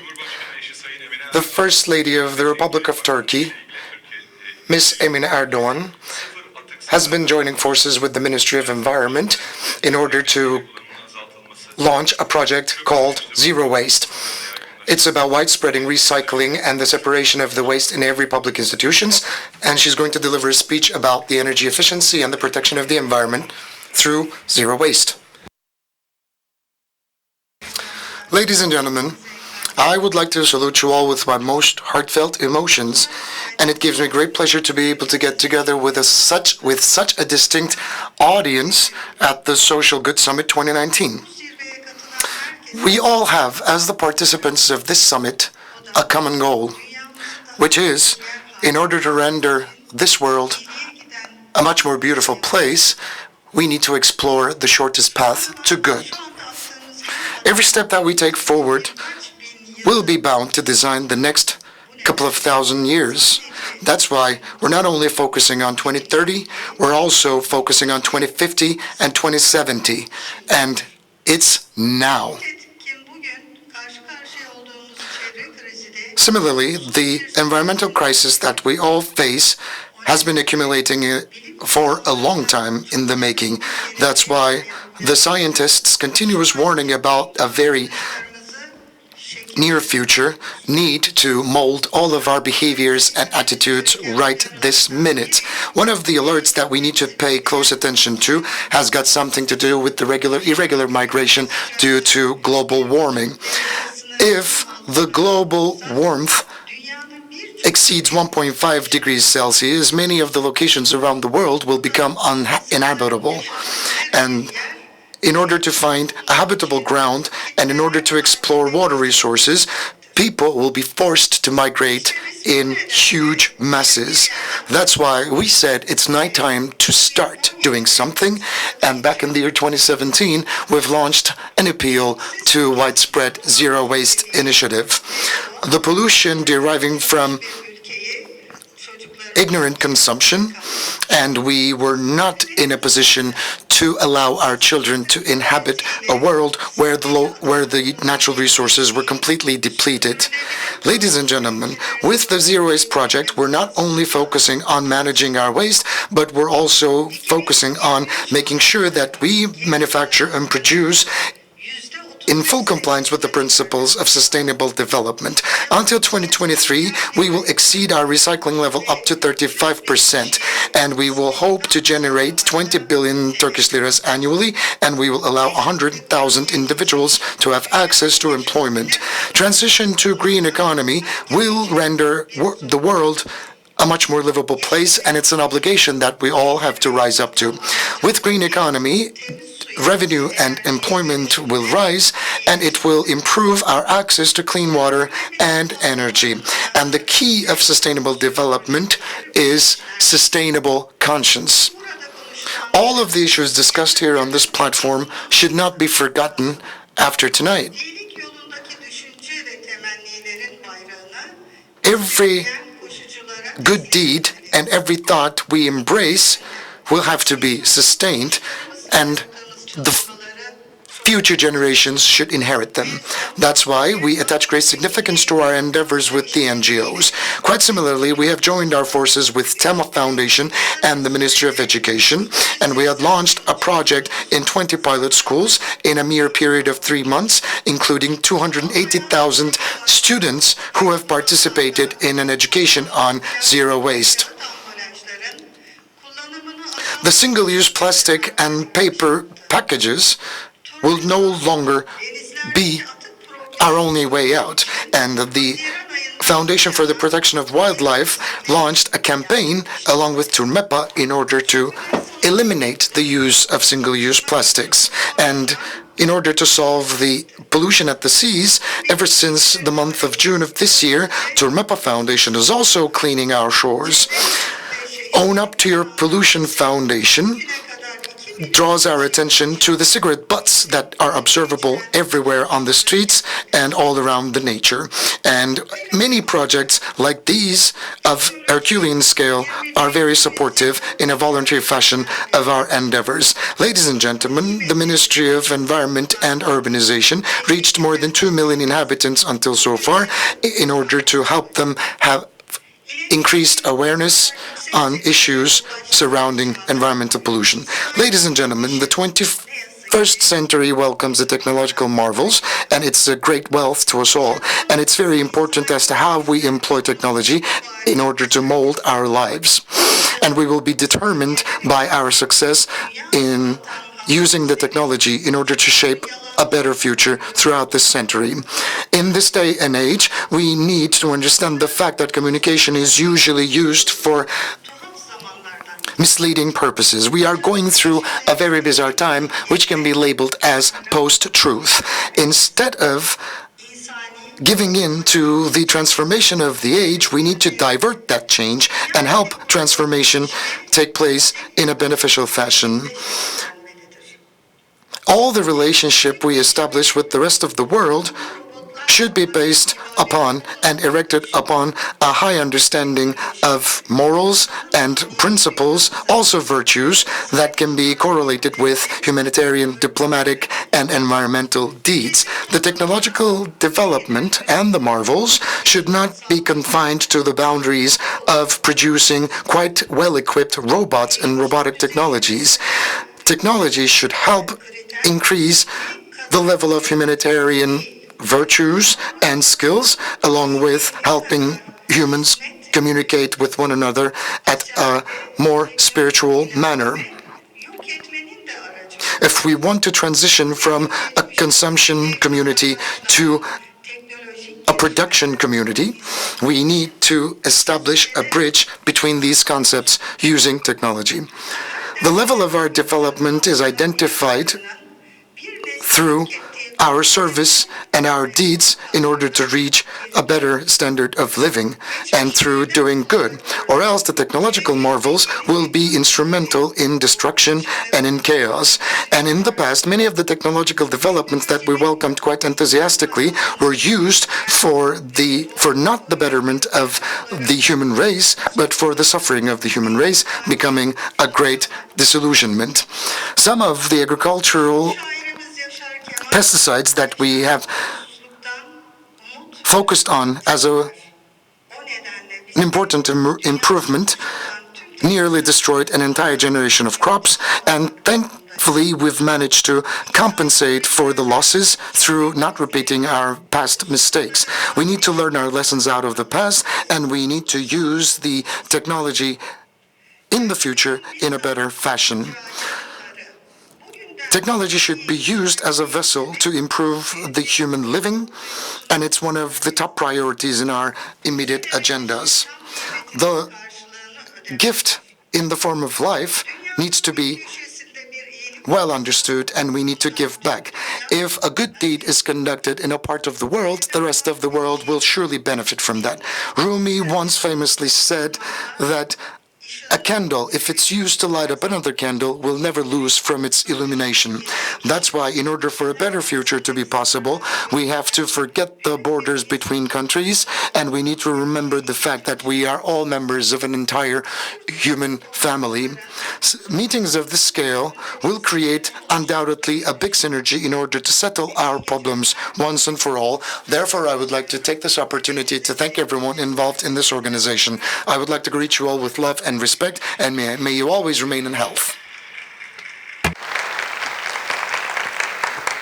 Türkiye Cumhuriyeti Cumhurbaşkanı First Lady of the Republic of Turkey, Mrs. Emine Erdoğan, we would like to thank you for your deliberations. You might have already seen, you might have already visited the 16th, says the speaker, 16th Istanbul Biennial this year had the theme of Seventh Continent. What we call the seventh continent is the continent made up of waste.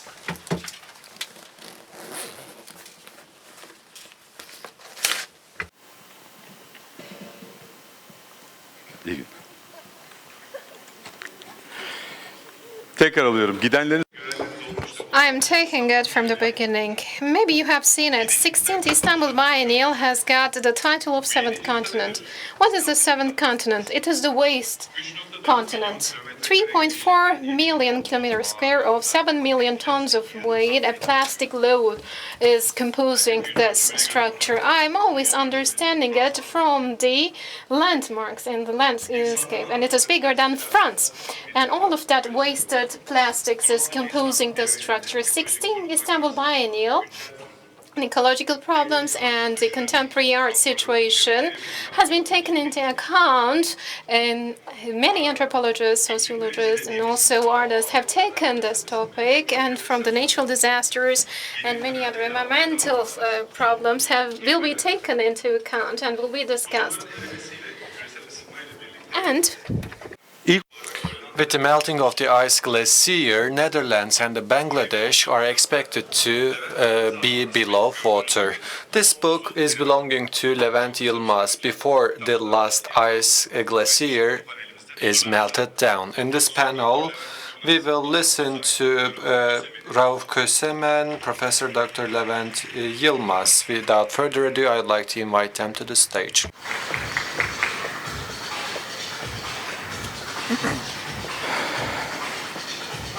Nasıl oturalım? Şöyle alayım. Şöyle alayım hocam sizi. Buyurun ne olur. Siz de herhalde öyle daha iyi. Allah. Hoş geldiniz. Welcome. Well, I have the same book in my hand before the last glacier melts. Today we will speak about climate, and we are the first ones to speak about climate. Well, Professor, you have been studying this crisis for a very long time, and you are trying to explain what kind of a crisis is the climate change. This book has a very simple discourse. It doesn't have a technical discourse. You are a physics professor, but you didn't use a technical discourse. We have a limited time, and I don't want to use your time. Why did you use a simple discourse as you write your book? From the first day that I have started studying about those issues in the master's degree, in the PhD level, I said to myself that if I can explain the problem to my mother, it really means that I understood the problem. So I wrote this book with the same discourse that I am opting for as I explain this situation to my mother, because my mother lacks a scientific ground. So she has graduated from the high school, and I thought that if my mother understands this problem, then everybody can understand. Well, we have such a huge problem. Yes, you are right. It's really important that the other people should understand that. I can, of course, use a technical discourse, and in the scientific journals we are opting for the technical discourse, but for the ordinary man we should use a simple discourse. Do you think that we will come to the point in which the last glacier will melt? Well, the melting of the glaciers will definitely bring about troubles to all of us, but what I'm trying to say is that when you put 1 cube of ice onto your table, if there is a certain ambient temperature, at the end the ice cube will melt. We don't know how many days will pass, but at the end it will melt eventually. So I said to people that Taksim will become an island, and everybody attacked me. So we know that, after all those glaciers are melting, we know that the sea level will rise. So it will rise like 70 meters, so Taksim will become an island. Well, of course it will not happen tomorrow. None of us will see it in our lifetime. But who will see it then? Let me ask you this question.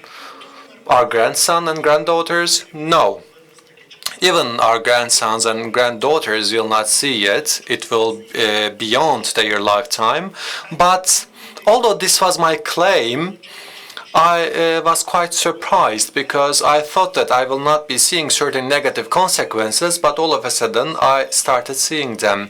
In the book, it is stated that When the human population, increasing human population, together with the climate change happens, then the natural disasters will be the reality. Yes, this is a man-made disaster, and we do it consciously. Of course, everybody puts the claim to certain companies, to certain political leaders like Trump, but this is not the case. I never have seen a company which is emitting carbon dioxide. I mean, if all the companies that we are aware of are emitting carbon dioxide, it is, they are doing it because we are buying their products, so we are an integral part of this crime, so we have to act together if we want to solve this problem. Sustainable Solution Network of the United Nations is actually working for that purpose, for that goal. It is present for that aim, but at the center of everything, the climate change and the climate crisis is present. What is being done? Let me yield the floor to Ms. Bahar. Last year, it was not in this hall, but I participated in the Social Good Summit, and from ACAT scripts, from Levent Şahin, from the book called Draft, I made a quotation. 4,000 years ago, Akkadian Empire, due to drought, became extinct, vanished from those lands. It is this empire, which is well known, which ceased to exist because of the drought. So I want to initiate my speech by actually telling you a fairy tale, because I do believe that we can respond to this change very effectively. Old farmer, before passing away, wanted to give a lesson to his sons. 5 of his sons approached to him, and as they came, he actually gave branches, thin branches, to each one of his sons. Every one of his sons took those branches, and they, connected them and created this network. And they tried to actually break this bond, but this bond of branches had been given to the oldest son, and no matter how hard he tried, he couldn't break and crack the bond. And the rest of his sons tried, but they didn't accomplish. And the old farmer said to his sons, when those branches are together, none of you can break the bond. But please know that if you are separated from each other, your fate will not be as bright as the bond of those branches. But if you stick together, if you stand together, then you will survive. If you are separated, then you will fall.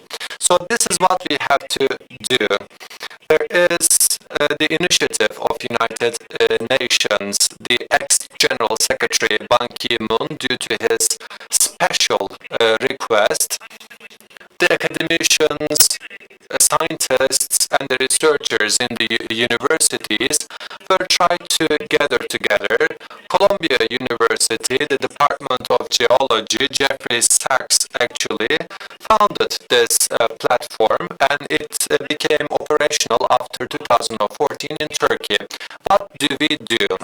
This network gathers together universities from all around the world. We collect information, we exchange our knowledge with each other, and every passing day new members are added to our network. Our aim is to develop solutions to those problems and challenges. What do we do? If you ask me, in the context of climate change, we organize trainings with regards to each one of those SDGs. So we want to disseminate the role from the senior government level to the ordinary man, to the society, and we use a simple discourse in order to communicate our concerns concerns. We have a website called SDG Academy. All lectures are updated and are being delivered by the experts in the field. The courses are in English and you can reach out to those courses free of charge after logging into the system. So in a simultaneous manner, you can actually learn many things about the hot topics with regards to the reduction of emissions and also climate change. And we are seeking ways to realize carbon-free economy. And in order to fight against the climate change, we develop financing methodologies, and at the same time, we try our best together with the SDSN youth to communicate our concerns to the future generations, to the youth. What do we do in Turkey? We want to communicate the SDGs from the age of 7 to 70, and in order to increase the awareness in the society, we develop training methodologies.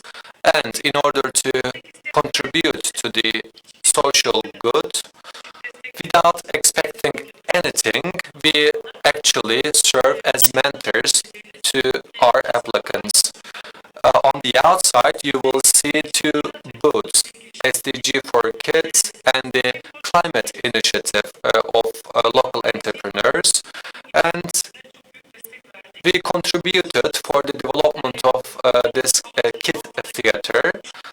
And we want our kids to understand this 169 goals in a simple discourse by our kids, because as they learn, they question and they push us to act.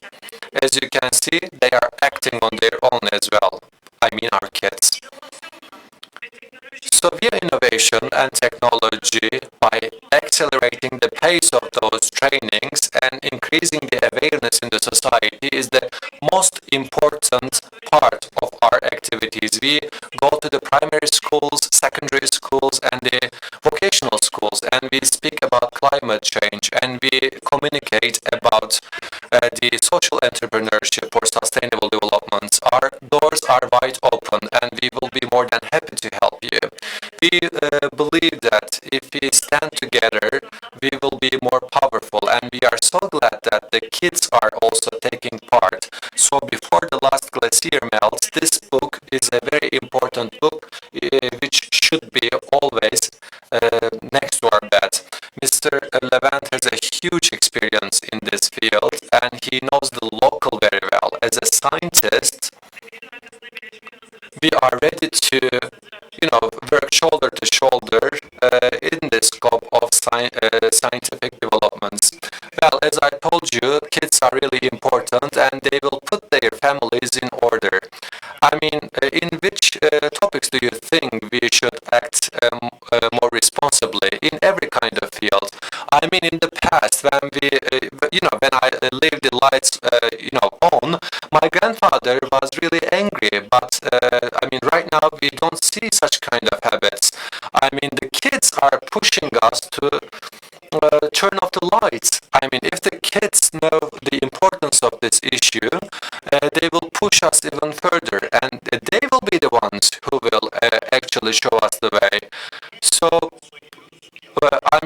one of the kids are, for example, complaining why we are going to the Malibu or Mauritius. We can go to the Asian side with our cars rather than using plane. I mean, if we are going on a vacation by making use of the plane, the world will not be a better place. I mean, due to the carbon dioxide emissions, the glacier will melt. So we should take precautions. I mean, you say that as the kids act, in a simultaneous manner, certain strikes actually emerged, like the climate change. So what is really striking is that our kids are actually embracing their future. But what kind of a future are we speaking about? So in the midterm or in the long term, how the future will look like? Is it going to change radically after 10 years or 20 years? On Monday, I participated in TRT World Forum. summit. I believe one of the ex-head of state, I will not say his name, by the way. So he said that, I mean, if after 10 years, if everything will come to an end, then why are we, struggling for? So we should only palliate, the impacts, the negative impacts of this climate change. But this is not the right mentality. I mean, we are going down on this road. I mean, if we can stop this negative consequences on 2 Celsius degree, perfect. If we can stop it after, 3 Celsius degree, okay, it's mediocre. I mean, where we can stop this change, we will do our best to stop it. So, I mean, we shouldn't be pessimistic about it. I mean, the sooner we stop it, the bigger profit we will have. Our time is up, by the way. Would you like to add something? Yes, please.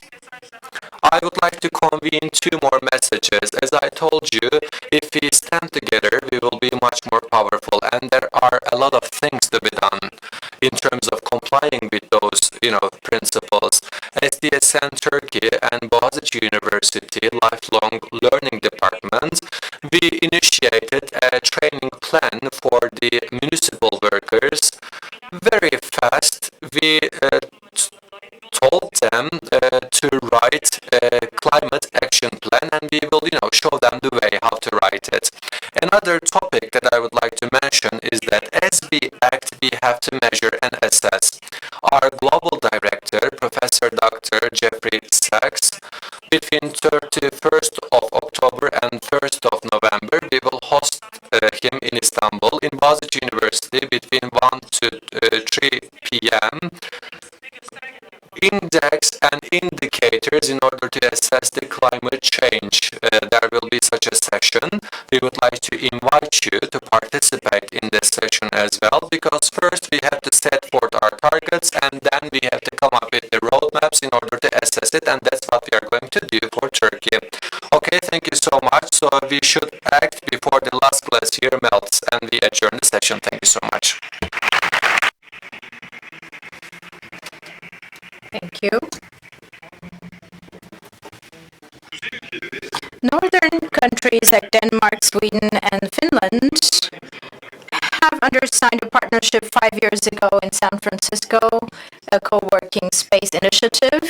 And also last year, Denmark, for the first time, appointed a technology ambassador to San Francisco. So when this initiative by the northern countries, it's stated that this is also a mindset rather than just a collaborative space. So in this shortcut to good, how are these collaboration spaces functioning also in Turkey? Now, how are the projects for good coming into effect? Are they the right projects? Are they reducing electricity expenditure, or more than that, rather, can they put forward a mindset for saving the world? In that sense, we are inviting to the stage, with your applause, Cihan Seytanoğlu, Ayşe Sabuncu, and Esra Günan to the stage to discuss this.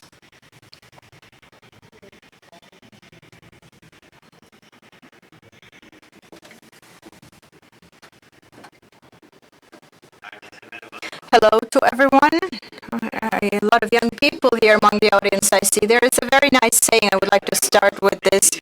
They say, if you can explain what you're doing to your parents, then you will be out of a job in 5 years' time.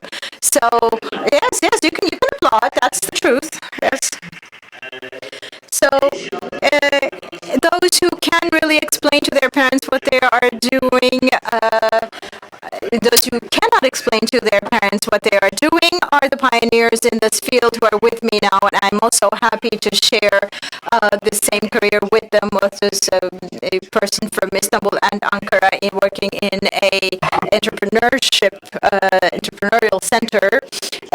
For 11 years, I've seen that there is a society that is building up there. There are, of course, very good technical benefits of such societies, such platforms, as Halit also mentioned.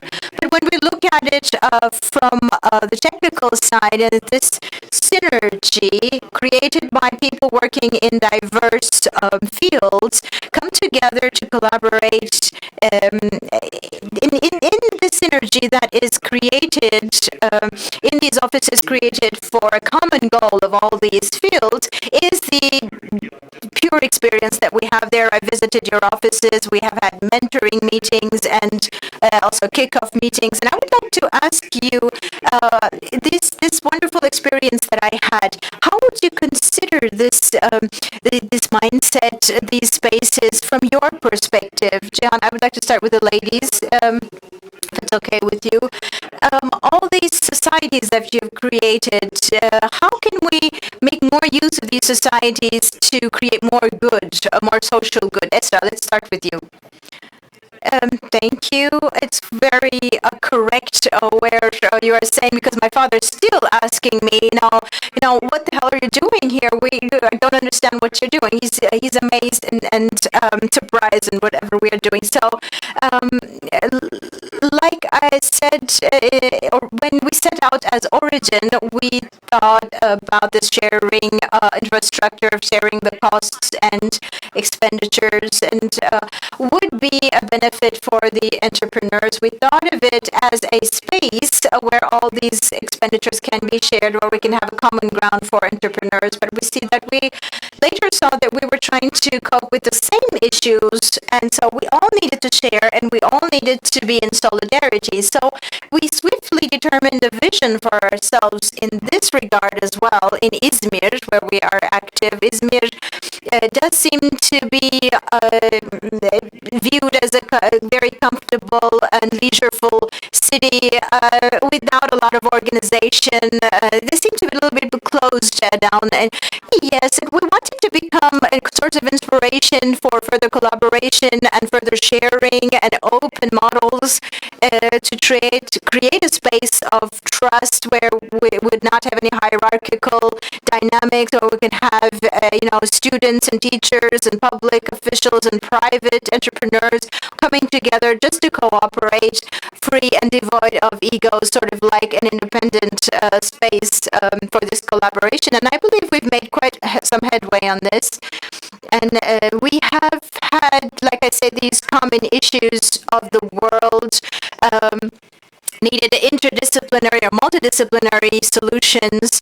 So, we have little time and we have limited resources, as we've been saying all day. So this allowed us to share all those time and resources. And digitalization is also a great part of this, because we are not restricting this collaboration or this working style to a single space. This is a mindset, like I said, both locally and internationally. We are coming together with different such societies to bring forth projects. And when this turns into a society of its own, this of course brings self-confidence in the individuals that are a part of that society. And so in any issue that they are faced with, any ideas, they can come back to their society and community, and in that community they can bring forth their ideas for the city of Izmir, for us specifically, for example, any social problem that they want to tackle, from animals to other social areas.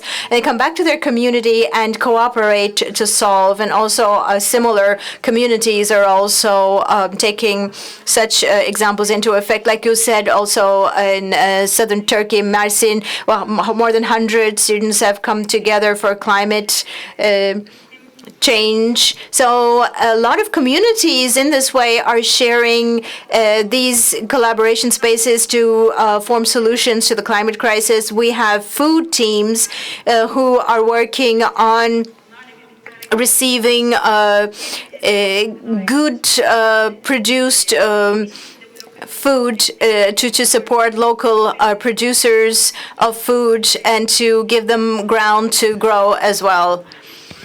So let's just elaborate on the climate issue that you are tackling as well, together with the entire world. In the recent weeks, we have had an event in these collaborative spaces named Solutions for Climate in these youth centers. We're taking Ayşe, maybe you would like to also elaborate a little bit on how we can create further social good with Climate On. And I was recently invited to work as a mentor, and I saw a social entrepreneur in the Impact Hub who had produced a small box for his nephew with autism. And on the other hand, we had a group of Turkish citizens, the 3 young female university graduates coming together to work on a social project to create more employment for Turkish peoples as well. What is your perspective on this? Impact Hub is, of course, a global social innovation platform. And when we first discovered Impact with my partner about 4.5 years ago in different areas of the world, we could not believe our eyes. And we saw entrepreneurs coming together from private sector, from public sector, from NGOs who wanted to make a better world.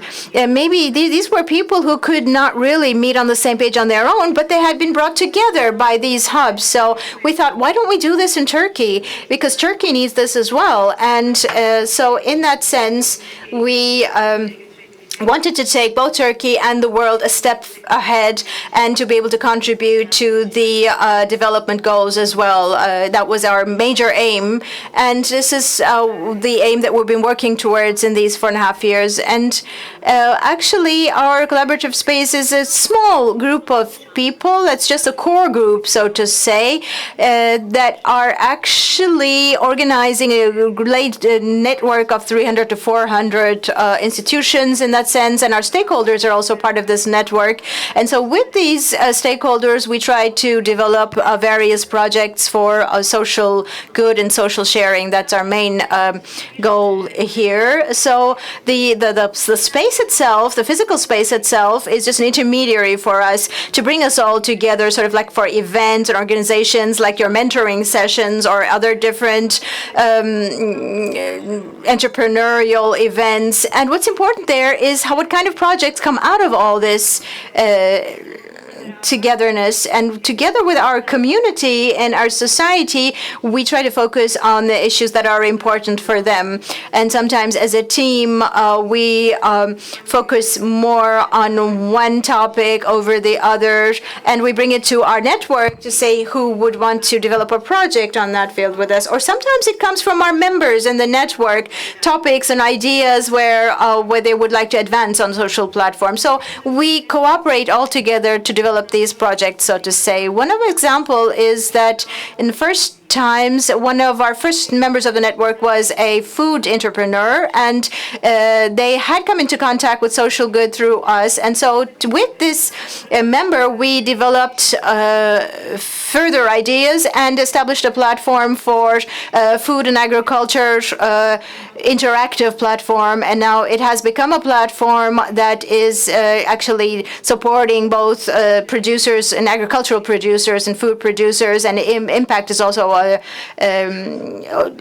on basically active in these areas.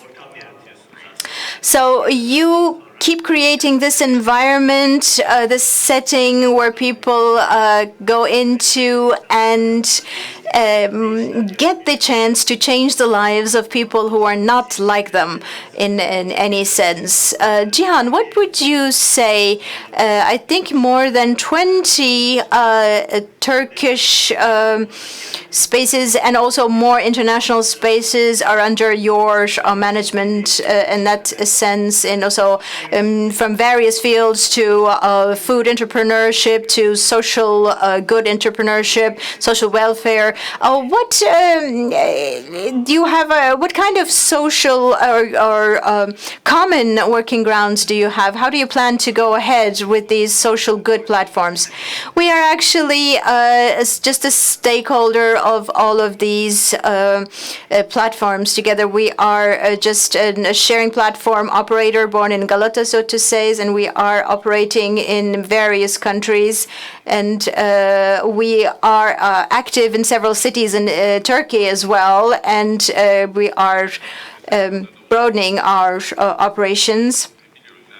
We know that first the science changes, then the infrastructure changes, and then the culture and the human being changes. So this is how what we do evolves. So the science is already changed, and the infrastructure is ready, and now the next is the culture and the human being.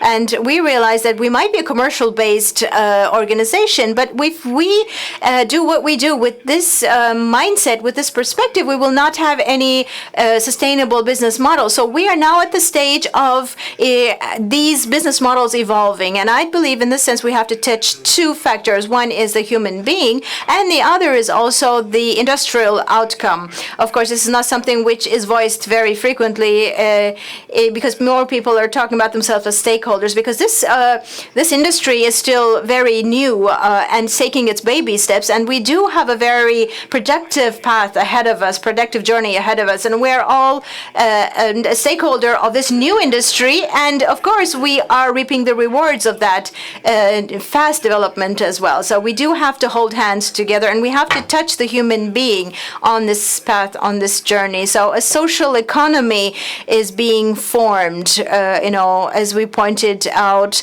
So an economy is also moving in that path. The financial economy is moving in that sense. We are not people who can pick and choose or find solutions for cultural changes. We might not be one, but we can move our own trainings, our own workshops towards establishing these social tendencies. So in that sense, if we do not move towards this social sharing and digitalization, as Esra pointed out, if we leave these things are only in the physical spaces and the square meters that we already have, we're not going to get anywhere. So we have to move ahead with that.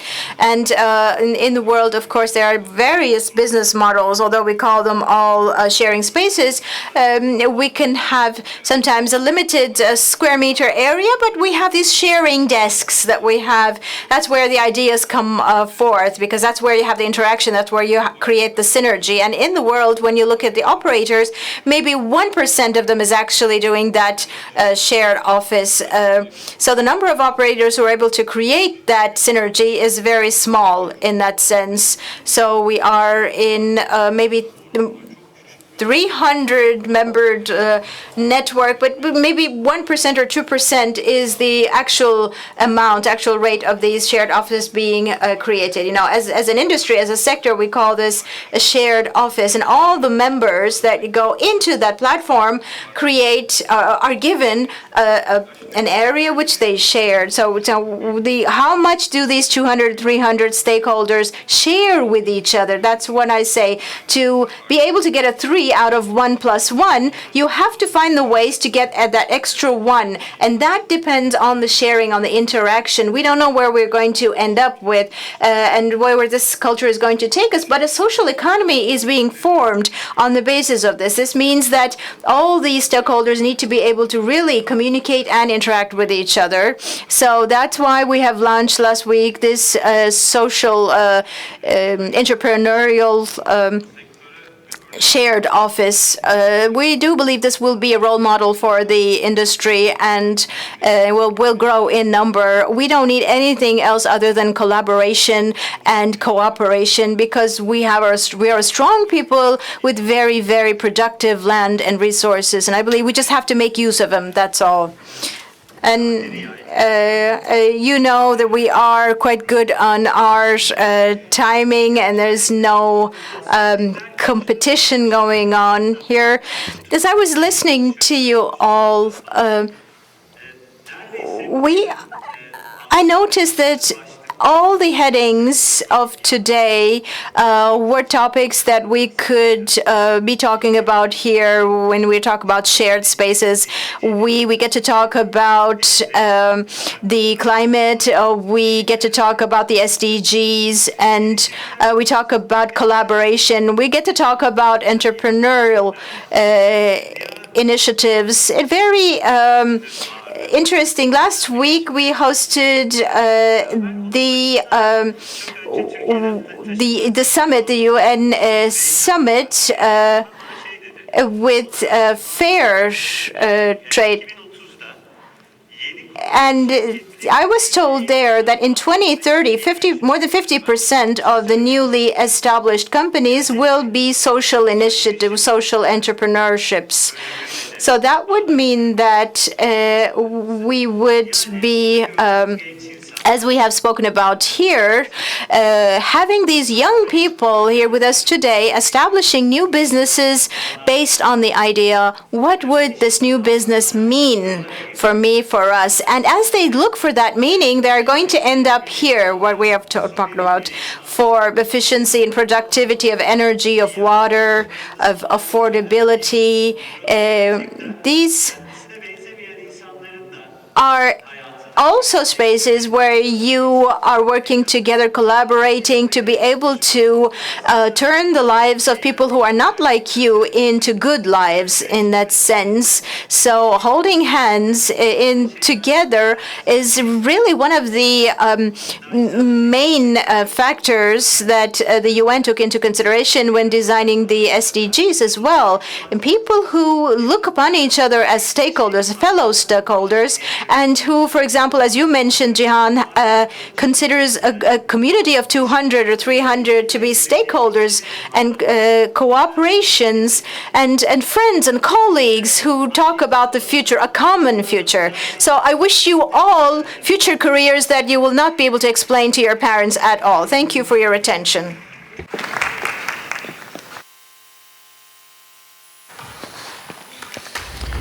Tekrar merhabalar. Hello again. I would like to remind you, once again, don't forget to become a volunteer. And all the shortcuts that you have discovered can be shared with the hashtag Xayol. So in that sense, 20 shortcut, hashtag shortcut, you can share them.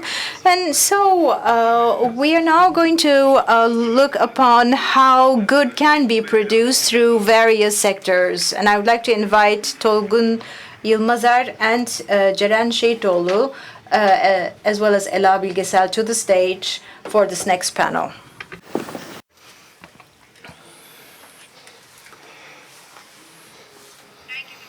Hello everybody.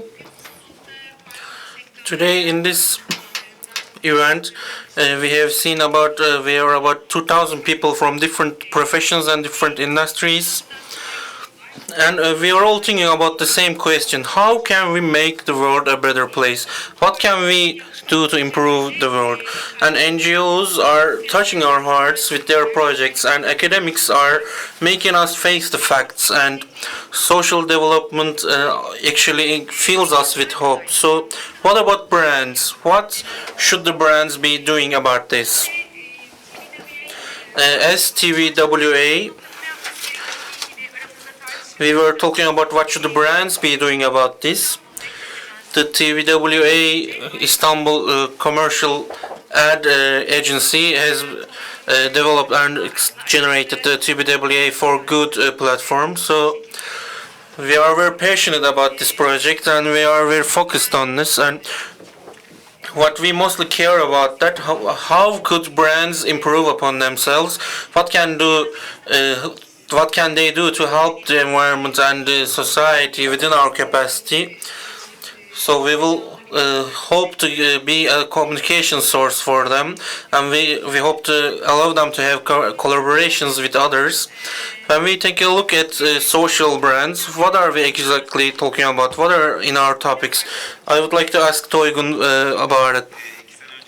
Now, about 2 years ago, this subject was a bit like a trend. When you take a look at the commercials and ads all around the world, all the ads were about this. And instead of talking about your own product, you were making an advertisement about your own development and care about the environment and values about the environment. It's talked about a lot right now about woke washing is what's being talked about. So what this means is that brands are only talking about these subjects to get attention to themselves, and they're not actually doing the work behind the scenes. They are not actually being honest about it. So they also call this greenwashing and about nature, about women.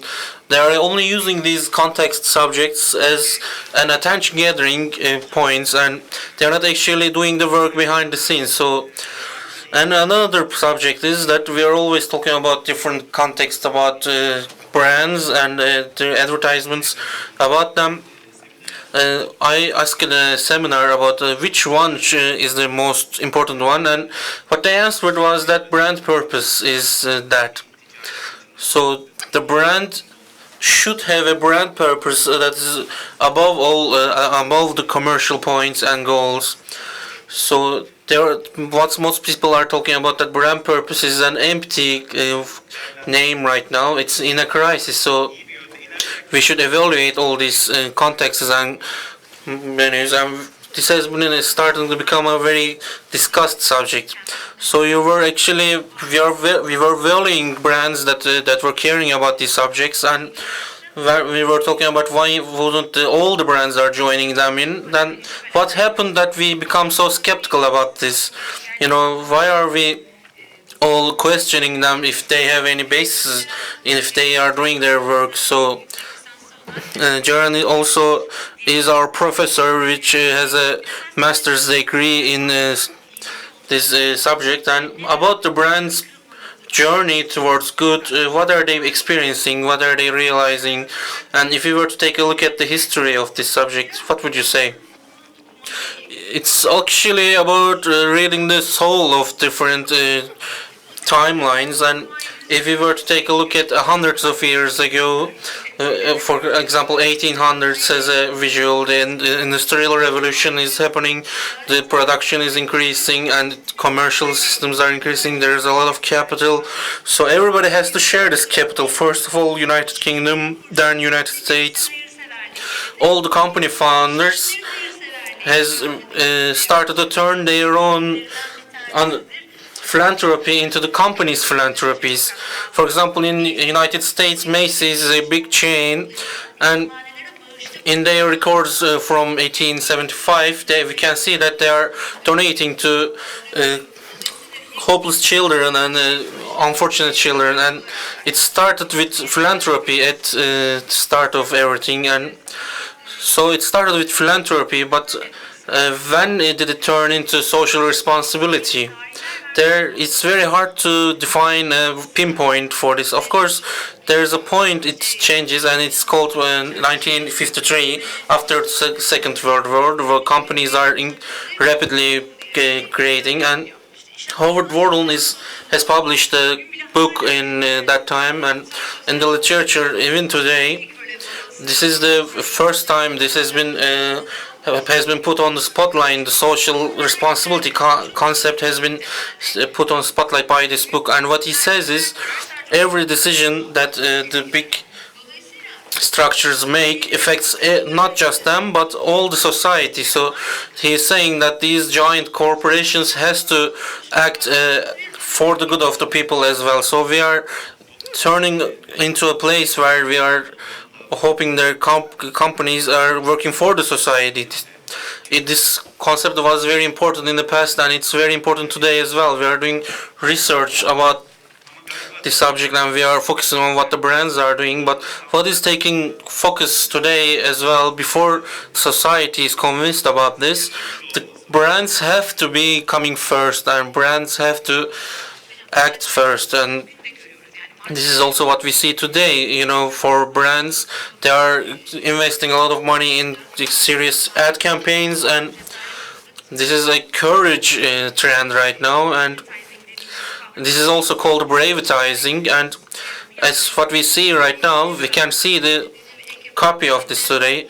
And I would like to add to Toygun, there's an interesting story about it. Back in 60s, we were talking about seeing the soul of the time. So it was a brave time, it was a time of activists, and so the brands were also looked out to be a bit more braver. So in the 64, Martin Luther King takes the Nobel Peace Prize, and in Atlanta, his hometown, they would like to give a feast for his name. All the business partner people are included, but all of them were white, so they didn't attend to the meeting. So at that point, another value of Atlanta was Coca-Cola, and the directors of Coca-Cola says that if we were not to, it's not acceptable to not join this feast, and they declare that they are leaving Atlanta. And imagine that point. It's a very serious decision to be made. And today's we are also seeing the same bravery from brands, and we are actually seeing that it's more. The number of brands that are showing this bravery are increasing every day, and to this day there are a lot of mediums to be able to communicate. And as what happens is they are starting to give the advertisement of their courage. You will see some examples behind us, and like always, like a girl campaign or other, even if they are not in the marketing sector, most people can be able to hear about these projects. So we are talking about the advertisement of good right now. So how did they become so brave at this point? So well, if you were to look at that, what was 2000s like, there were a lot of academic studies and texts published back in 2000, and a lot of research was done, and a lot of awards were given. For example, Cannes, it's one of the biggest creativity festivals of the world, so they started to create new categories for social responsibility. This is very improvising for brands, and that's why we are starting to talk about how brands are working about this. This is where this problem's also starting to turn up, because we are now questioning the integrity of the and honesty of the brands, because we are not believing them, we are questioning them, we are skeptical about their points. The consumer trust index is dropping, and the skepticism is on the rise right now, and it's very serious. The skepticism in society is increasing, and everything has been starting to be questioned. Now we are very loud, and we are able to make our voice reach a lot of different places. Because of Twitter and social media, with the improvement in technology, the reaction of the consumer can be heard very rapidly. So the business has been changed with the technology. And at this point, what we are focused on actually is, for example, in 2017, I will show it. Fearless Girl is, for example, happened in here. This is seen as a very positive project, but it has also taken a lot of different feedback and reactions. For example, if we were to talk about the positive sides of Fearless Girl, for example, the point where everybody is looking at, first of all, the location is very important. For example, it's in New York, Manhattan. It's right in the middle of Wall Street, and there is a little fearless girl against, and this is about women, and you just give this communication with one statue. And this was one of the most spoken about advertisement campaigns that we were talking about. This has gathered a lot of attention for women, and after that, the research that has been done about this, and the company that has done this advertisement were actually not paying enough to their women employees than their male employees. So when this was discovered, there were a lot of reactions in social medias, and people started to focus on this company, and this problem created a lot of negativity for this company. So the hypocrisy of the company has been focused on, of course, and the brand's views are also like the characteristics of people, and if you lose your honesty, if you lose your trustability, you wouldn't want to face a lot of people. And for example, we have to think about how brands should be acting in this environment, and there's a lot of academical research about this. For example, in Journal of Bad Strategy, you had a writing published in that magazine. So what will we be talking about in the future about this? how can we help brands about this subject? How can we help them characterize themselves? We can talk about that maybe. If we were talking about the history and there was a philanthropy system, then it evolved into social responsibility. Then that evolved into advertisement for good. Even if it was not a social project, it was showing their values. Now in the future, just using advertisement won't be enough about it, unfortunately. So they have to show that value parallelity about that. The commercial companies, of course, they are doing everything for to be able to generate income. This is what they are built for. But of course, making a social effect for humanity and society is very important. So they are generating income through their own businesses, and they are giving them, giving the social projects help from the income they gathered. So the next step is while they are doing their business, for example, an insurance company, in a health company, in health industry, they can inform people, they can make different companies, they can motivate people to be healthier. It both helps the company because making people even healthier, and it also helps society. For example, helping the women employment in the system is also helping the companies as well for their own employment sources and for the society's systems. All the helping the diversity of employment in the system. Of course, when the brands are moving towards these systems, and we all also society has to add some added value to the system. Of course, this is why we can also inject this new generation into our cultures. We can talk about brands as a ambassador of good for the cultures. In this transition period for the brands, we have to help the brands in a very active way and our experiences to be able to create new brands for years. We are hoping to use this experience to help the brands become in a good brand system. And today's the brand coming up and saying that they have a goodwill, they are very good, and is not really helpful. And we have to talk about inclusivity as well. We will talk about communications inclusivity, touching a lot of more people, communicating with a lot of more people will be a lot more important in the future. As we told about it, STVW, we are all in this process, and we like to have an active role in this process. And we also talk about all the brands that are very interested, even if they have very little interest in this subject. We would like to talk with you, and we would like to help with you. And there is a lot to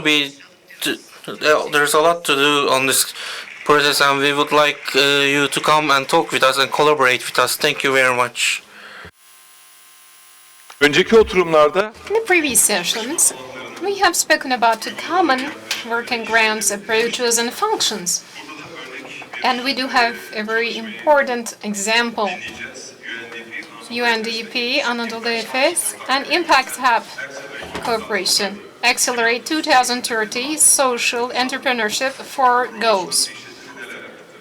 Title will be having the discussion of Simge Abay, Semih Boyacı, Simge Abay. And Duygu Yılmaz.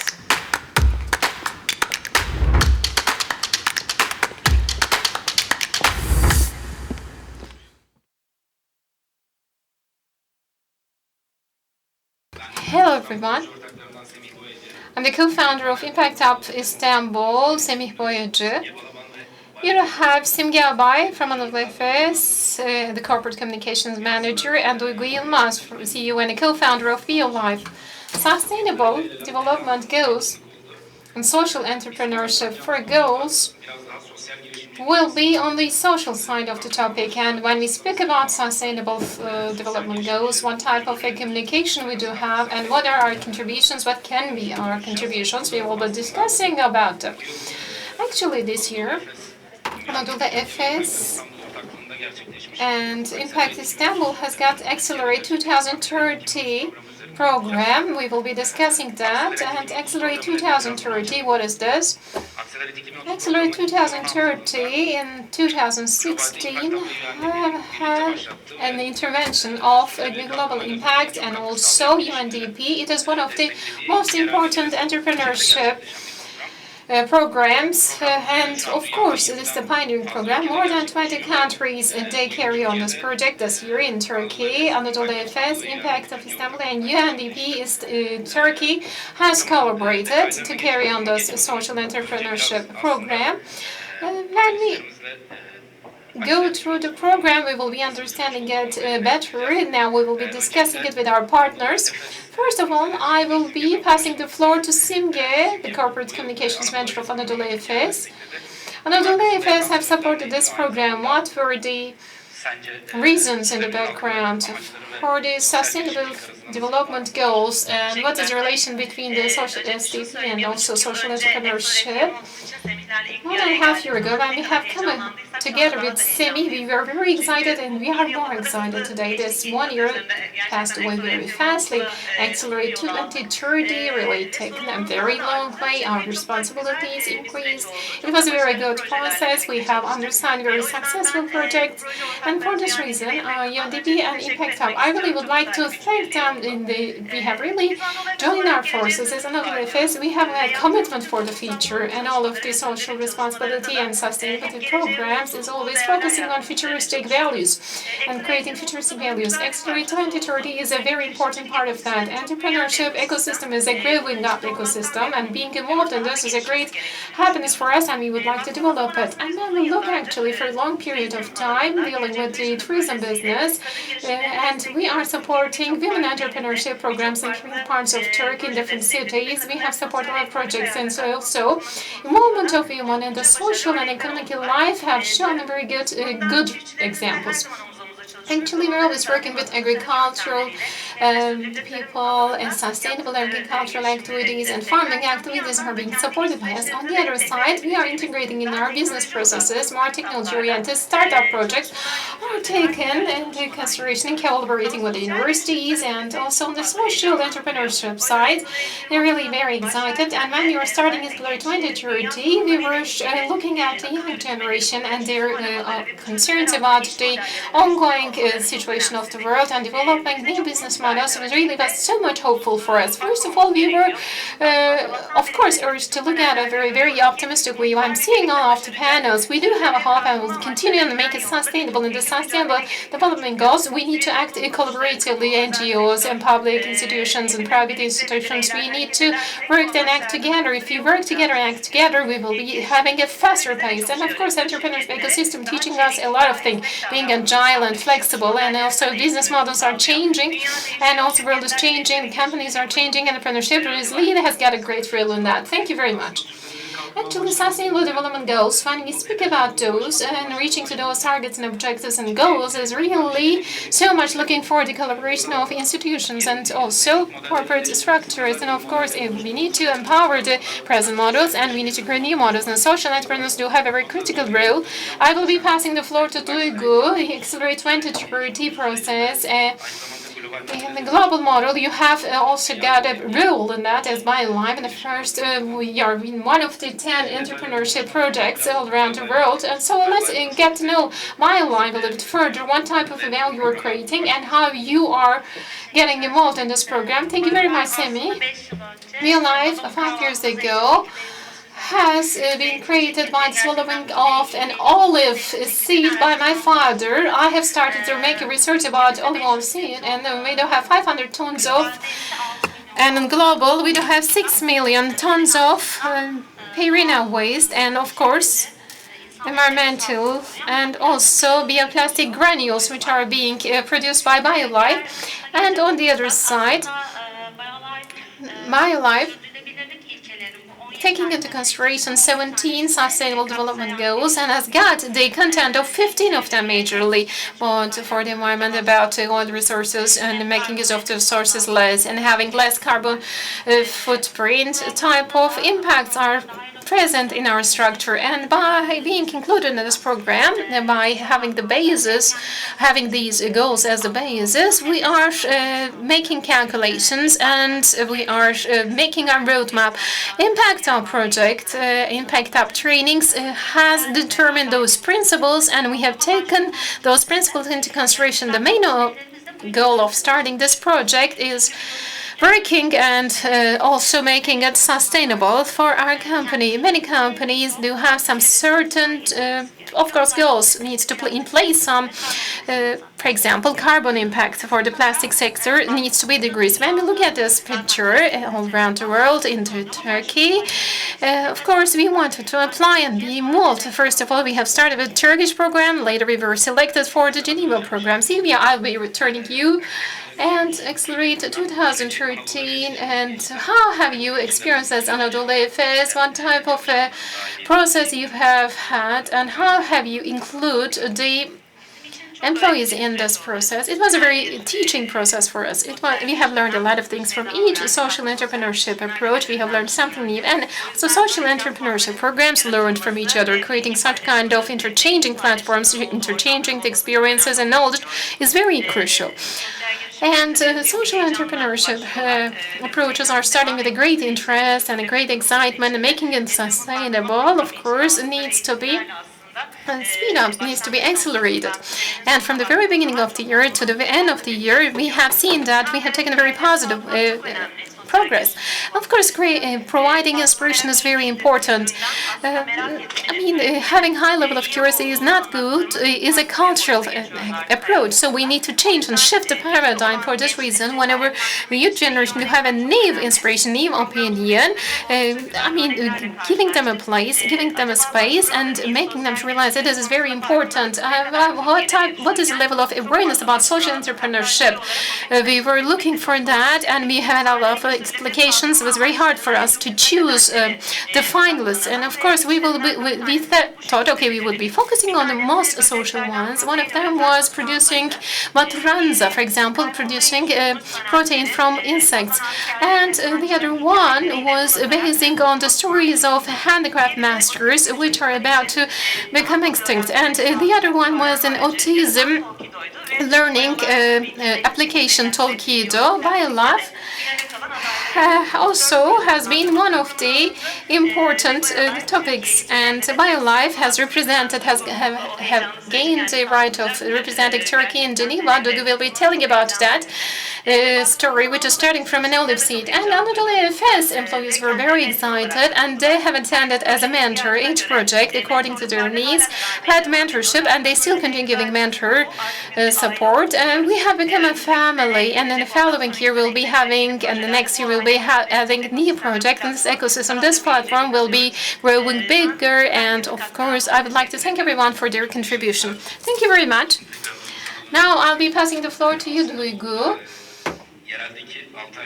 When we look at this acceleration, within 6 months, all of the entrepreneurship projects have joined for the global model, and BioLife has been selected one of these models. And in the beginning of this month, you were in Geneva, and you have spent a week there, and within the activities, you have also attended a social goods summit in Geneva. And what was the biggest impact that you have had? And so my second question, you have 9 different entrepreneurship projects coming from different parts of the world. What type of common sharing platform you have experienced? How have you interacted with them? And how did you feel about being with them? First of all, when we go back to the beginning of the program, the Turkish pillar. As we prepare a social initiative, first we manage a startup. That's why sometimes we are obsessed with the commercial side of the issue in order to survive. And when this is the case, we start to forget the social impact of the progress. Although we are not sidetracked, gradually we are to some extent losing the impact of the initiative. So in the Turkish case, we once again realized the social impact of the project that we are carrying out. And since the social initiatives are being carried out in Turkey, we understand and assess our social impacts in the right manner. Before we are being selected to this program, we didn't know what is the amount of the carbon footprint that we prevented, but after we are being actually chosen for this program, it was much more possible for us to assess our carbon footprint prevention. In the Geneva, in that program, 16 companies actually came together, and all of them has the understanding of social consciousness, and it was quite amazing for me. Because, I mean, you listen to different stories of different participants and stakeholders. I mean, you listen to the stories of coming up with clean water, to the agricultural sustainability, and we had a chance to be with those countries, and there was no competition. I mean, those 10 companies try to improve themselves and try to improve the cooperations and collaborations, and it was quite beneficial for them. The leadership training and managing our team in a more efficient manner and also assessing the social impact was the good results, and it was a sincere environment, and we actually established very good friendships, and we still communicate with them. And in certain projects and initiatives, we decided to act together, and that's how the program is going on. Thank you so much to our panelists, and thank you so much to our audience. Thank you. Thank you.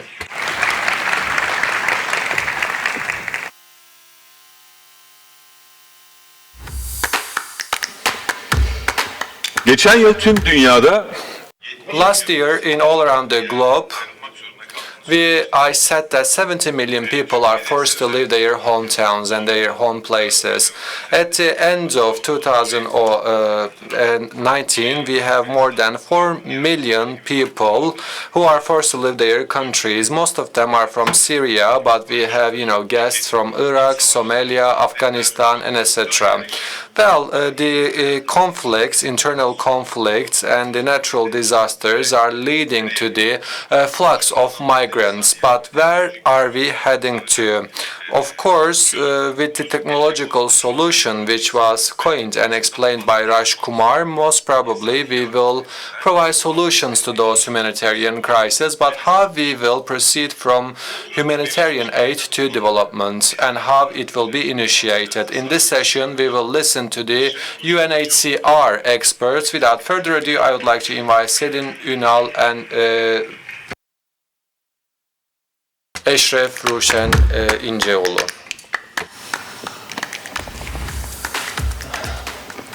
Herkese merhaba. Hello to everyone. I still see an interested audience. We are quite crowded. Thank you so much for not leaving until that hour. Well, Mr. Halil actually did the introduction. My name is Eşref Ruşen İnceoğlu. I am working for the I'm from the UNDP, and Selin Ünal is from the UNHCR. We are working on the Syrian case. We are communication experts, but we will not bore you with our activities, but let's try to broaden our horizon. And as you can see, the topic of this session is from humanitarian to development, and you have listened to shortcuts from different experts on different fields. And as possible as we can, we will provide you a perspective from the resilience program on the understanding of the United Nations institutions. As you listen from the previous speakers, the globe is changing, and we are 10 years away from the 2030 agenda. So what we have done so far in the last 10 years will definitely shape what we are going to do in the upcoming 10 years. We don't want to leave anyone behind, and whether we are going to actually create a sustainable life or not, we will see. As I told you, our team is from humanitarian to development. Well, it actually speaks out for itself. So the formulation, I mean, the form of this session is really good. In the last decade or 15 years, the issue of migrants and refugees are on our agenda, and the international community is trying to find out new answers to this problem.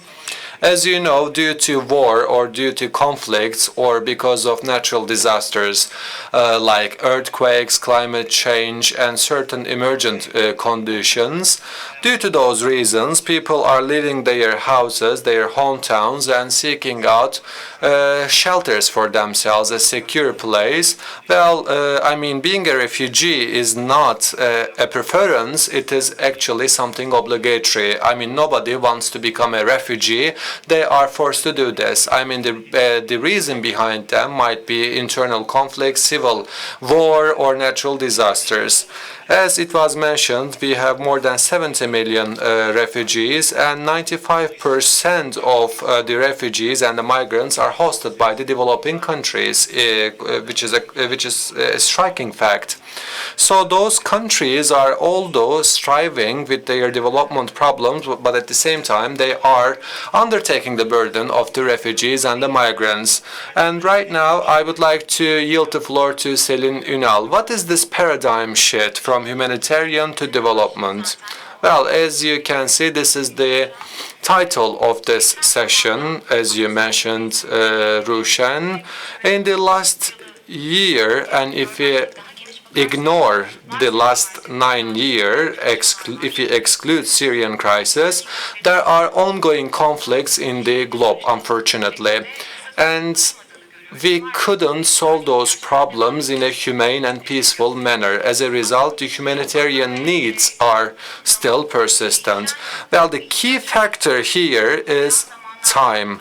I mean, those needs are persistent because the conflicts are never cease to exist. We know the Afghanistan crisis, the Syrian crisis are still going on, and I mean those people cannot go back to their countries in a safe and secure manner. And it changes the humanitarian needs. As the UNHCR and as the United Nations, we have to adapt ourselves to those changing conditions. And how do we materialize it?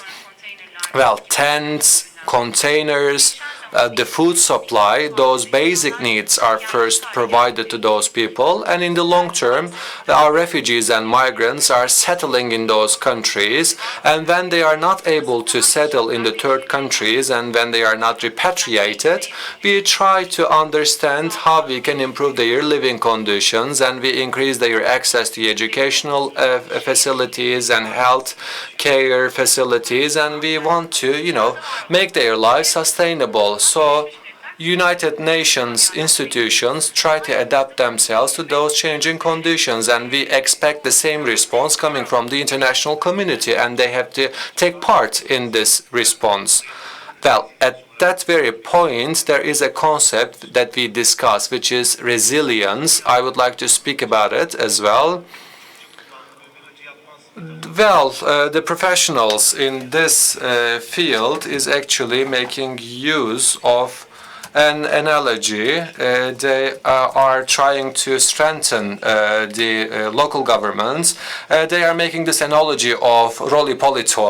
So what do they mean by making use of this analogy? The most important concept that this paradigm shift is finding its ground is the resilience. We try to increase the resilience and the strength of those institutions. I have spoken about this Bobo doll analogy. I mean, think about those natural disasters. Think about those refugees and migrants who are forced to leave their countries because of the civil war. And, imagine how they try to establish their lives in a different country.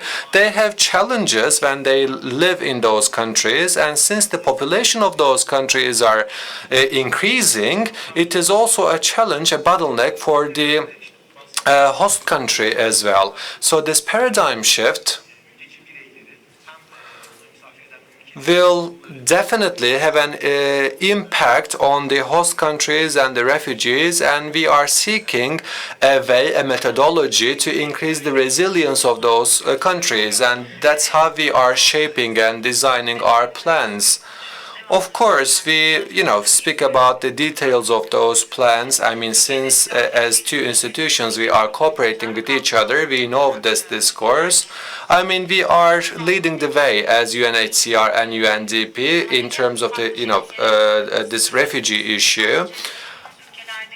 When we intervene, we have a different approach. We are not only supporting the governmental intervention, but at the same time, we try to enable this topic to be at the priority of the international agenda. With the New York Declaration, there was this commitment of increasing the support to those host countries of the refugees and migrants.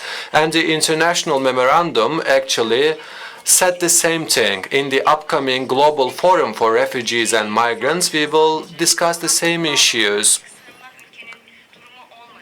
We are not only focusing on Turkey, for example, in the case of Syrian intervention. Turkey shouldn't be the only country who will undertake the burden. So this problem, this crisis, should be present in the international agenda all the time. So in order to protect the living conditions of those refugees, it should be accomplished not only with the participation of Turkey, but the whole international community. And we believe that, and also as Rushan mentioned, being a refugee or migrant is not something that you prefer. It is an abnormal situation. The only way to solve those problems are, going through the political process. But unfortunately, the political dialogue somehow is not able to solve those problems in a fast manner. So we don't want our refugees and migrants to live in unequal terms, and we want them to live in a secure and good world, which will be deserved by the human dignity. That's what we are, working for. Well, of course, we discussed those issues in a good manner, but of course, the hardest thing to explain those issues is when you have limited time. Since our time is up, so we will close the session. Well, we actually initiated our speech with the choices and the preferences, and I will ask myself, what is the shortest cut to social good? I believe the shortest cut to the social good, goes from, our selection to become good. I mean, being a refugee and migrant is not a choice, as I told you, but through solidarity, through justice, through helping each other, I do believe that we can provide social good, and we shouldn't leave anyone behind. Yes, it is a wonderful sentence. It gives me such a nice feeling. We shouldn't leave anyone behind. Establishing empathy matters. Without prejudices, we should assess other people. We should put ourselves into the shoes of the other people. Only after that, I do believe good things can happen. We should distance ourselves from our prejudices, and we should try to understand the situation of the people in front of us. If we have this mentality, then most probably our actually perspective towards refugees will definitely change. Thank you so much for listening and for your patience.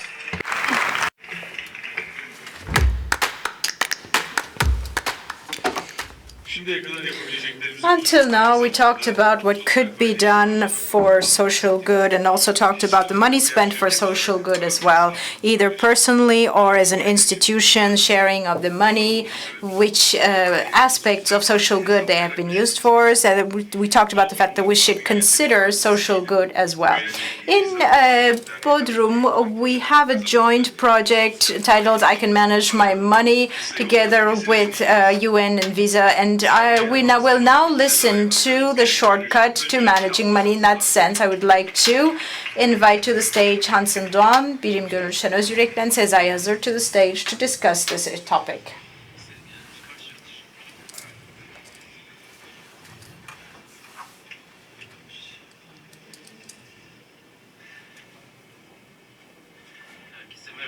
Hello to everyone.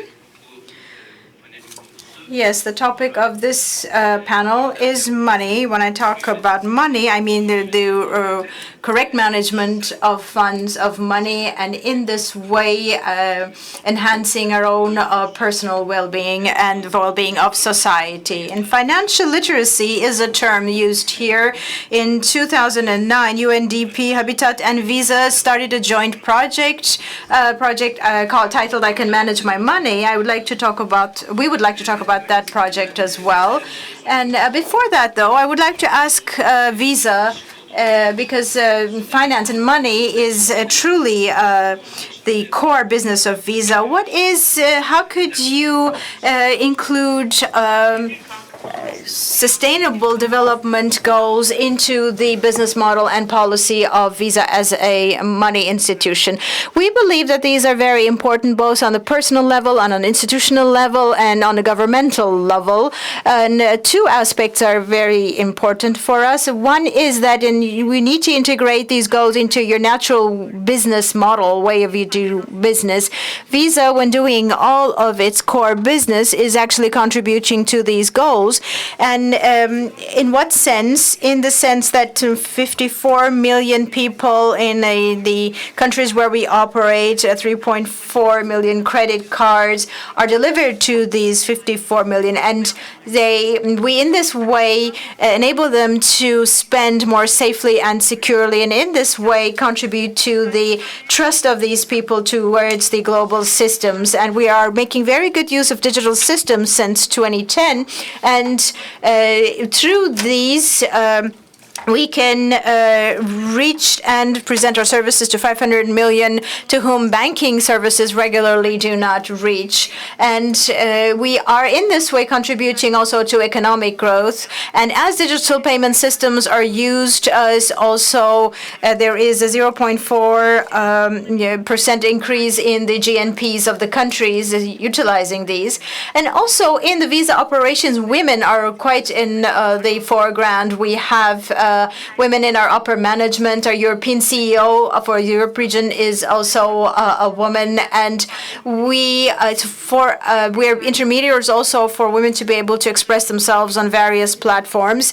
And also, we have a primary condition to have women stakeholders and board members in that sense in our partners. And also, we are supporting women in sports and other social activities.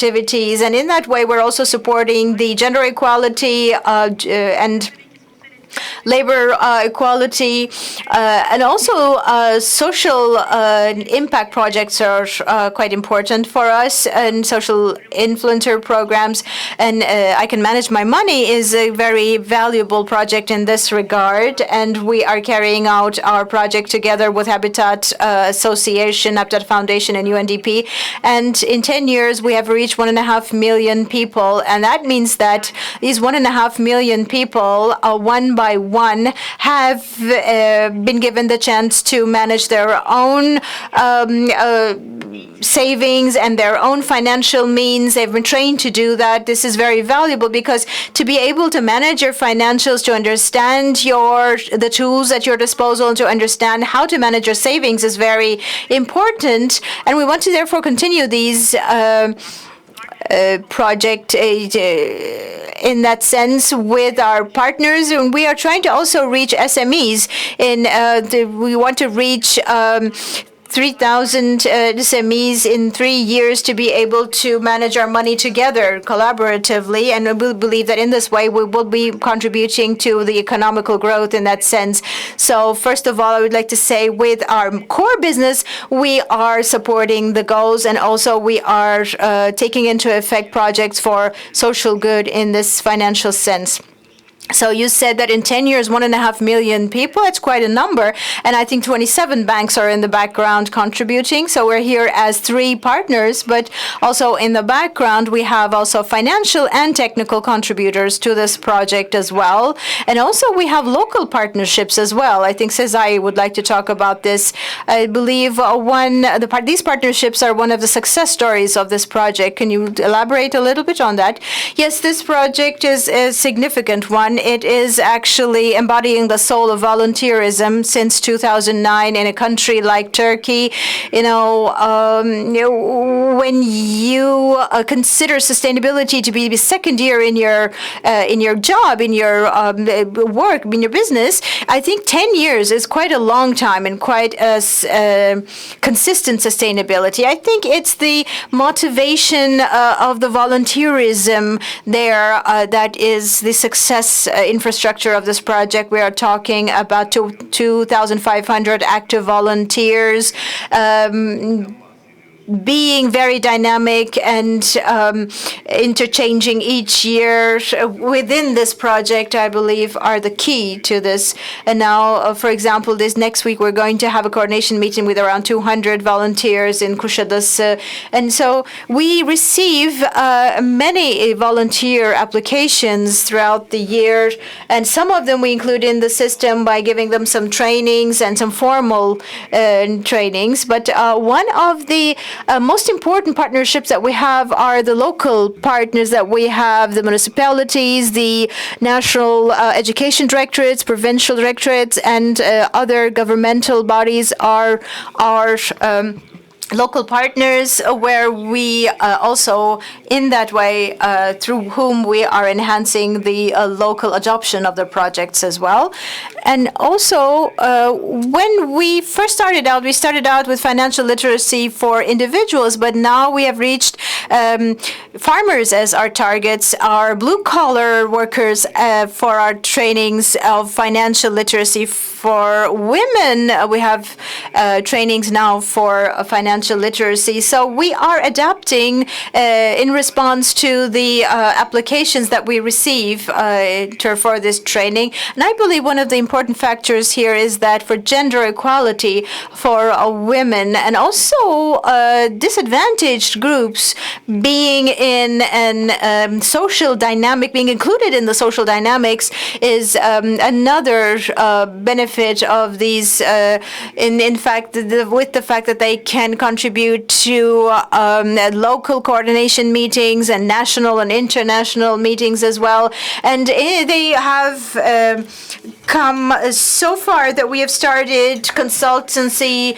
and mentoring for international projects as well in Romania and some other countries. So in that sense, having started out with a local project, we have turned this into an international project with best cases examples. I do believe that youth have discovered their own skills in that. So what we always say, volunteerism is not just to work as you will. It needs a disciplined labor, and you have to have a contribution to what you are volunteering for. Lifelong commitment is necessary also for volunteering. You can't just do it because you feel like it for a certain while. In that sense, we are bringing together young people from different cities and different cultural backgrounds to create new ideas together and to produce and generate new ideas and projects. And in this way, it is also contributing to the individuals themselves, this volunteering process. And also, it gives them the chance to cooperate with international bodies and institutions as well. I believe that all these analyses that we carry out each year is measuring the success of the project based on all these criteria. So I believe that the partnerships are the outcome, my regard, for the shortcut to development. What do you believe? I do believe also the partnerships is an irrefutable part of this shortcut to development. And this actually means that you not doing things on your own, but stepping ahead with the factors we believe can support the nature of the cause that you believe in and cooperating in that sense to contribute to the social good it will create is very important. So you believe that sustainable cooperation between the private sector and public sector is important, you believe? Yes, you see here we have a habitat stand outside and it says there's shortcut to good goes through habitat. That's what they say. Of course, it's in that sense, I believe that truly NGOs and volunteerism is truly what the shortcut to development and good goes through. Because in the past we have had governance which was in the foreground, and the network formed on that basis transformed itself into a network of youth for further development goals. And I believe in the upcoming days and years, the realization of these goals in Turkey will be turning into producing and generating ideas for the shortcut to development as well. I do believe we're ahead of our time. A few minutes more so we can ask another question. Well, okay, let me have a few words to say at this point then. I do believe that the private sector plays a critical role at this point, because sustainable development has actors on the stage, players on the field, both from the public sector and the private sector for different factors that they can contribute to. And especially on innovative approaches to sustainable development, on human resources, labor sources, and we believe, and also in similar topics, and we would wish for all institutions to, in that sense, enhance their contribution to sustainable development. In that sense, we do have volunteers, both personal basis and institutional basis, to take part, to contribute to the social web fund. And Business for Goals platform has also been established for this reason, together with TUSIAD, operating under 3 major headings, and we talked about in the previous panels, and I do invite you to follow up this platform very closely. Thank you very much.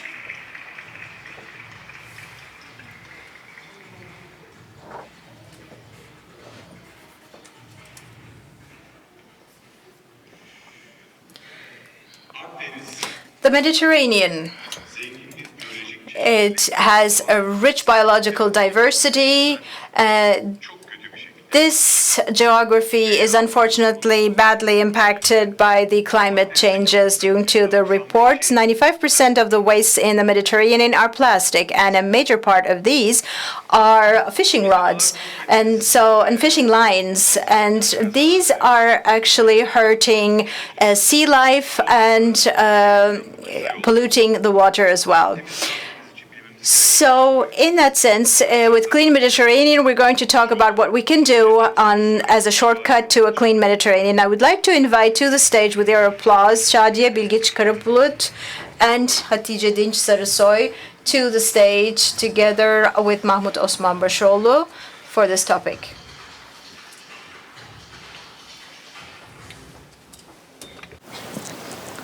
Merhabalar. Hello everybody. Today, everybody is a bit would like to speak about some beaches, some seas, because we are nearing the end of the day. We will talk about Mediterranean a little bit. As you know, Mediterranean is surrounded by 25 different countries, and it's a closed sea. And everything that has been dropped onto Mediterranean ends up in our country or any other countries that has shores on Mediterranean. So it's very important for us to talk about Mediterranean. When we, of course, as Mr. Halis also said, what is the most important point about Mediterranean is management of the waste. How much waste we can manage in our own country, we will be reducing the amount of waste in Mediterranean. We have 2 important speakers about this subject, and we would like to talk about the civil society sides and the governmental side of the problem. So I would like to let them speak. The waste management lately in Turkey and what has been done about the zero waste systems in Turkey. Would you talk about that? Thank you very much. Before lately, I would also like to talk about something that when I started working in the ministry at the start of the 2000s, all the projects that we started on,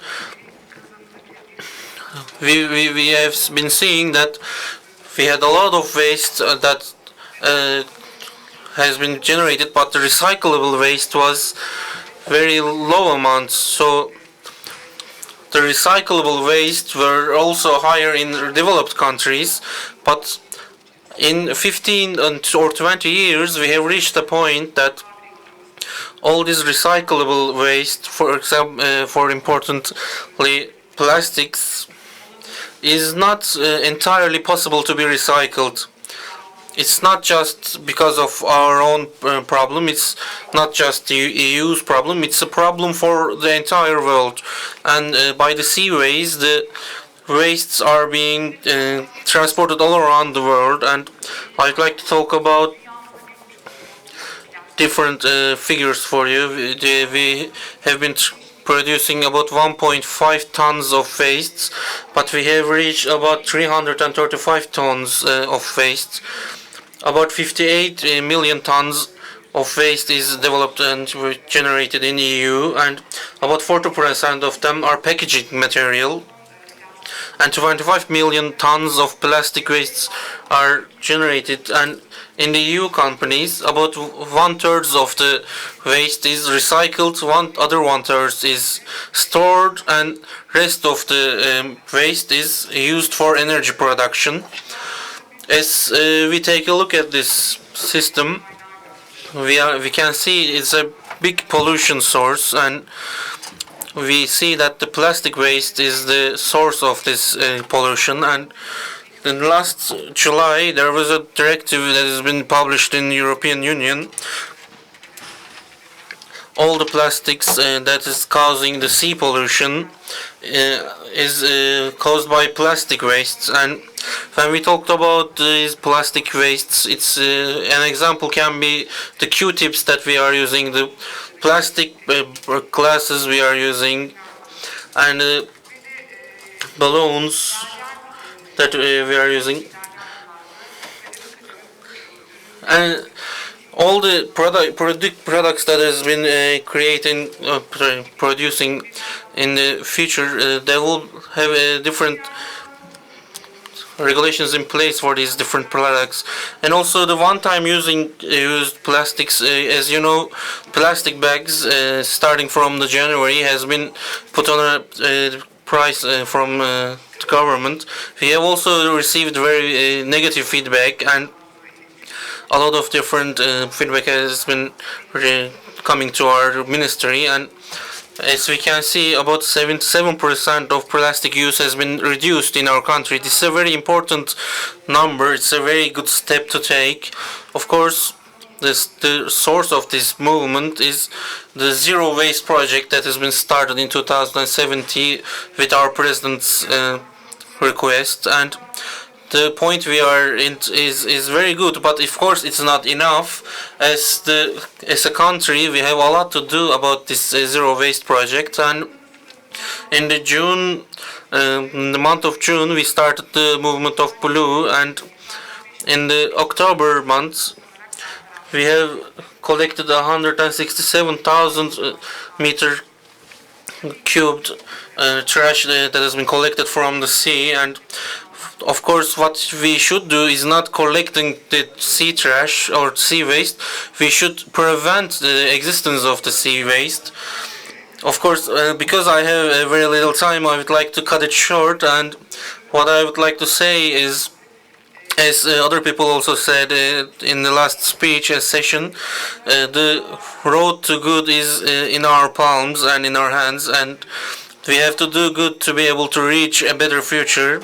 And as a person, as an individual, we all have duties to take our own. And Thank you very much. Of course, the journey to good is, of course, notifying the forces about the waste, or just throwing out the waste ourselves, or taking our own initiative. Of course, it's not a subject that we can individually face, and of course there are a lot of legal and different subjects that has to be taken part by industries and civil society organizations. Whatever we create by our own people, societies, if people do not use the recycling bins, if they are not recycling their plastics, the problem still exists. I would like to let Ms. Hatice talk at this point, and she will talk about the zero waste project that is in a local government sense. And of course, we started this project with the Nature Conservation Ministry and Ministry of Environment and Urbanization. They have given us a great idea about this, and Coca-Cola also helped us financially about this project. And what they said was, we have to include public in this project.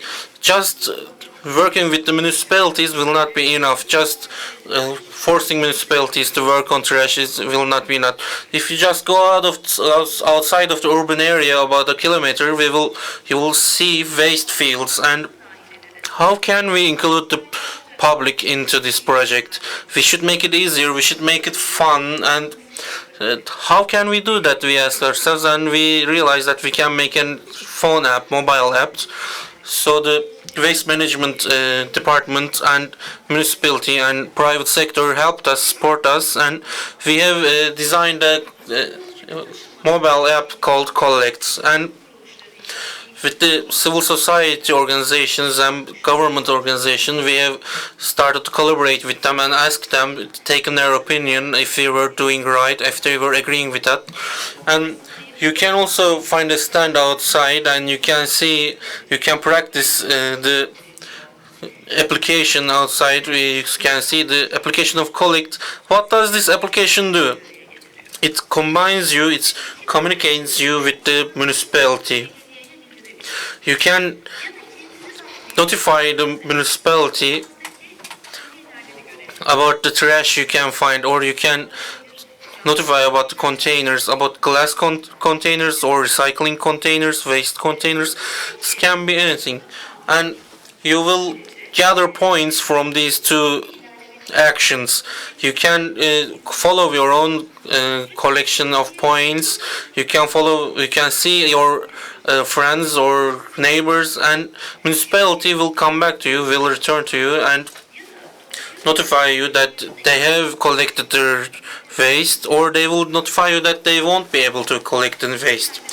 In that point, to be able to find a solution as a civil society organization, the ministry or the private industry will be allowed to solve the problems by the communication of this app. And we will also want to be able to do that, to be able to include the society and public in this problem. What is preventing us from that? We are just throwing trash onto the floor, and people think that it will be just removed by the nature. But should we think about that? What would our neighbors think about us? Should it be a point of pride? Should we see ourselves as naturalists and survivalists? Can we identify ourselves with recycling? If someone were to tell me to recycle my trash, who would be effective about if infecting people with recycling bug? And we tried this system, and in the Antalya Kemer municipality, and in about 2 months we have reached 2,000 members, and a lot of notifications were seriously considered by the municipalities, and they were able to see the problem areas, and we were able to bring together these actors into a common collaboration place, and I would like to invite you all to our demonstration application. Think about this system as a municipality, and you can just find trash and you can notify the municipality about the trash, or you can just throw the trash yourself and you can gather points by using the app. Thank you very much. Of course, the Mediterraneans is our focus about the waste, because the central areas of the geographical spaces is existing in a very wide area, and we can only see the peripheral visions. To be honest, the recyclable waste has a commercial value, and we can control this value and make it into a commercial additive value. For example, in a 40,000 population in Kemer's little village, has about 10 million tourists are visiting them. So the existing capacity to deal with the waste in that place will not be able to handle all the tourists coming over to that area. So what we are trying to do is to help municipalities lift this heavy burden, to let the industry help the municipalities to lift the burden. It's not just an application, it's what we are trying to do, what we are trying to achieve is to create a smart data system including the society and the public, and letting the municipalities and other actors to be able to use this platform. Of course, there are a lot of things to do in the local government in this manner, and thank you very much. I think we have reached the end of our time, and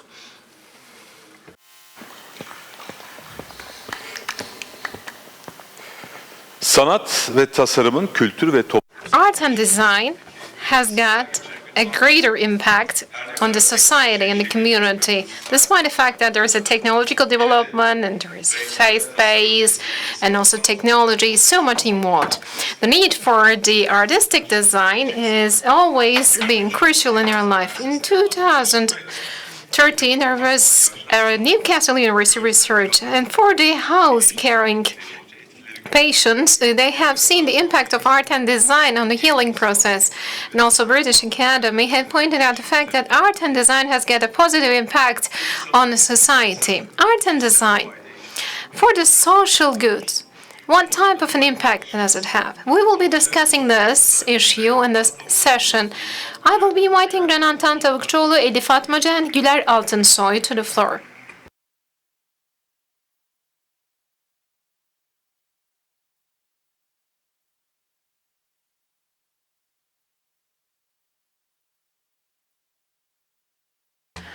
Hello everyone, welcome.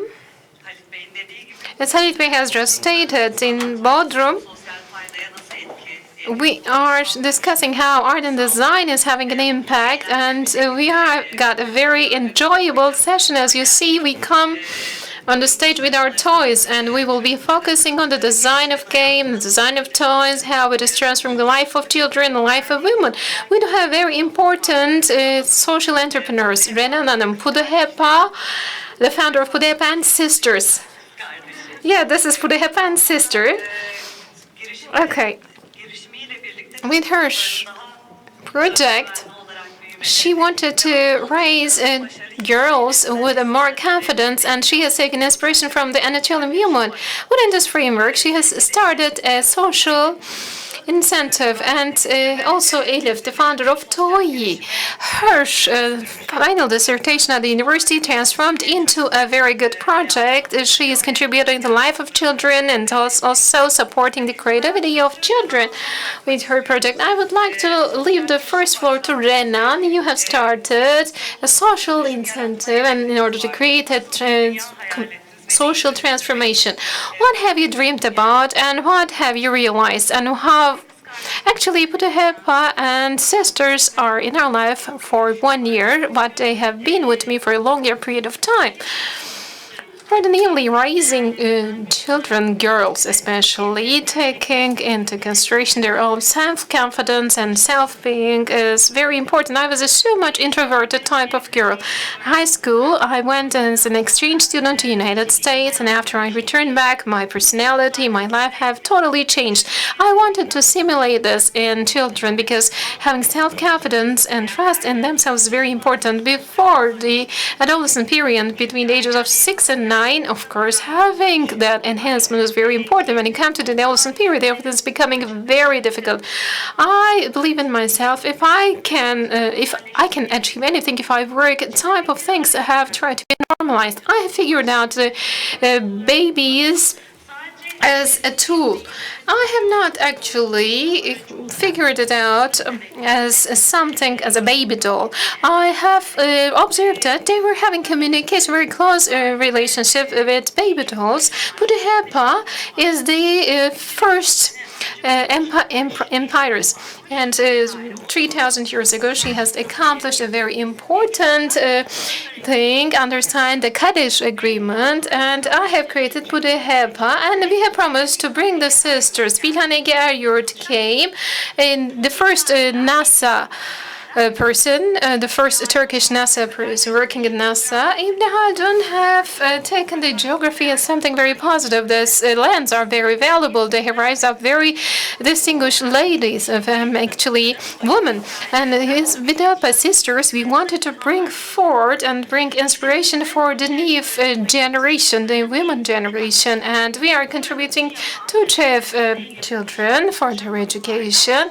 And the ladies who are preparing these baby dolls are earning money. And so from every part of the community, this is an enhancement project. Puddaheppa and Sisters project is such kind of a contributing project. While making use of the baby dolls, you are transforming the life of children. It's a very good example of that. Another example is toy.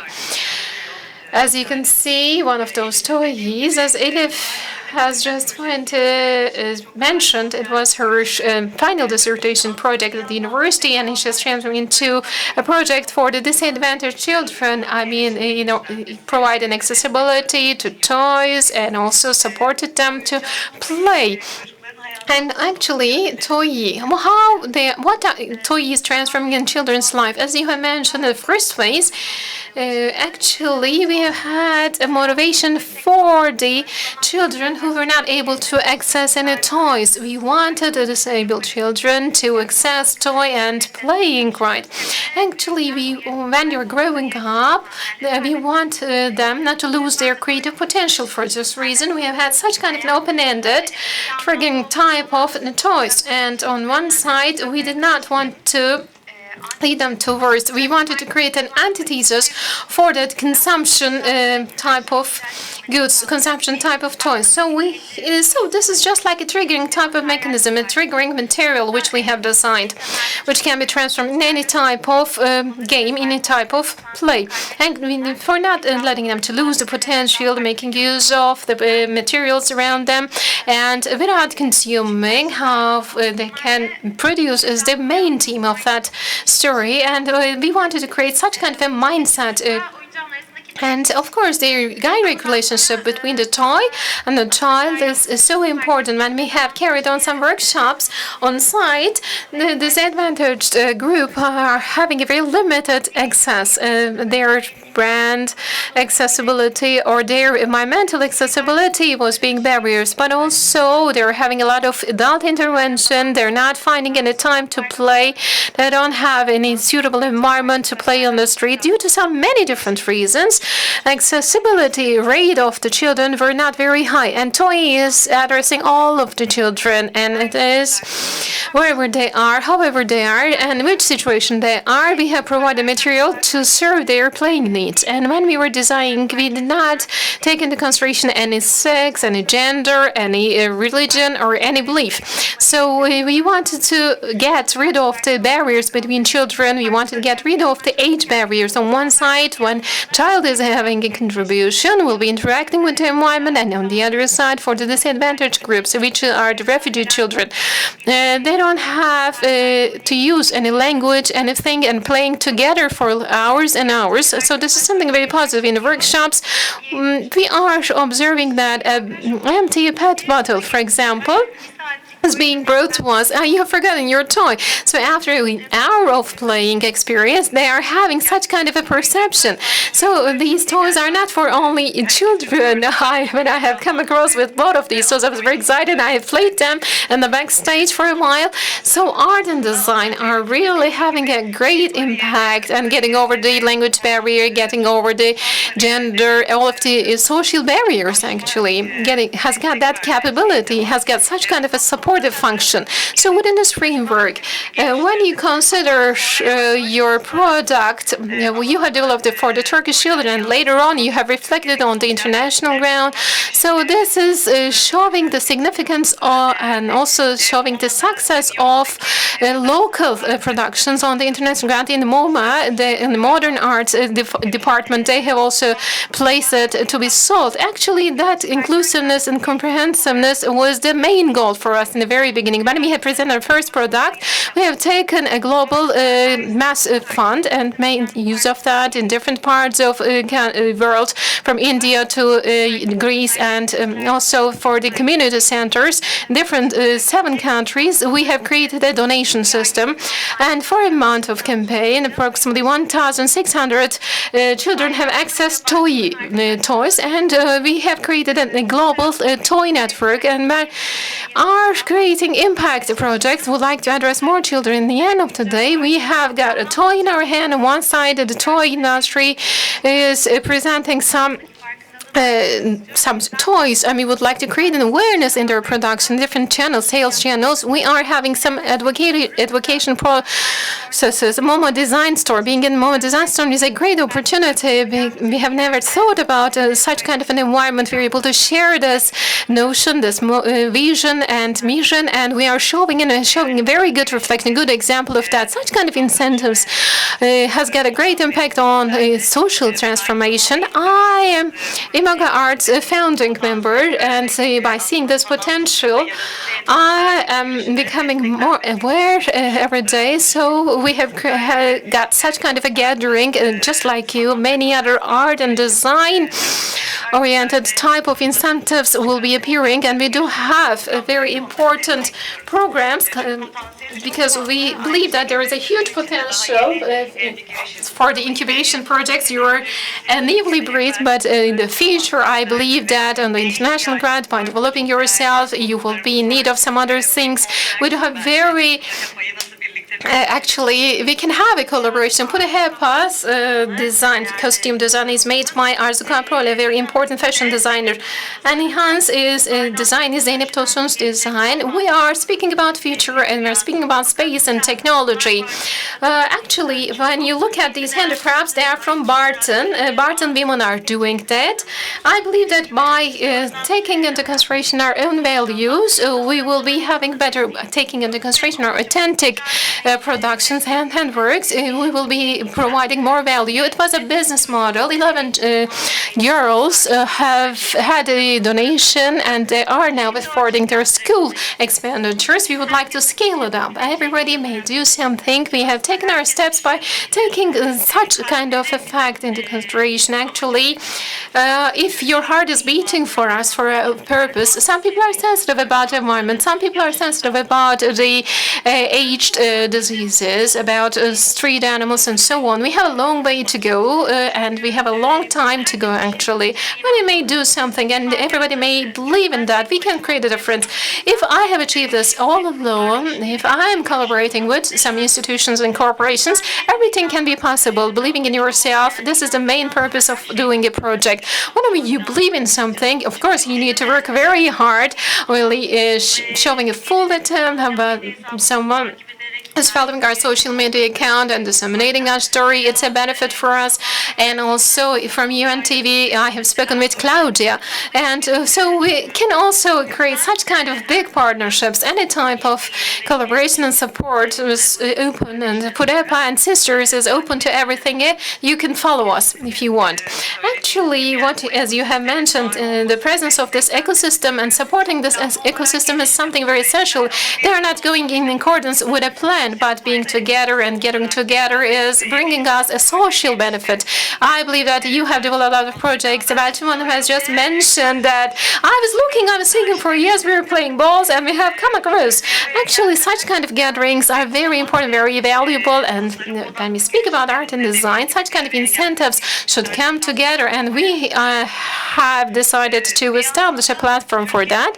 On one side in Turkey, such kind of studies are going on, creating an impact in Turkey. On the other side, in the world of art and design, it is easy to get over the barriers, language barriers, any type of barriers. We will be having a lot of incentives. What is the shortcut for you? I would like to ask for you. What is your shortcut? Playing is the shortcut for us, and we are trying to create a committee, play educators. Everybody will be finding out their role of education without waiting for anyone else. They can adapt it in their daily life, and so we want them to have a motivation for creating their own play. I mean, 5 minutes that you play with your nephew is being the play education. So I invite everyone to be the educator of play.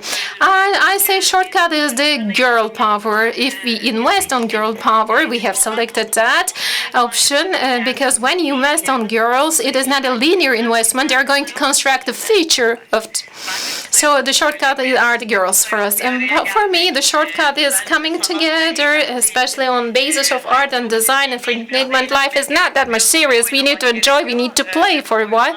And by making use of plays and art, the social transformation will be achievable, will be enhanced, and we will provide it further. Thank you very much for your inspiring speech.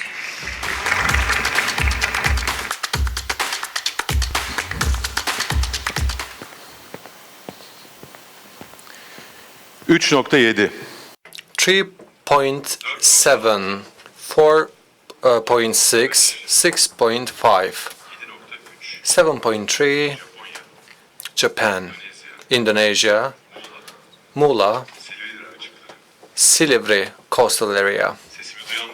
Is there anyone who hears me? Akut, Kızılay, Afat. This is our topic right now. Disasters, natural disasters, and specifically earthquakes. We don't know whether we will survive. Are we prepared?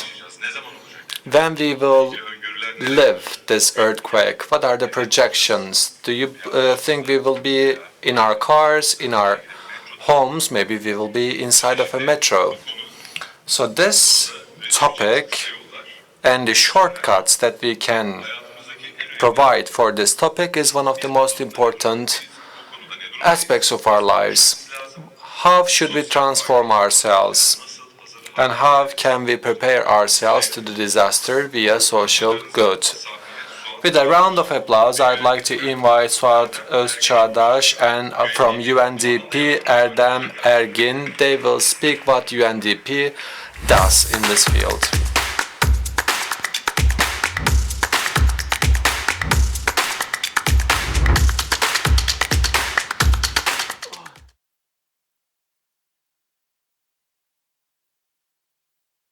Hello to everyone, it's nice to be here. Well, before us, of course, three women NGO representatives were with us, so it was really nice to listen what they say. We will be, our session will be much more boring, but it's an important topic. Erdem, earthquake reminded itself, and it is just at the center of our agenda. And as it is our tradition, we always ask questions whether we can know when the earthquake will take place, where we can gather and assemble. So, in terms of disaster preparedness, in terms of social good, from where do you think we should start? Of course, in the recent times we have experienced earthquakes, and it actually come to our focal points, and the assembly points turned into shopping malls, and everybody actually was concerned whether they have their disaster kits or whether they are prepared or not. As far as I can follow from the media, the information is disseminated to the society by triggering the fear. I actually, survived in those earthquakes, but what kind of a contribution social innovation can provide to us will be the basis of my discussion. With regards to Istanbul earthquake, we know many things. Kandilli Observatory made many researches, and Istanbul municipality made a lot of researches as well. But let me clear one thing. When there is earthquake, we don't have one Istanbul. Some parts of Istanbul will not be affected so much, and other parts will be affected in a higher sense. But we don't know which part will be affected the most, because the fault line is on the east to west axis. So we don't know whether the Anatolian side or the European side will be affected to a further extent. So we should try to understand whether we are under risk and how we can minimize the negative consequences of the earthquake. The security of our lives. People are seeing a dilemma, and the scenarios are showing us that more than 99% of the population will survive. I mean, the number of the deaths are quite high because expected number of the deaths are high because the population of the city is high. But, think about the holidays. When there is a holiday, the majority of the population of Istanbul goes to different places and different provinces. But Istanbul is the economic capital of Turkey. 30% of GDP is here, and 50% of the supply chain is in Istanbul, and 40% of the tax income is in Istanbul. So in terms of the economic preparedness, we didn't do many things. So our focal point should be on that aspect. How can we make connections between different measures? How can we improve the public-private partnership and cooperation? We can speak about those issues. Rather than approaching to the earthquake as a natural disaster, we should understand it as something which is deteriorating the status quo, because earthquake will change things, and how we will respond to that is at our discretion. As a result, social innovation can play a part. There is another topic, another point that I would like to mention here. It will have huge economic consequences because the whole economy engine of the Turkey is functioning based on Istanbul. In 1990s, as you know, Kocaeli and Adapazarı was an industrial area. In the 1999 earthquake, the whole economy was affected. What can we do in order to prevent this? Well, since there is no economy recovery plan, we started to work on that regard. How can we recover the economy? Turconfet and TÜSİAD will be asked about it. So we cooperate with them on that regard. And our approach is as follows. We should communicate the threats in a better fashion, because when we say earthquake, people, think about the conventional earthquake, but there might be floods, of course, the fire and the chemical accidents might take place. As we have seen in the 1999 earthquake, organ mafia or kidnapping or, thieves might pop up again. So first of all, we have to understand the threats, and we should come up with a threat map. And we should understand the consequences. Before 1999, 1 million of the companies were registered in the economy. They are inside of the formal economy. Most of them will not be affected by this. But we cannot actually come up with a single solution to those companies. We have learned from 1999 earthquake. One of the lesson that we have received, the business interruption was 40 days. Can we reduce this number of days, and what should we do in order to realize it? Because we have right now a reference in terms of the business interruption, interrupted days of the business in our hands. Think about the negative impacts of the earthquake. I mean, the buildings, the HR, and the supply chain of a company might be negatively affected by that. And the infrastructure services like road, electricity, water access might be negatively impacted as a result of the earthquake. So we should prepare our enterprises and COSGAP, banks, insurance companies, TÜSİAD, Istanbul Chamber of Commerce, such kind of institutions should find what the priorities will be. We try to understand that. The shared responsibility is our ultimate aim in this study. On the individual level and also on the enterprise level, let's assume that I actually clapped and an earthquake happened. What is your expectation? Do you expect something from this state? Do you expect from the state, I mean, I'm sure that you're expecting that the ambulance and the, such kind of public services, police and the fire extinguishers will come, but it will be an extraordinary situation, so they may not pop up immediately. Of course, this is at the center of NGO understanding. In the case of the risks, we should have this shared responsibility because the fire extinguishers, I mean the fire departments, the police and the ambulances cannot respond to all of those challenges simultaneously. Let me give you an example. In Sweden, they assessed, the social contract with their citizens, and they said that as a citizens you should be prepared because after you call me, maybe it will take 72 hours for me to arrive at that place. So we should actually review our social contracts and establish our expectations in a more realistic fashion. It is certain that there will be earthquake in this area because this geography is inclined to earthquakes, and there are many responsibilities that we should really undertake in order to save ourselves and save our families, and we should prepare ourselves all the time, and we should continue preparing ourselves. Thank you so much and hope to see you again. Teşekkürler. Thank you. Sosyal medyada çok konuşulan bir görsel var. There is actually an image in the social media. What happens within 1 minute in internet?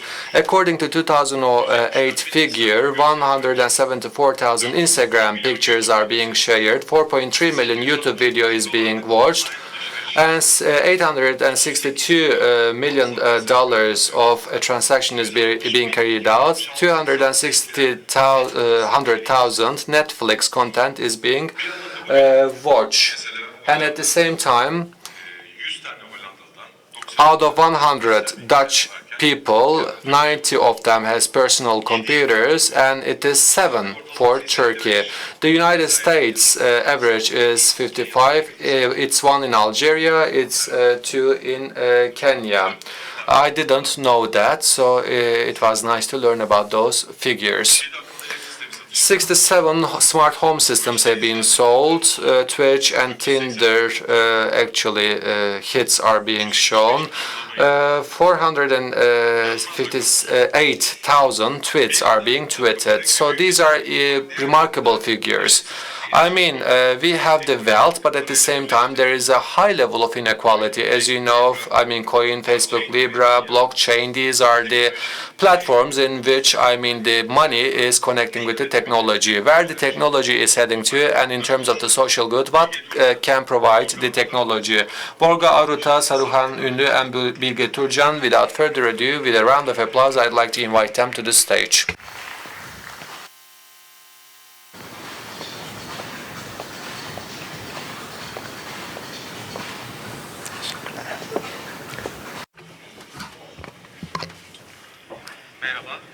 Hello. As mentioned before, this is a topic that is highly debated. Technology changes our lives for the good or for the worse. That's something else, because we also know how destructive technology also can be, changing our social habits and structures also discussed. Also, on the other hand, it allows us to have access to formerly inaccessible and impossible things like Zipwell and Kiwa are examples where we can have disadvantaged groups also being included in the economy, and there are such initiatives to this end as well. So with such variety, I would like to now turn to Saron about AI, machine learning, and all these other technological developments being used for social good. I think you are working as McKinsey on this topic. Can you elaborate? Yes, of course. We call them the technologies of the future, but it's more the near future, or maybe even current developments are underway on this topic. So from the 1800s to 1900s and towards the year 2000, time flows ever faster. And as we also pointed out in the introduction, there is much more data in our lives than before. Humanity each year is introducing the same amount of data as it has collected in the previous year. Totally next year just doubles and doubles, and so data is being more and more enhanced and enriched each time, but processing this data is a need, and data storage and data capacity increases are current topics. When we bring all of this together, we see that AI, machine learning, and similar technologies, which were much more academic decade ago, are beginning to be involved in our daily life. When we say AI or machine learning, we're talking about a machine being associated with the human brain. In that sense, is learning, perceiving, and even decision-making abilities being bestowed to such machines are the topic here. This is on economical level, but also on social good level. There are two industries that are mostly important. One is healthcare. When we think of healthcare, we think of doctors, physicians. For example, when you go to physicians, when we have health problems, we look at the experience. We trust the doctors with more experiences because we believe they can have a better go at the diagnosing our problem. Let me put it this way. When you put all of the experiences of all the doctors on a global scale being put collectively into one single machine would mean they would be taking much more better decisions. In that sense, that machine would be. So one of 3 diagnosed cancer cases in the world is skin cancer in that sense. So there is 97% treatability for this cancer. But of course, the correct diagnosis as well as access to a physician is also very important. So dermatologist has to check your problem and has to diagnose it as skin cancer first. So in that sense, we have a deep learning AI algorithm gets the cell phone images of your skin and has the ability to diagnose skin cancer with 97% accuracy. And so this brings increased level of survival. Of course, this 95% of diagnosis accuracy when made by the true doctors is only 85%. Does this mean that robots are going to overtake doctors in this? Which here, that is not the case, but placing AI with doctors is very critical side by side so that more accurate data reaches the doctors in that sense. Another project here is in this Stanford University project for ECG scans being determined for more accurate diagnosis of cardiac issues, and this will lead to a much more higher survival rate and well-being in that sense. Another topic that's important here is financial accessibility. So people's access to finances. 1.7 billion people in the world have no access to any financial institutions at all. This means that including fintech here, especially in regions like Africa, 1.7 billion people have no account whatsoever in financial institutions, and half of these people are actually poor households. So when we look at it from the banking side, from the financial institutions side, as a financial institutions, I myself look at who I can provide finance to. I would like to know who they are, to determine that, and I would like to be able to test the credibility of these people. So one of the main reasons that these 1.7 billion people are outside outside the system is because they might not have reached out themselves, but also there is the fact that this identity verification and credibility testing is not possible for these people. That's why the institutions do not wish to provide financing for this, especially for Africa region. I'm talking especially about microfinancing. We see that these communities are developing quite swiftly, especially in terms of communal wealth level. So AI, we believe, is also most useful here as well. We see that the credit scores, not through the mainstream financial institutions, but there are alternative credit scores as well through the digital footprints, in that sense, through the digital presence in, say, social media is also a possible tool for measuring the credibility of people in paying back their financing their debt. What's important here is that why has AI not solved this already? The issue here is this: when we are using AI, we are mostly focusing on a social good perspective in that sense, but when we look at it from the financial perspective, this automation bringing in financial good plus social good is, we believe, areas where this alternative technology will be most useful. Now, at this point, I would thank you. I would like to turn to Borga as well. When we think of your field, we think of applications like Google Maps, or where should we go for a vacation, where should we go for a swift tour, but also your fields of operation include how we can use social platforms much more efficiently, or how we can have better planning and preparedness for disasters and similar social issues. So when we download this technology to a certain geography, what happens? Can you elaborate for us? Of course, when we look at it in general, we see that we have a lot that technology brings us. We have data inflow from everywhere around us, but it's very important how we are able to make use of that data. It's what's valuable for us as they're called the GIS, Geographical Information Systems.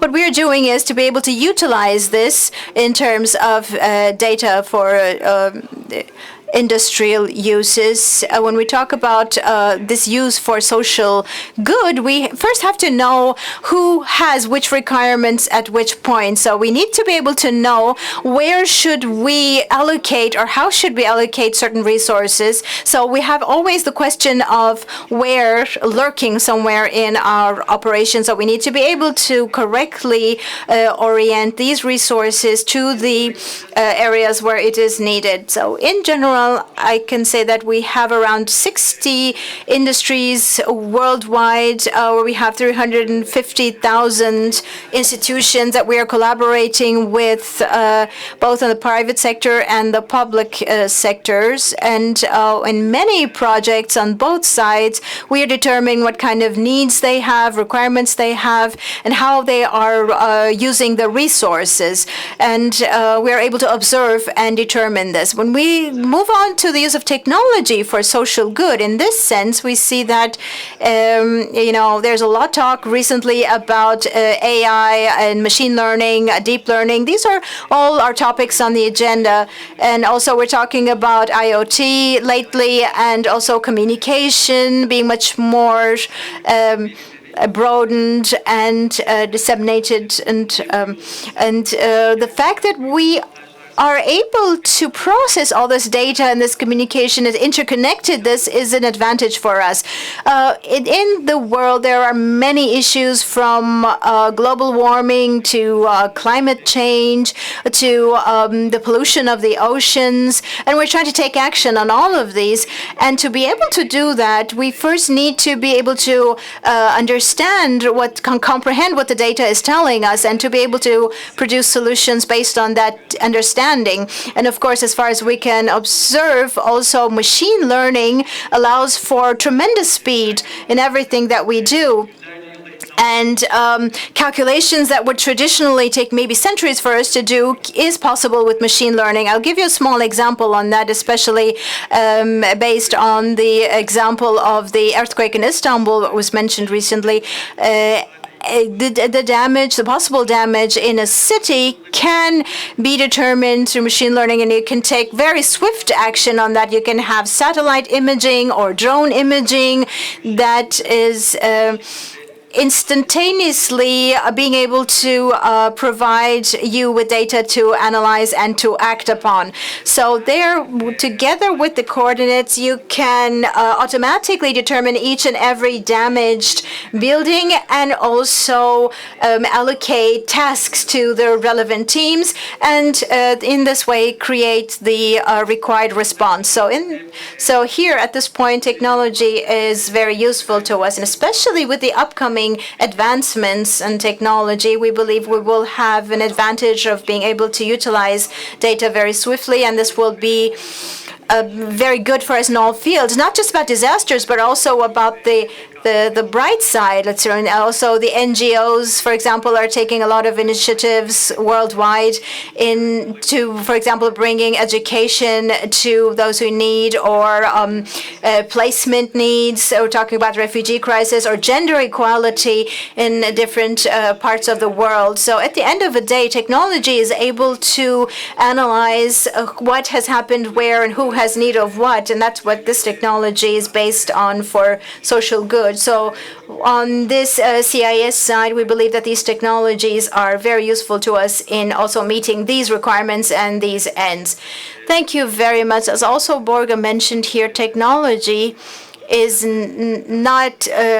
good not only for the industry in general, but also for social good. So it's not just a mechanism that reduces cost and increases efficiency, but also provides an opportunity for us to solve our social issues and crises as well.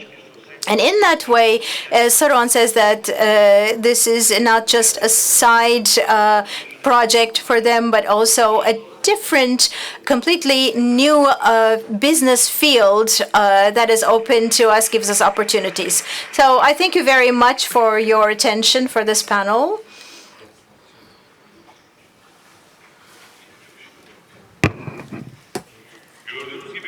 As you can see, the transforming effect of technology is broadening our horizons. It's scary on one side, but unavoidable on the other side. And the more we use this way for social good, the better results we will be able to get. And now we're going to talk about a project, a mobile app developed together with Samsung.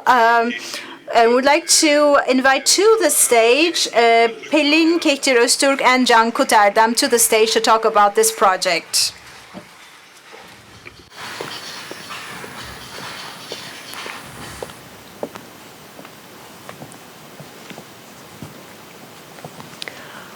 Merhabalar.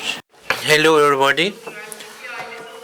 As the family of UNDP, we celebrated a very exciting collaboration, as we are with Can Kuterdem from on the stage with us. He is coming from Samsung and Mobile Business Manager. Thank you a lot for inviting Samsung to this event. As Samsung, you are working together with the UNDP to make everybody realize the importance of social good, and you have developed an app for this. How did you get the idea to develop an app for this? And I would also like to say that Samsung has a commercial citizenship motto, and how would you explain that? Yes, Samsung, both in TVs and mobile devices, it's a leader in its sector, and we are in a time that technology is used by everybody and applications are used by everybody. And as a corporate, we are thinking about how can we increase the good, how can we use technology for good. That's when we had the idea to create an application. So everybody who are using cell phones are using a lot of applications. So when we are in an agreement with UMP to have an agreement, we thought about using mobile phones. First of all, we have to focus on two different things, as UNDP's global goals are not realized by everybody, but Samsung has a very wide user base. As you will realize, these people, while they are using the Samsung mobile phone, they can use this application. We can use this application to make our customers realize the global good goals. And of course, people, in a way, by wanting them themselves, or in a different way, maybe in a way people would want, when you ask people to donate, they would generally question what's behind that, and they will wonder how their money will be used. So this application also includes this information. And also, to be able to use the power of the technology, you know that there are different ads that you face in different social platforms. When you download this application, when you allow it, it will show you different ads in your device, and if you were to click on the ad, the income coming from the ad will be donated to this UNP's project. So the end user has ability to directly aid in our projects, and also we are using this system to give attention to this point. So they can donate just by clicking the ad, and it will be easy for the end user as well. It's a tool that we are using to realize that. So all the UN organizations and UNDP, including all the climate crisis, all the economic problems, so this is creating a mechanism for informing public. And also you are using your applications to allow every individual to give a donation by using these ads. Or what about the subjects that you are giving these donations to? How can the user see these donations? There's a place in the applications, and this place explains the global goals, and also it also shows the total donation that you have contributed. And you can choose in what way you would like to donate, in what organization you would like to donate. And on the other hand, it also shows that other users who are using these applications has donated to other organizations. This is very accepted in the social situation right now. You will see that you can show that this cause is forward, this is getting a lot of donations, these other organizations are not getting as much. We are trying to be clear about that. Of course, this year is the 50th year of Samsung's foundation, and this is very close to heart. There's a subject that is close to heart. It's the education of the future generations, and UNP's 17 different goals. One of them is equal education rights and opportunities. Of course, as Samsung, we would like to improve people's viewpoint of education about this with using these systems, and by our partnership with UNP, we can show that where are the donations are going, and you can see that who are donating how much and what organizations. You can inform yourself about the organizations as well. I have taken a look in the close time, and the most donated places are about hunger and judicial system, about equality, and the third one is about climate, I guess. Of course, yes, that is right. When you take a look at it, the TV stations and social media, you can see these 3 points at the front of the headlines, and hunger is still a very bad problem for us. It's very scary seeing the figures about hungers. For example, a lot of children are still dying all around the world from hunger, and this motivates people, this touches people, and this is not acceptable that it is still going on at this time in our age. And we have to be focusing on this subject. People are really touched by this subject, so of course this is a subject that all of our governments, all of the governments of the world are taking a look at as well. And about inequality, especially in the Western countries, about women rights, about the diversity and equality, about the business life. There are a lot of developments, and these are also focused on by the media, so people are thinking about these things. But when we are taking a look at this as Samsung, the basis is all the main problem behind them. The education is the most important. Education allows people to reach their full potential, and also allows people to be able to gather the required information and make an educated decision about this. And also because of the technology, as you know, we are a technology company, and world today changes very fast. And to allow the newer generations to be able to adapt to the changing world, they would have to learn about the IoTs for coding, for different technologies. They would have to be ready for the future. And after being ready for the future, they can do a lot more about helping the world hunger. It will be easier for them to help fix inequality, and the educated population will have a responsibility about helping these problems. So every donation that is done to education, I'm guessing something will also join in. And of course, we don't have that system right now on the application, but as Samsung, we have a lot of programs about education since the start of our company. In the teams of corporate citizenship, we have the different viewpoint and maps that we are following for the next 50 years. For example, I will give an example from Turkey, from Istanbul. For the last 15 years, Samsung has a project called Solve for Tomorrow. And the application of this project in Turkey is called Inventors of the Future, and we have been continuing with this program since 2013, and about 25,000 teachers, with the help and mentoring of Samsung, with the technological aid of Samsung, they are trying to work on their own societies, on their local governments, or on their cities. They are trying to solve these problems by using technology, and we are trying to aid them. And a similar program is called Samsung Academy, and in the technical high schools, in educational high schools, all the different students studying in these high schools, to help them get their technological skills up. We have started this Samsung Academy program, and it's been going on since 2005, and about 2,005 students have used this system to increase their skills. And since 2012, we are not focusing on coding, we are focusing on IT work, and how can we fix a vehicle, how can we build a vehicle was the subject. But this year, what we decided was, we changed the program into Samsung Innovation Program.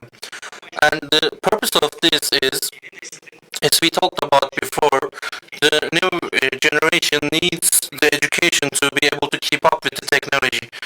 So we were thinking about focusing on more on coding or the software side of things, and IoT, for example, can be a subject, and artificial intelligence, of course, is one of the more very important subjects of our time. So we will develop and improve the program with these subjects for the future. Very little. We have one more question, and how can the users reach this application? Can only the Android users reach this application?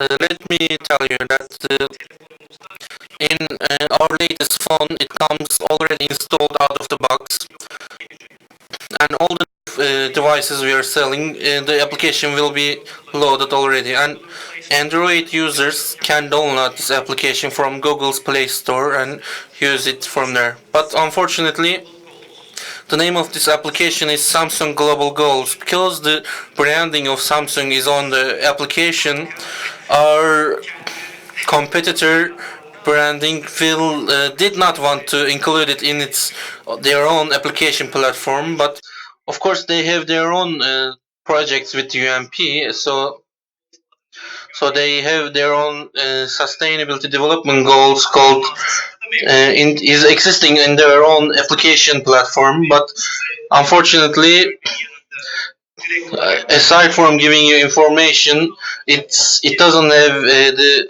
ability to give donations from the advertisements. So I would suggest you to use the Samsung application because I think it's better. Thank you very much for sharing your experiences with us, Mr. John. Do we have any time? I heard the ring, but I can't keep asking questions. I can keep talking as well. It's about the information. Okay, thank you. Thank you.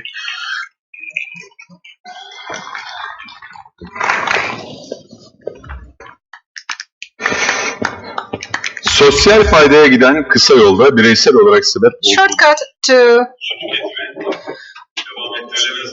social good. For 1 kilogram of meat, how much water we are wasting? 7 tons. No, 15 tons. 15,000. 1 kilogram of meat. In order to eat 200 kilograms of meat, you are wasting 3 tons. If you leave it in your plate without eating, you are throwing 1.5 tons of water away. A t-shirt, 3 tons of water. 1 cup of coffee. 1 cup of coffee. 150 liters of water consumption. They are very serious figures. What is the average water consumption of a person in Istanbul? 190 liters. 97.5% of water around the world are salty waters. We are in need of normal water, and we are in need of actually protecting the freshwater sources. By balancing the water resources, we can have some savings.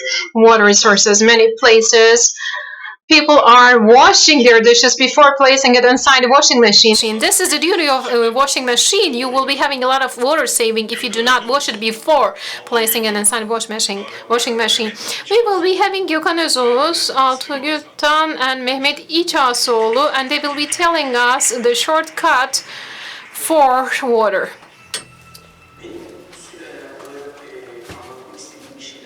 There is something that I would like to tell about water. For a long period of time, we are hearing very strange things.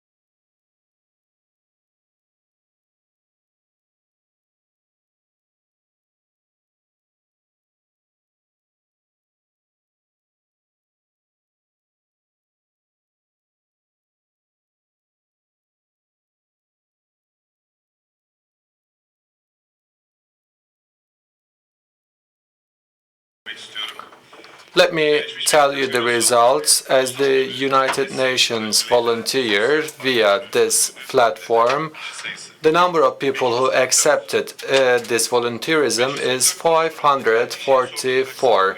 We received application by 544, and people committed to work on a voluntary basis by 72,000 hours. It is a wonderful thing.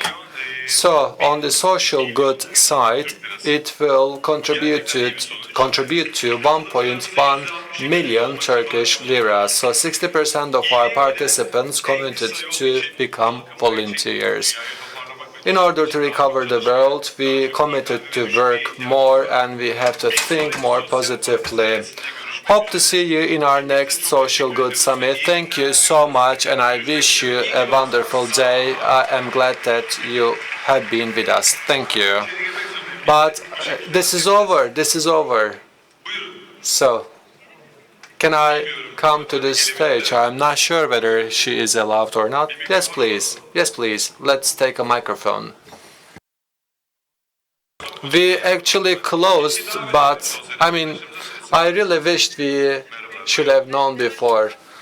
Mina Sapan, I came from Diyarbakir. Hello, thank you.